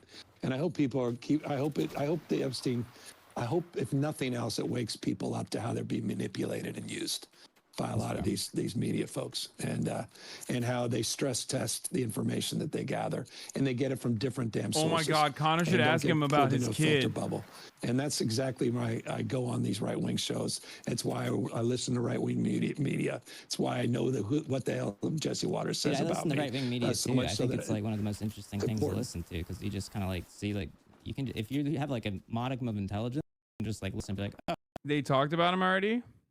Wait, what just happened? Want me to hear so I can like reference this with like actual information.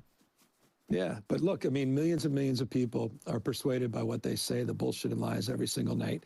And that's why I'm trying to fight fire with fire. That's why I'm getting back, doing all these all cap tweets and you know. I wasn't effing. He was effing. In this matter. That's why I'm doing these AI videos. I know suboptimal, Connor, from your perspective, which I totally appreciate, and trying to put a mirror up to this absurdity and trying to break through in a communication that's trying to be, you know, have a little bit of humor, because with respect, Democrats need to be, you know, we're not the most, I don't know, entertaining or humorous folks. I think that like, I think it's, I don't even think of it as Democrats. Like, it's just like politicians. Yeah, politicians in general. Like, don't I blame every F on this platform on you. Yeah, I know. Like, I think that's why I like you, is at least you're doing something. And I especially like that it's like getting under Trump's skin. Like, he's obviously very pissed about it. He hates your existence. He hates that you're a guy. Yes. He does on all fronts. And he came up. It's funny. I had a conversation with him last time I talked to him, and it was an important conversation that I thought we were going to have. And the conversation begins with, "Hey, what do you think?" This is Trump talking. He goes, "Hey, what do you think? You know, this new scum thing. It's pretty good, right?" Because he calls me new scum. Yeah. And he goes, "Pretty good. It's pretty original." I said, "It's not original." He goes, "What do you mean it's not original?" I said, "Brother, literally in 8th grade, I was called new scum." I said, "It's not original." And he was kind of hurt that it wasn't. He thought he had come up with something so original, so good, and so. But this is the president of the United States, who's 79 years old, acting like a 7 or a 9-year-old. I don't get him, because like he literally had Meatball Ron, which was that hit. That was good. And then he like started calling him like Ron the Sanctimonious. Like, what is Sanctimonious? Oh my God, Gavin. I picked you up. What's that, dude? Oh, you brother. See, I should have paid more attention. Oh, never mind. I'm getting snipers. Take them out. All right, well, for that one, I gotta ask. Earlier this year, you made some comments about trans kids in sports.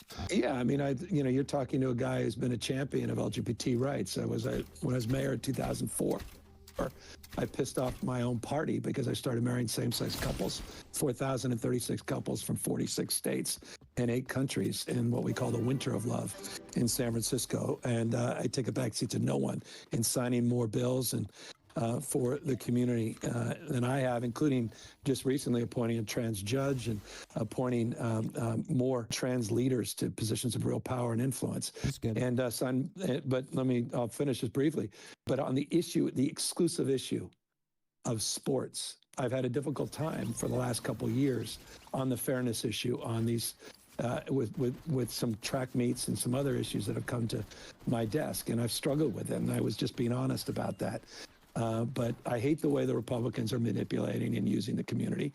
It disgusts me. I think that like engaging with that as like an issue, like the trans kids in sports or whatever, is part of the problem, though. Like, I think that like highlighting that as if like that's like something that is genuinely affecting a lot of people is in and of itself hurting the trans community, because for the most part, trans people are not winning sports. They're not active in sports for the most part.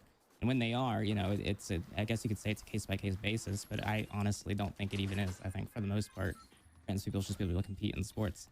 And when you bring up that issue as if it is like something to highlight and to have nuance on and to run on policy on, I think it hurts the trans community. And I think I agree with most of what you said. They're highlighting it. Oh my God, dude, Connor is fucking cooking, bro. Neither of the.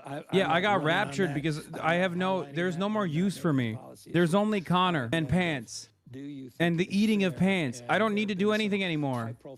It's the fucking Mr. Miyagi meme, you know? Respectfully, I'm like I've holding his struggled with hand, that, and then they're I said holding as my much, hands. But as it relates to being a champion, Teenage Mutant Ninja for Turtles meme. LGBTQ rights, you are I have quite literally retired. talking to someone who has more receipts and more, No, you're right. more support You're totally for right. more You're totally policy than right. I have. You have and done so a lot I'm more trying for to the hold trans both community things. than most governors in the country. Yeah. I'm So not it's, gonna you know, question that. and I Not you know, Mr. also have a Miyagi, trans the Splinter godson, and meme. I just say this with love, man, because I hate the way that the community's been exploited and weaponized by Trump and by the right, not just Trump. I mean, it's sick. But on that issue, I've struggled with it, and you know, I could lie about it. I could tell you something I don't believe. Connor is the but I Isaac don't think you believe Chodener me of on anything else Twitch. if I- It's something that even Trump mentioning, released I the think, is, video? like, part of what feeds into what makes it a policy issue, if you get what I mean. Yeah, no, look, I get it. You know, but when, you know, but when someone asks me a direct, you know, I don't know, whatever. All right, let's watch. I wonder. Oh shit! He released the response to the Hamas peace proposal. Oh shit! Oh shit! Oh shit! Breaking news! Breaking news! Breaking news! Breaking news! All right, ladies and gentlemen, Donald Trump is releasing yet another possible AI video on what is it? Effing? What happened? No, it didn't F right. Small hiccups, no worries. Okay, you guys freak me the fuck out, dude. Calm down. Calm down, dude. Okay. It was a little baby stutter. Okay. All right, let's take a look. I think the countries that helped me put this together, Qatar, Turkey, Saudi Arabia, Egypt, Jordan, and so many others, so many people fought so hard. This is a big day. We'll see how it all turns out. We have to get the final word down in concrete. Very importantly, I look. Oh God, this is shit, dude. Uh-oh. Wait, what the fuck? Wait, what's happening? Bruh. Ain't no way. Ain't no way. Ain't no way. That was a real F. That was a real ass F, bro. Okay, we're good now. I think we're good. I think we're good. Hold on. I'm going to hit an ingest fix. Okay. Calm down. Calm down. I'm going to hit the ingest fix. I'm going to hit the ingest fix. All right, we're going to do a delay test. Subscribe right now. Subscribe right now. For free with a Twitch Prime or gift a sub right now. 1, 2, 3, 4, 5, 6, 7, 8, 9, 10, 11, 12, 13, 14. Okay, there's people saying PBS. All right, subscriptions are coming in. God damn, that's a big ass fucking delay. All right, Jesus Christ. Okay, I am going to fix the ingest, so you're gonna see a F, like a brief F, okay? 1, 2. Okay, it's fixed. I had to fix the ingest, brief F, but we're back. Not being a part of the F and just seeing through the whole thing was wild while the chat died in front of me. Okay, we're back. All right, secondary subscription test. Subscribe now. Delay test. Secondary delay test for subscription. The Piker Broadcasting Service is sponsored by you, the viewers, for you, the viewers.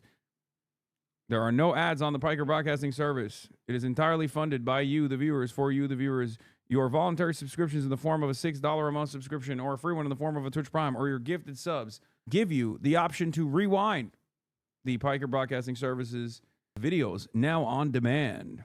Okay. All right. Let's continue. We're going to start it from the start. This video starts weird, by the way. I don't know why. I want to thank the countries that helped me put this together. Qatar, Turkey, Saudi Arabia, Egypt, Jordan, and so many others. So many people fought so hard. This is a big day. We'll see how it all turns out. We have to get the final word down in concrete. Very importantly, I look forward to having the hostages come home to their parents and having some of the hostages, unfortunately, you know the condition they're in, come home likewise to their parents because their parents wanted them just as much as though that young man or young woman were alive. He is so weird, bro. I'm telling you, when you get this man to start talking about like serious shit, like things that involve death, he can't be serious even for a moment, dude. Yeah, it's weird. I don't get it. They're dead. Who cares? I told the parents, I said, who cares? They're dead already. Why do you want their bodies? It's like you feel like they're alive. It's like you want them to be alive, but they're dead. They're not alive. Why do you want the bodies so bad? Like, it just, yeah, it's like his Ukraine take. Only a body can stop a bullet. Ukraine is the flattest from the standpoint of land. Only a body can stop a bullet. So I just want to let you know that this is a very special day, maybe unprecedented in many ways. It is unprecedented. But thank you all, and thank you all to those great countries that helped. We were given a tremendous amount of help. Everybody was unified in wanting this war to end and seeing peace in the Middle East. And we're very close to achieving that. Thank you all, and everybody will be treated fairly. Okay, so he's really hyping it up. I will say, he's hyping it up, but he did not say that Israel must stop the bombing in the video. And Israel has also continued to bomb Gaza throughout this process. But that could mean that it's ramping up its intensity of the bombing when a ceasefire is imminent. That's usually how Israel operates. Also, just so you understand, like, how completely fucking distorted Israeli society is. What? Newsom says he may go to TwitchCon this year. Wait, what? Why is Congress reporter for Courthouse News is following Connor Eats Pants' Oh my God, what a world we live in, dude. That is amazing. Newsom and Connor spar a bit on governor's position on trans athletes. Connor says he thinks the governor bringing up the issue despite limited number of trans athletes hurts the trans community. Newsom defends himself as a champion of LGBTQ rights, but says he struggled with the issue. Connor has lost the governor completely by doing the bit that Little Big Planet got canceled because it was too good of a game. Newsom was genuinely confused by that. Lamau. Newsom says he may go to TwitchCon this year. Bro, it's like he he knows I'm not going. That's why he's coming. That's why he's showing up. Benjamin S. Weiss, he's a viewer. Wait, what the fuck? I didn't know that. He keeps saying this, but BBB provision he's talking about apply to folks with legal permanent resident status. Republicans are citing he's talking about the big, beautiful bill provisions that Democrats propose repealing, which was a provision cutting alien health care. But if you look at the text, it applies to people who have legally permanent residence. Yeah. Well, we know he's not in here right now. Let me tell you, okay? he's watching the true politics, Chad. Tell Connor to ask Newsom if he knows you. The answer to that question is abso-fucking-lutely. Of course he knows who I am. And he will never admit that. I'm pretty sure he would be like, nah, I don't know who that guy is. Yeah, I wonder if Gavin Newsom knows who I am. He's, at this point, interviewed Atrioc on his podcast, gone on the Lemonade Boys podcast, and is doing Fortnite Fridays with Connor Eats Pants. What do you guys think? The way you really know that Trump did not consult with Israel before responding is how the pro-Israel camp is reacting. They're clearly unsettled and also don't know that what their talking points are supposed to be. Mark Dubowitz, reminder, when the Islamic Republic decided to play games with President Trump during negotiations in Oman, they overplayed their deadline and at their hand. Trump supported Israeli strikes and then bombed them. Watch out, Hamas. Only President Trump, backed by the IDF, could force Hamas to consider a deal. Must be. 48 hostages freed. Yeah. Hamas's recent proposal that President Trump's plan to end the war, which Israel had accepted, is unfortunately predictable. A classic yes, but no disarmament. Are you still in France? Yes. Analysis highly worth listening to. It is fascinating to see the fury from Israel and its defenders at Trump for accepting Hamas's counteroffer and telling Israel to stop the bombing. I'm going to be honest, dude. Ryan jumped the gun a little bit last time Trump did this as well. I love Ryan. I obviously respect him tremendously, but they do get, he knows you? Really? What's he saying? Gavin Newsom just called you impressive beyond words? He's glazing me? Oh, God. Oh, no. What have I done? I told you I was on with Sean Ryan, his Navy SEAL, impressive dude. Well, he calls Sean Ryan impressive, too. So that doesn't mean much, huh? Wait, I can rewind now. We're back to like the dictionary. We use like books. We use a dictionary. Source. I will have Gavin on the stream for sure. Did you go on Hassan's stream? Do you know about Hassan? He's impressive beyond words. Yeah. I would. Okay. Yeah.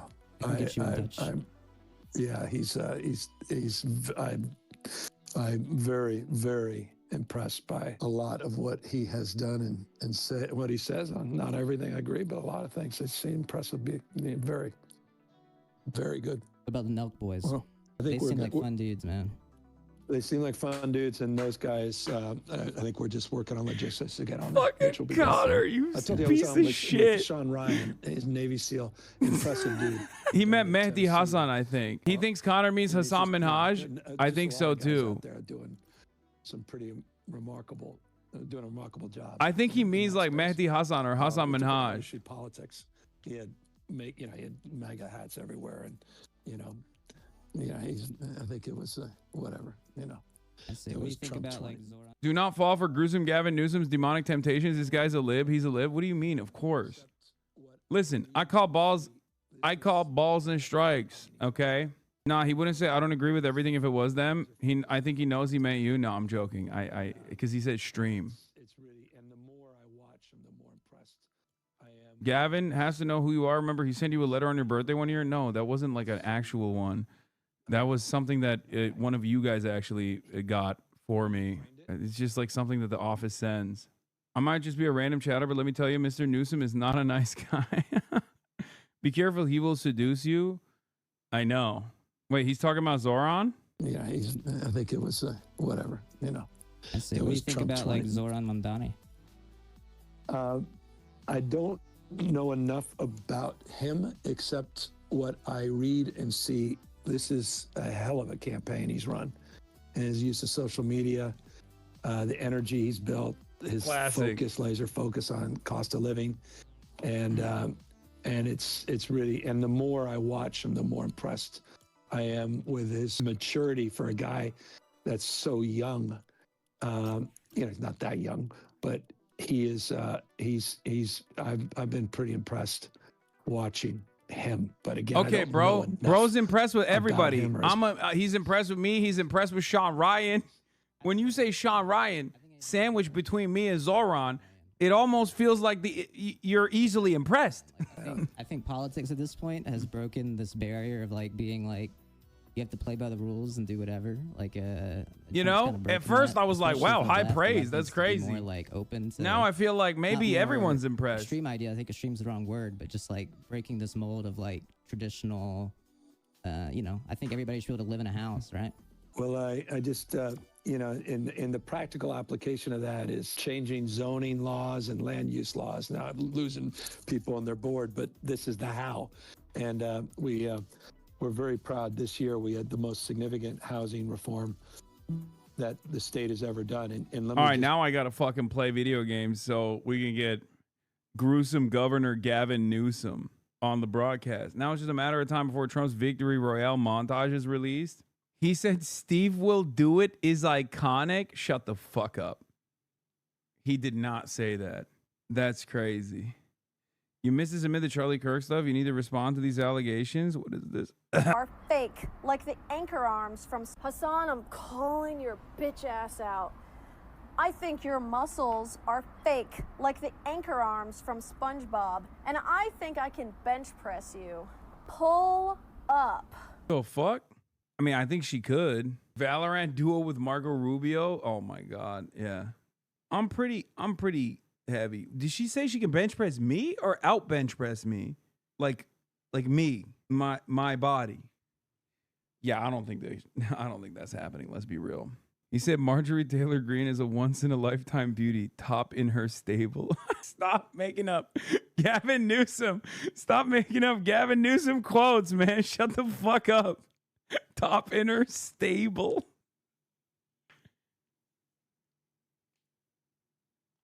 Oh, Jesus. Yeah. What a fucking... Gavin Newsom says Marjorie Taylor Greene is a once-in-a-lifetime beauty. Top in her stable. All right.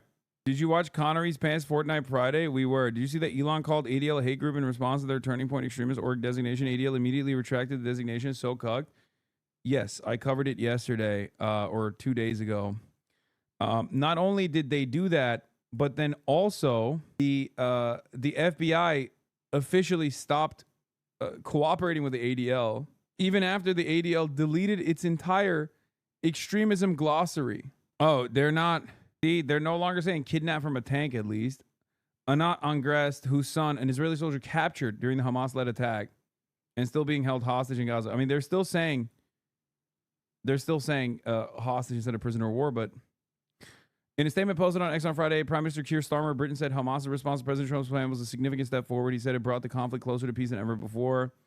In President Trump's video statement, he thanked Arab and Muslim countries, specifically mentioned Qatar, Saudi Arabia, Jordan, Egypt, and Turkey. We are at the table. Masa bizis. Yeah. Months and months went by. No solution. Erdogan comes in, says 1 minute, ends the genocide. We are the table. You're safe, sir. Oh my God. Good news coming down. Second U.S. appeals court rejects Trump's order curtailing birthright citizenship. Oh, Reese. Okay. And so many others. And while he expressed hope that the hostages return home, he did not mention Prime Minister Benjamin Netanyahu of Israel. In the video, which was a short 1 minute and 10 seconds, Trump said that everyone should be treated fairly in the negotiations ahead, and said that he looked forward to having hostages released to their family members. In many ways, it is unprecedented. You can't get out of this pig pen so easily. You and Gavin better become boys quick to safeguard your trip home. Low key, I was actually talking to the Pod Johns about this, but like, as much as I criticize Gavin Newsom, he has been a magnet for a lot of the hatred from the right as of late, because he keeps saying, like, you know, Stephen Miller's a fascist over and over again. So it kind of takes a lot of the attention away from people like myself. So I do appreciate him for doing that. Okay? I do appreciate him. On Connery's Pants Fortnite Friday, Gavin Newsom says he's impressed beyond words with us on the hunt and says he would want to go on a stream. I'm very impressed by a lot of what he's done and said. Not everything I agree, but a lot of things. This is why you shouldn't talk to him. No, I'm going to egg him on to say some crazy shit so that they're too invested in prosecuting Gavin Newsom instead of me. Yeah, Gavin Newsom cooked here, I fear, as well. No, this was also a solid choice as well. This is not because I'm giving Gavin his flowers. Like I said, call balls and strikes.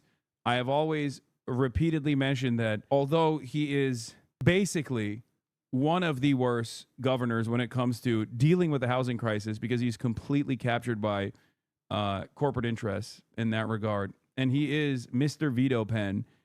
When it comes to criminal justice reform, he has absolutely tried to move the needle in the positive direction in the state of California, and yet has been yelled at endlessly, but he still followed through on it.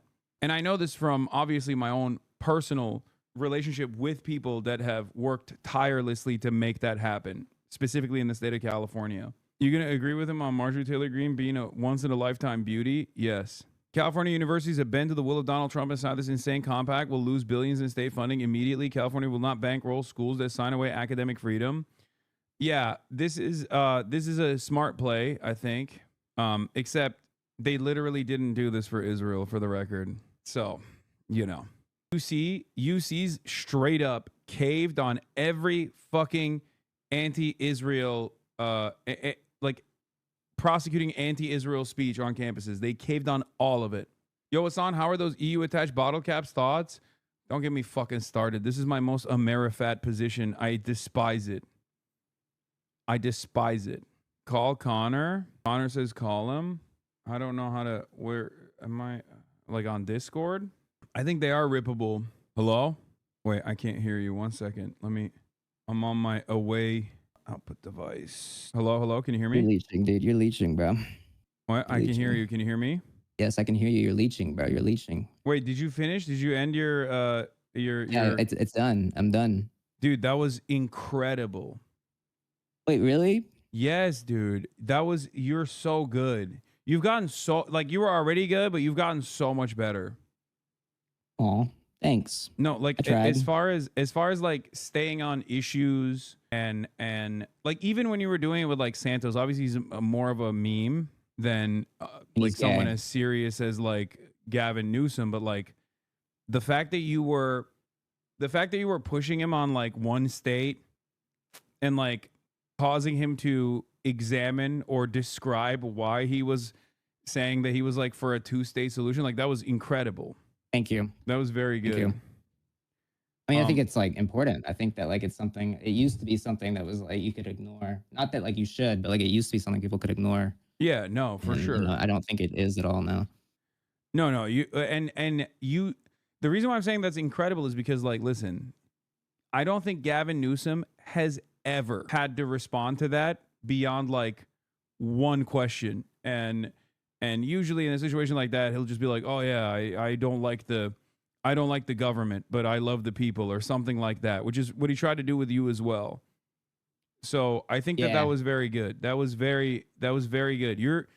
We were joking, but like you're Ezra Klein is going to write a piece on you and say you're doing politics the right way. Dude, Connor Eats Pants is doing politics the right way.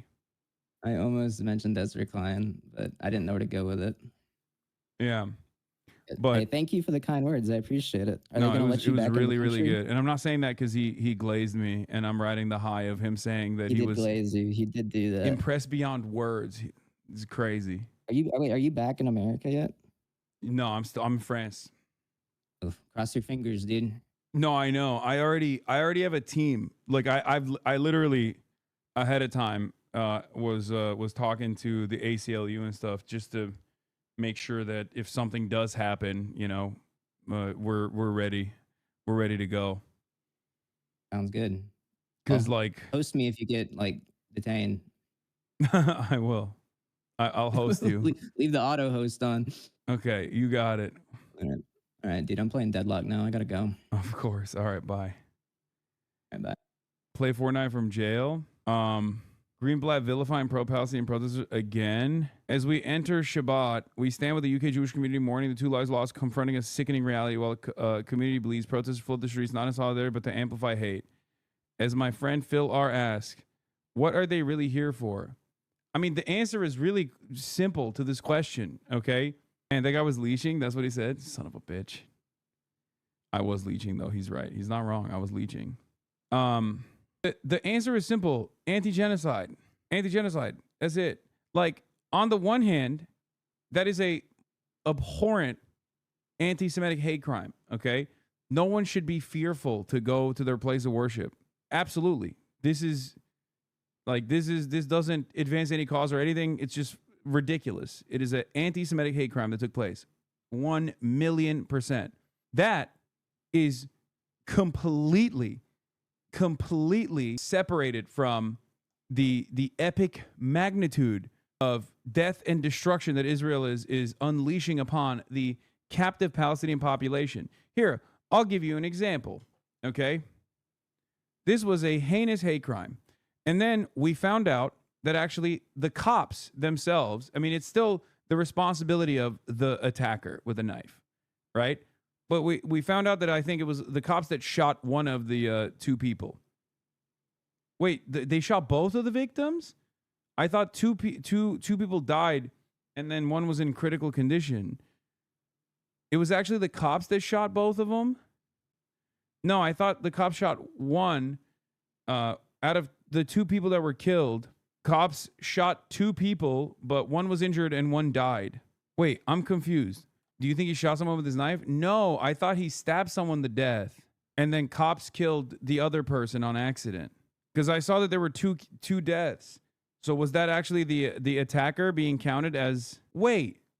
No, I think one person was stabbed to death, one person was shot and killed, and then one person was shot and injured. The cops shot and killed one person and shot and injured the other person. But the attacker actually stabbed someone. Right? Okay. So I didn't misunderstand that. So one guy was killed by the attacker. Yeah. So here's what takes place. I didn't have time to cover this yesterday, but basically what took place is this guy walks up to a synagogue, right? It's an act of terror. It's an anti-Semitic hate crime. He walks up to the Heaton Park Hebrew congregation in Middleton Road in Crumpsall, and he has a knife. Okay, I have the police statement. I know. I have the police statement. I'm gonna describe the incident from the start. So he walks up to the, or he drove his car. I don't know. He might have driven into it, but he tries to go in. You know what? Hold on. I'm just gonna fucking pull the article of the incident first instead of trying to recall from memory because I don't want to fuck it up. Does anyone have a article? Okay, guys, stop sending me other stuff. Thank you, Fizz. Okay. So, hold on. Where do we start? Here do we... No, these are the updates. So guy rams his car into pedestrians outside of a synagogue on Thursday morning and then attacks them with a knife. Okay. He wore what appeared to be an explosives belt, which was found to be fake. Okay. The assault took place as people gathered at the Orthodox synagogue on Yom Kippur, the Day of Atonement, and the most solemn day in the Jewish calendar. Chief Rabbi Ephraim Mirvis, the head of the Orthodox Judaism in Britain, said the attack was the result of an unrelenting wave of Jew hatred on the streets and online. So, basically, what ends up happening is he drives into a crowd. He goes in the synagogue with a knife, and also what looks to be a fake explosive vest. Okay. And from what I understand, I think like they also tried to close the door on him as well, like keep him out of the synagogue as well. And cops come in 7 minutes after the incident begins, okay? And they start shooting.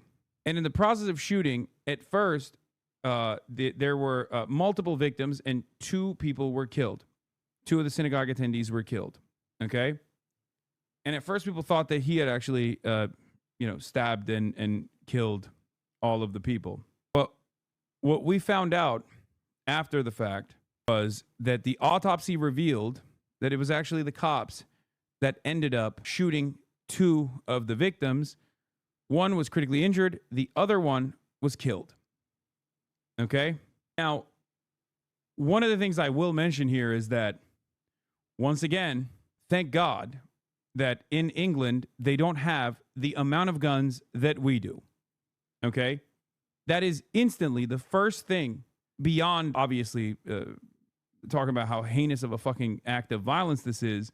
Thank God that England has decent gun control, much better gun control than we do. Okay? British police have identified the suspect who drove a car to the members of the public outside of a Manchester synagogue on Thursday before attacking people with a knife. His name is Jihad al-Shami, which a lot of people were saying, like, the fuck, that's fake, right? Like, no, Jihad is like a normal name, guys. I mean, his background is like kind of odd. He's Syrian. He's a freelancer who worked from home. No family, no public footprint, a social circle. Weird, sure. But like, Jihad is not like a weird, it's normal. Jihad is a normal name, okay? Jihad is a normal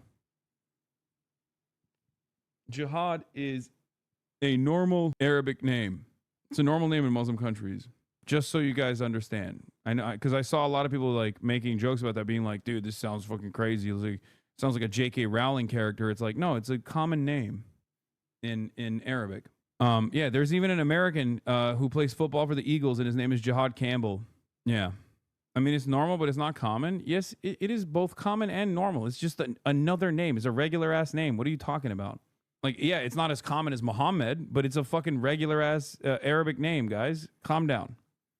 Okay? Yeah, it's not only just for boys. I think it's for girls as well. Anyway, he was a British citizen of Syrian descent. He was shot dead by firearms officer just minutes after the rampage began.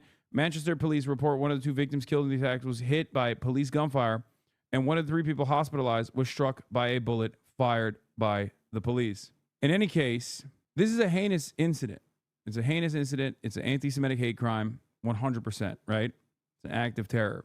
2 things that I want to bring up is that not a lot of, from what I understand, not a lot of media attention was given to the stabbing of Sheikh Mohammed Yusuf that took place a week prior to this.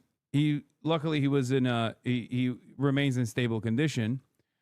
But also on top of that, instantly people turned around and got mad at the pro-Palestinian protests that were taking place in the UK, because this is happening while the Samud flotilla was being intercepted by Israel. And this goes back to the asymmetry of not only media coverage, but like the asymmetry of humanity, of Muslims and the way that Muslims are covered in the Western media, and how much attention is paid to Islamophobia in Western media. UK had Salafist terrorism. I know, I'm not even going to get into that part of it. It's just like, I know there's a lot of fucking weirdos in the UK as well. But the point I'm trying to make is, while these guys were saying like, how dare this, like this was during Yom Kippur, it's you know, it's true. It's a incredibly important Jewish holiday, a Jewish day of atonement. Israel killed 53 people in Gaza. 53. Like, perhaps it's one of the clearest demonstrations that Israel has nothing to do with fucking Judaism, no matter how much people claim that that is the case. No, it's not whataboutism. It's an incredibly, incredibly important point that I'm making here, which is that not only is Israel completely disconnected and only uses Judaism as like a defensive shield, okay? But also on top of that, people who want to defend Israel will then turn around and say they will use a heinous hate crime that took place against Jews in the UK to try and stop anti-genocide protests from taking place. It's fucking ridiculous. Timestamp, UK Home Secretary called it un-British to protest against Gaza.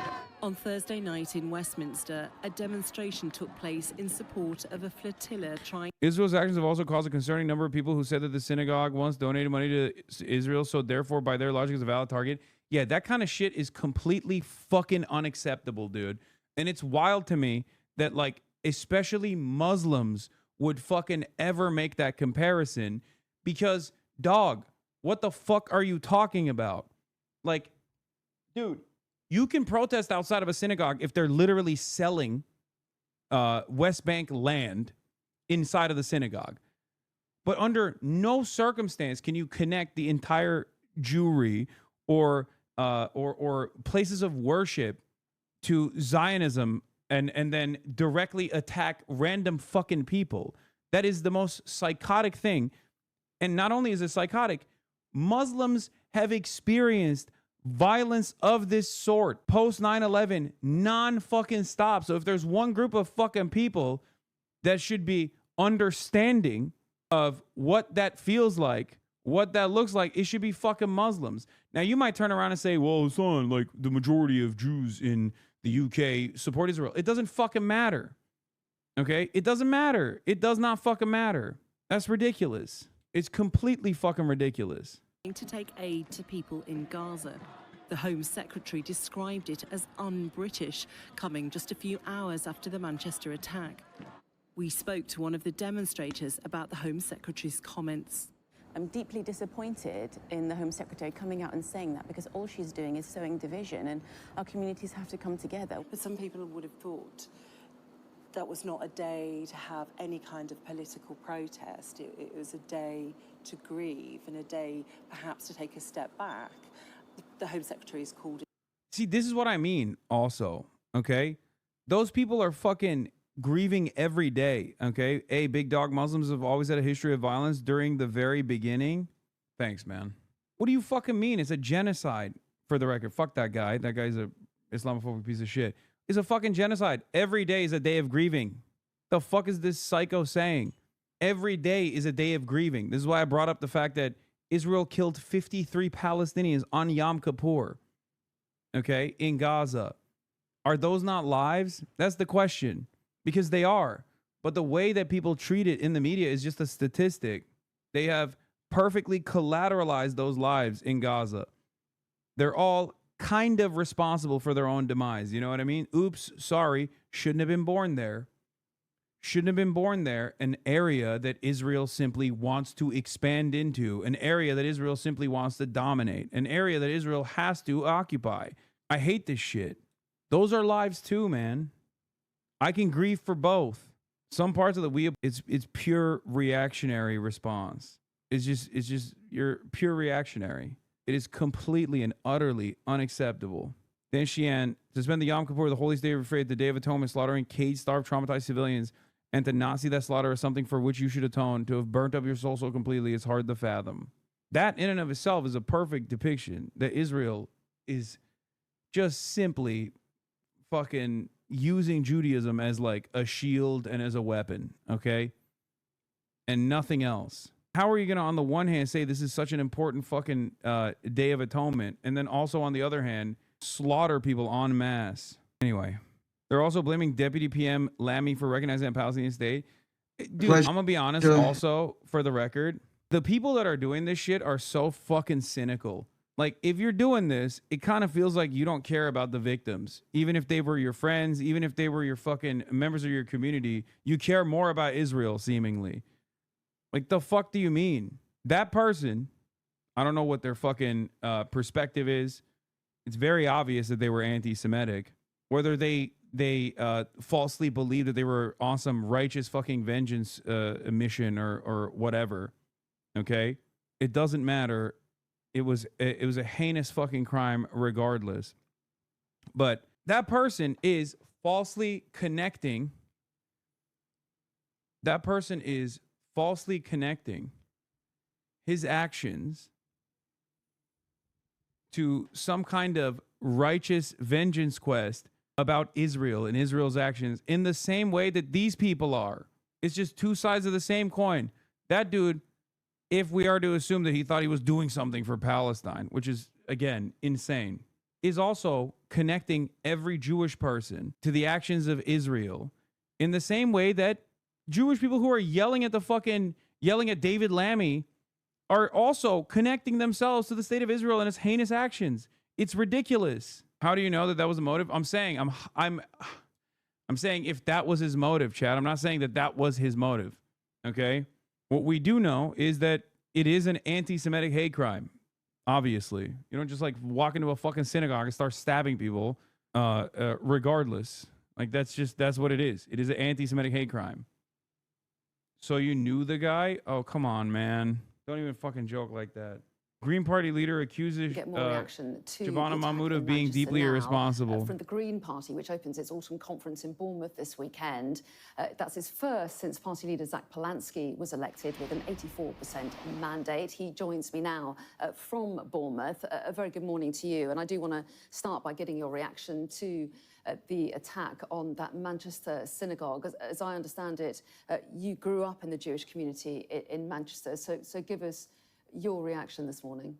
Well, it's difficult to find any other reaction that's new other than saying this is a horrific attack. As you say, I'm a Jewish man who grew up. I went to a synagogue that was very close to this synagogue. I went to school close to this synagogue. So this is both personal for me and is political. I suppose my deep reflection on a day like this is the work that I'm proudest of as one of the 5 people in the last 100 years to be in a leadership position in British politics that is Jewish, is to say that I'm really proud of interfaith work, where I've come together with the Muslim community to say actually an attack on one of us is an attack on all of us. And actually the only authentic response is solidarity. We need community cohesion and we need people to stick together. Have you been able to speak to anybody there?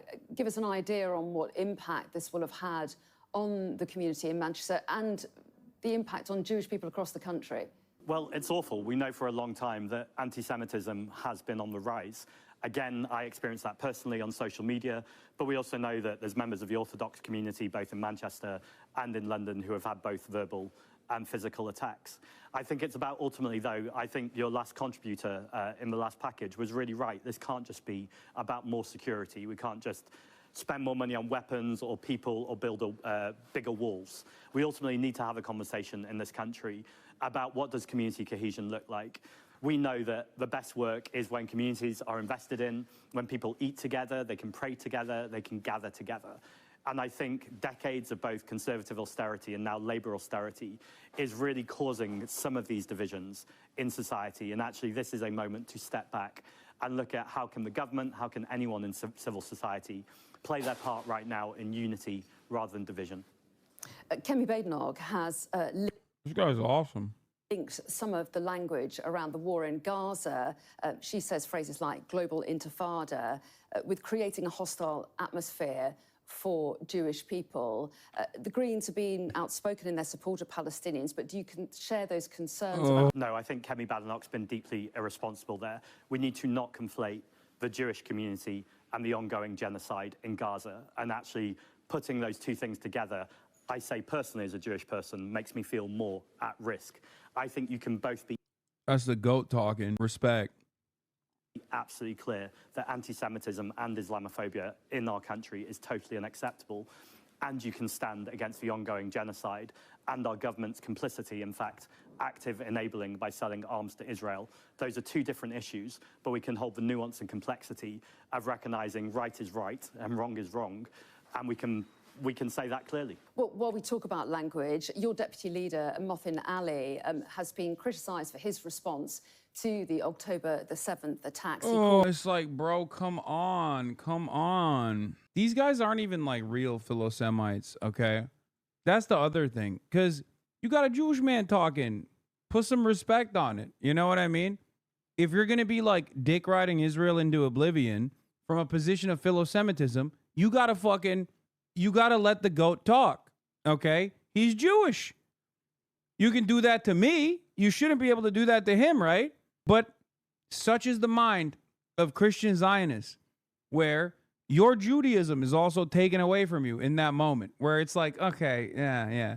Don't use your Jewish background as a shield to defend these disgusting terrorists who are pro-Palestinian. I know what you're up to. Let me follow up on this and be like, why won't you condemn your fucking MPs? It's like, it's just so ridiculous, man. It's so ridiculous. Like, how can you flip it on and off like that? It just always reminds me of Richie Torres and the Adam Friedland conversation, where he was like basically yelling at Adam Friedland for being pro-Palestine and not taking the issue of anti-Semitism seriously. It's like, Richie, what the fuck are you saying, bro? He's Jewish. White settler colonialism. He's since apologised, but is it appropriate to have him as your deputy leader? Well, I think the key words there are he has apologized, and this was before he was deputy leader. What I would say more widely, though, is I'm a Jewish man who's feeling this genocide deeply.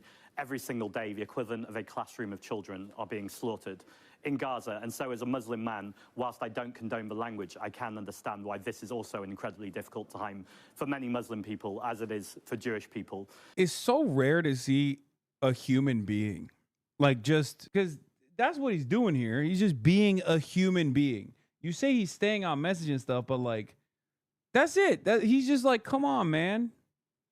Come on. Like, what are we talking about? There's a fucking goddamn country out there that's just like literally killing, as in his words, a classroom full of children every day and saying that they're doing it in my fucking name. And then also on the other side, you got a dude who's like victim of vicious attacks and his fucking statements that predate like 2 years of genocide, and you're over here trying to talk shit. That's a good dude. Ultimately, I think no wonder the Greens have been picking up a lot of steam. In the words of Gavin Newsom, what an impressive man. I'm very impressed.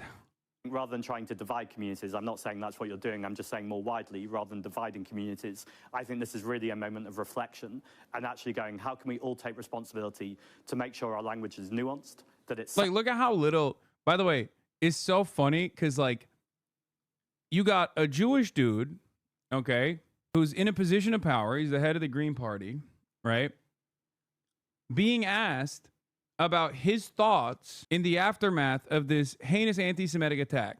And then instantly, the majority of the conversation is basically bullying him for daring to recognize the humanity of Israel's victims, while simultaneously talking about how dangerous it is and how disrespectful it is that Israel says that they're doing this for people like him. Jews in the UK, Jews in the United States of America, Jewish people all around the world. So, of course, that's not the right answer. We don't like that answer. So the rest of the interview from that point on is just fucking like what was it, like 2 minutes in? They were like, what do you think about this as a Jewish man, about this heinous anti-Semitic attack? And he gives his thoughts. And then the rest of it, for like 5 minutes out of the 7 minutes, is just bullying him because he gave the wrong answer. Like, this is so corny and so transparent. Okay? This is so fucking transparent. Like, what these people are doing is so transparent. They're like, wow, heinous anti-Semitic attack took place. Time to yell at some pro-Palestine people. Doesn't matter if they're Jewish themselves. Doesn't matter what their background is. Time to yell at those guys. In some ways, it's no fucking different than what Donald Trump did, where he was like, Charlie Kirk is dead. Look at my ballroom. We're going to start prosecuting the Antifa terrorists in honor of free speech. It's like, okay, well, it doesn't feel like you really gave a shit about Charlie Kirk, man. I'm going to be honest with you. you kind of immediately moved towards an initiative of tackling political dissent in the country. Very odd thing to do. Look at my ballroom. Look at my ballroom. Isn't it beautiful? We're building it. It's gonna be beautiful.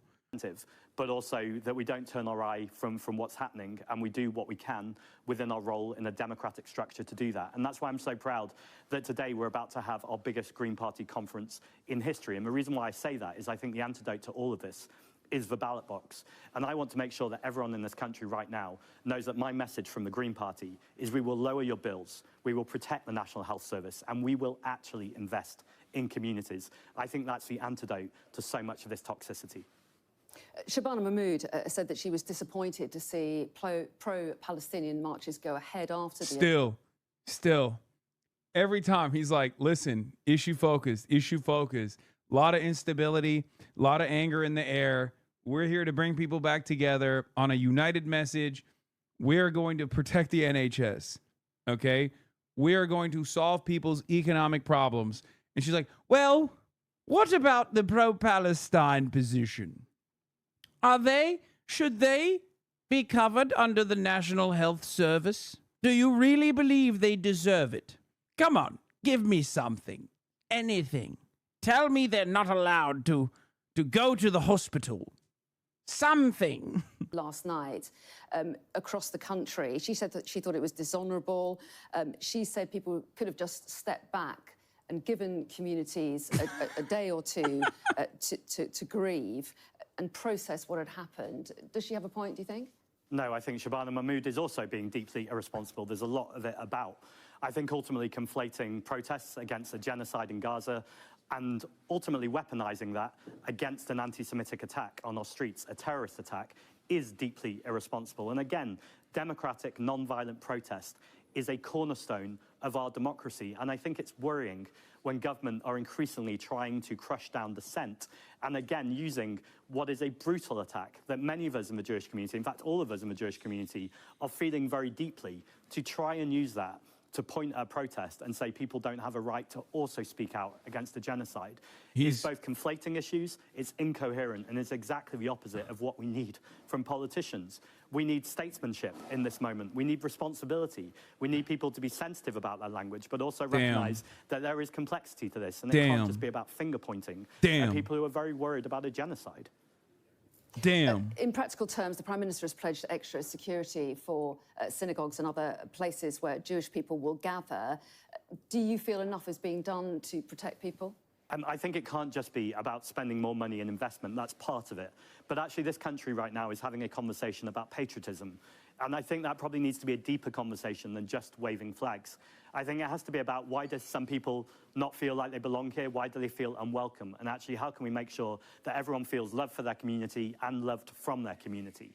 Those are complex things, particularly when there are tensions in our communities. But we know when we get this right, this is what's part of what makes Britain great.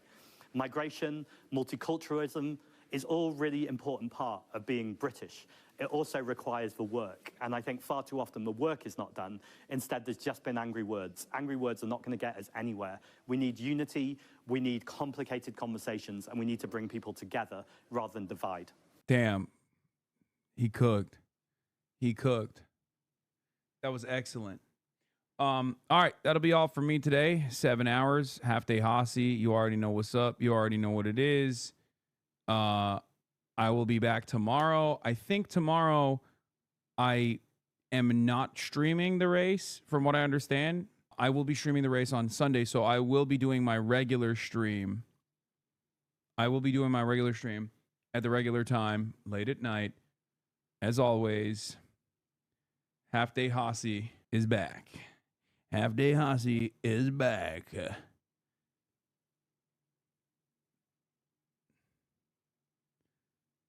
You're streaming way too long for being in France, man. Have a good rest of your day.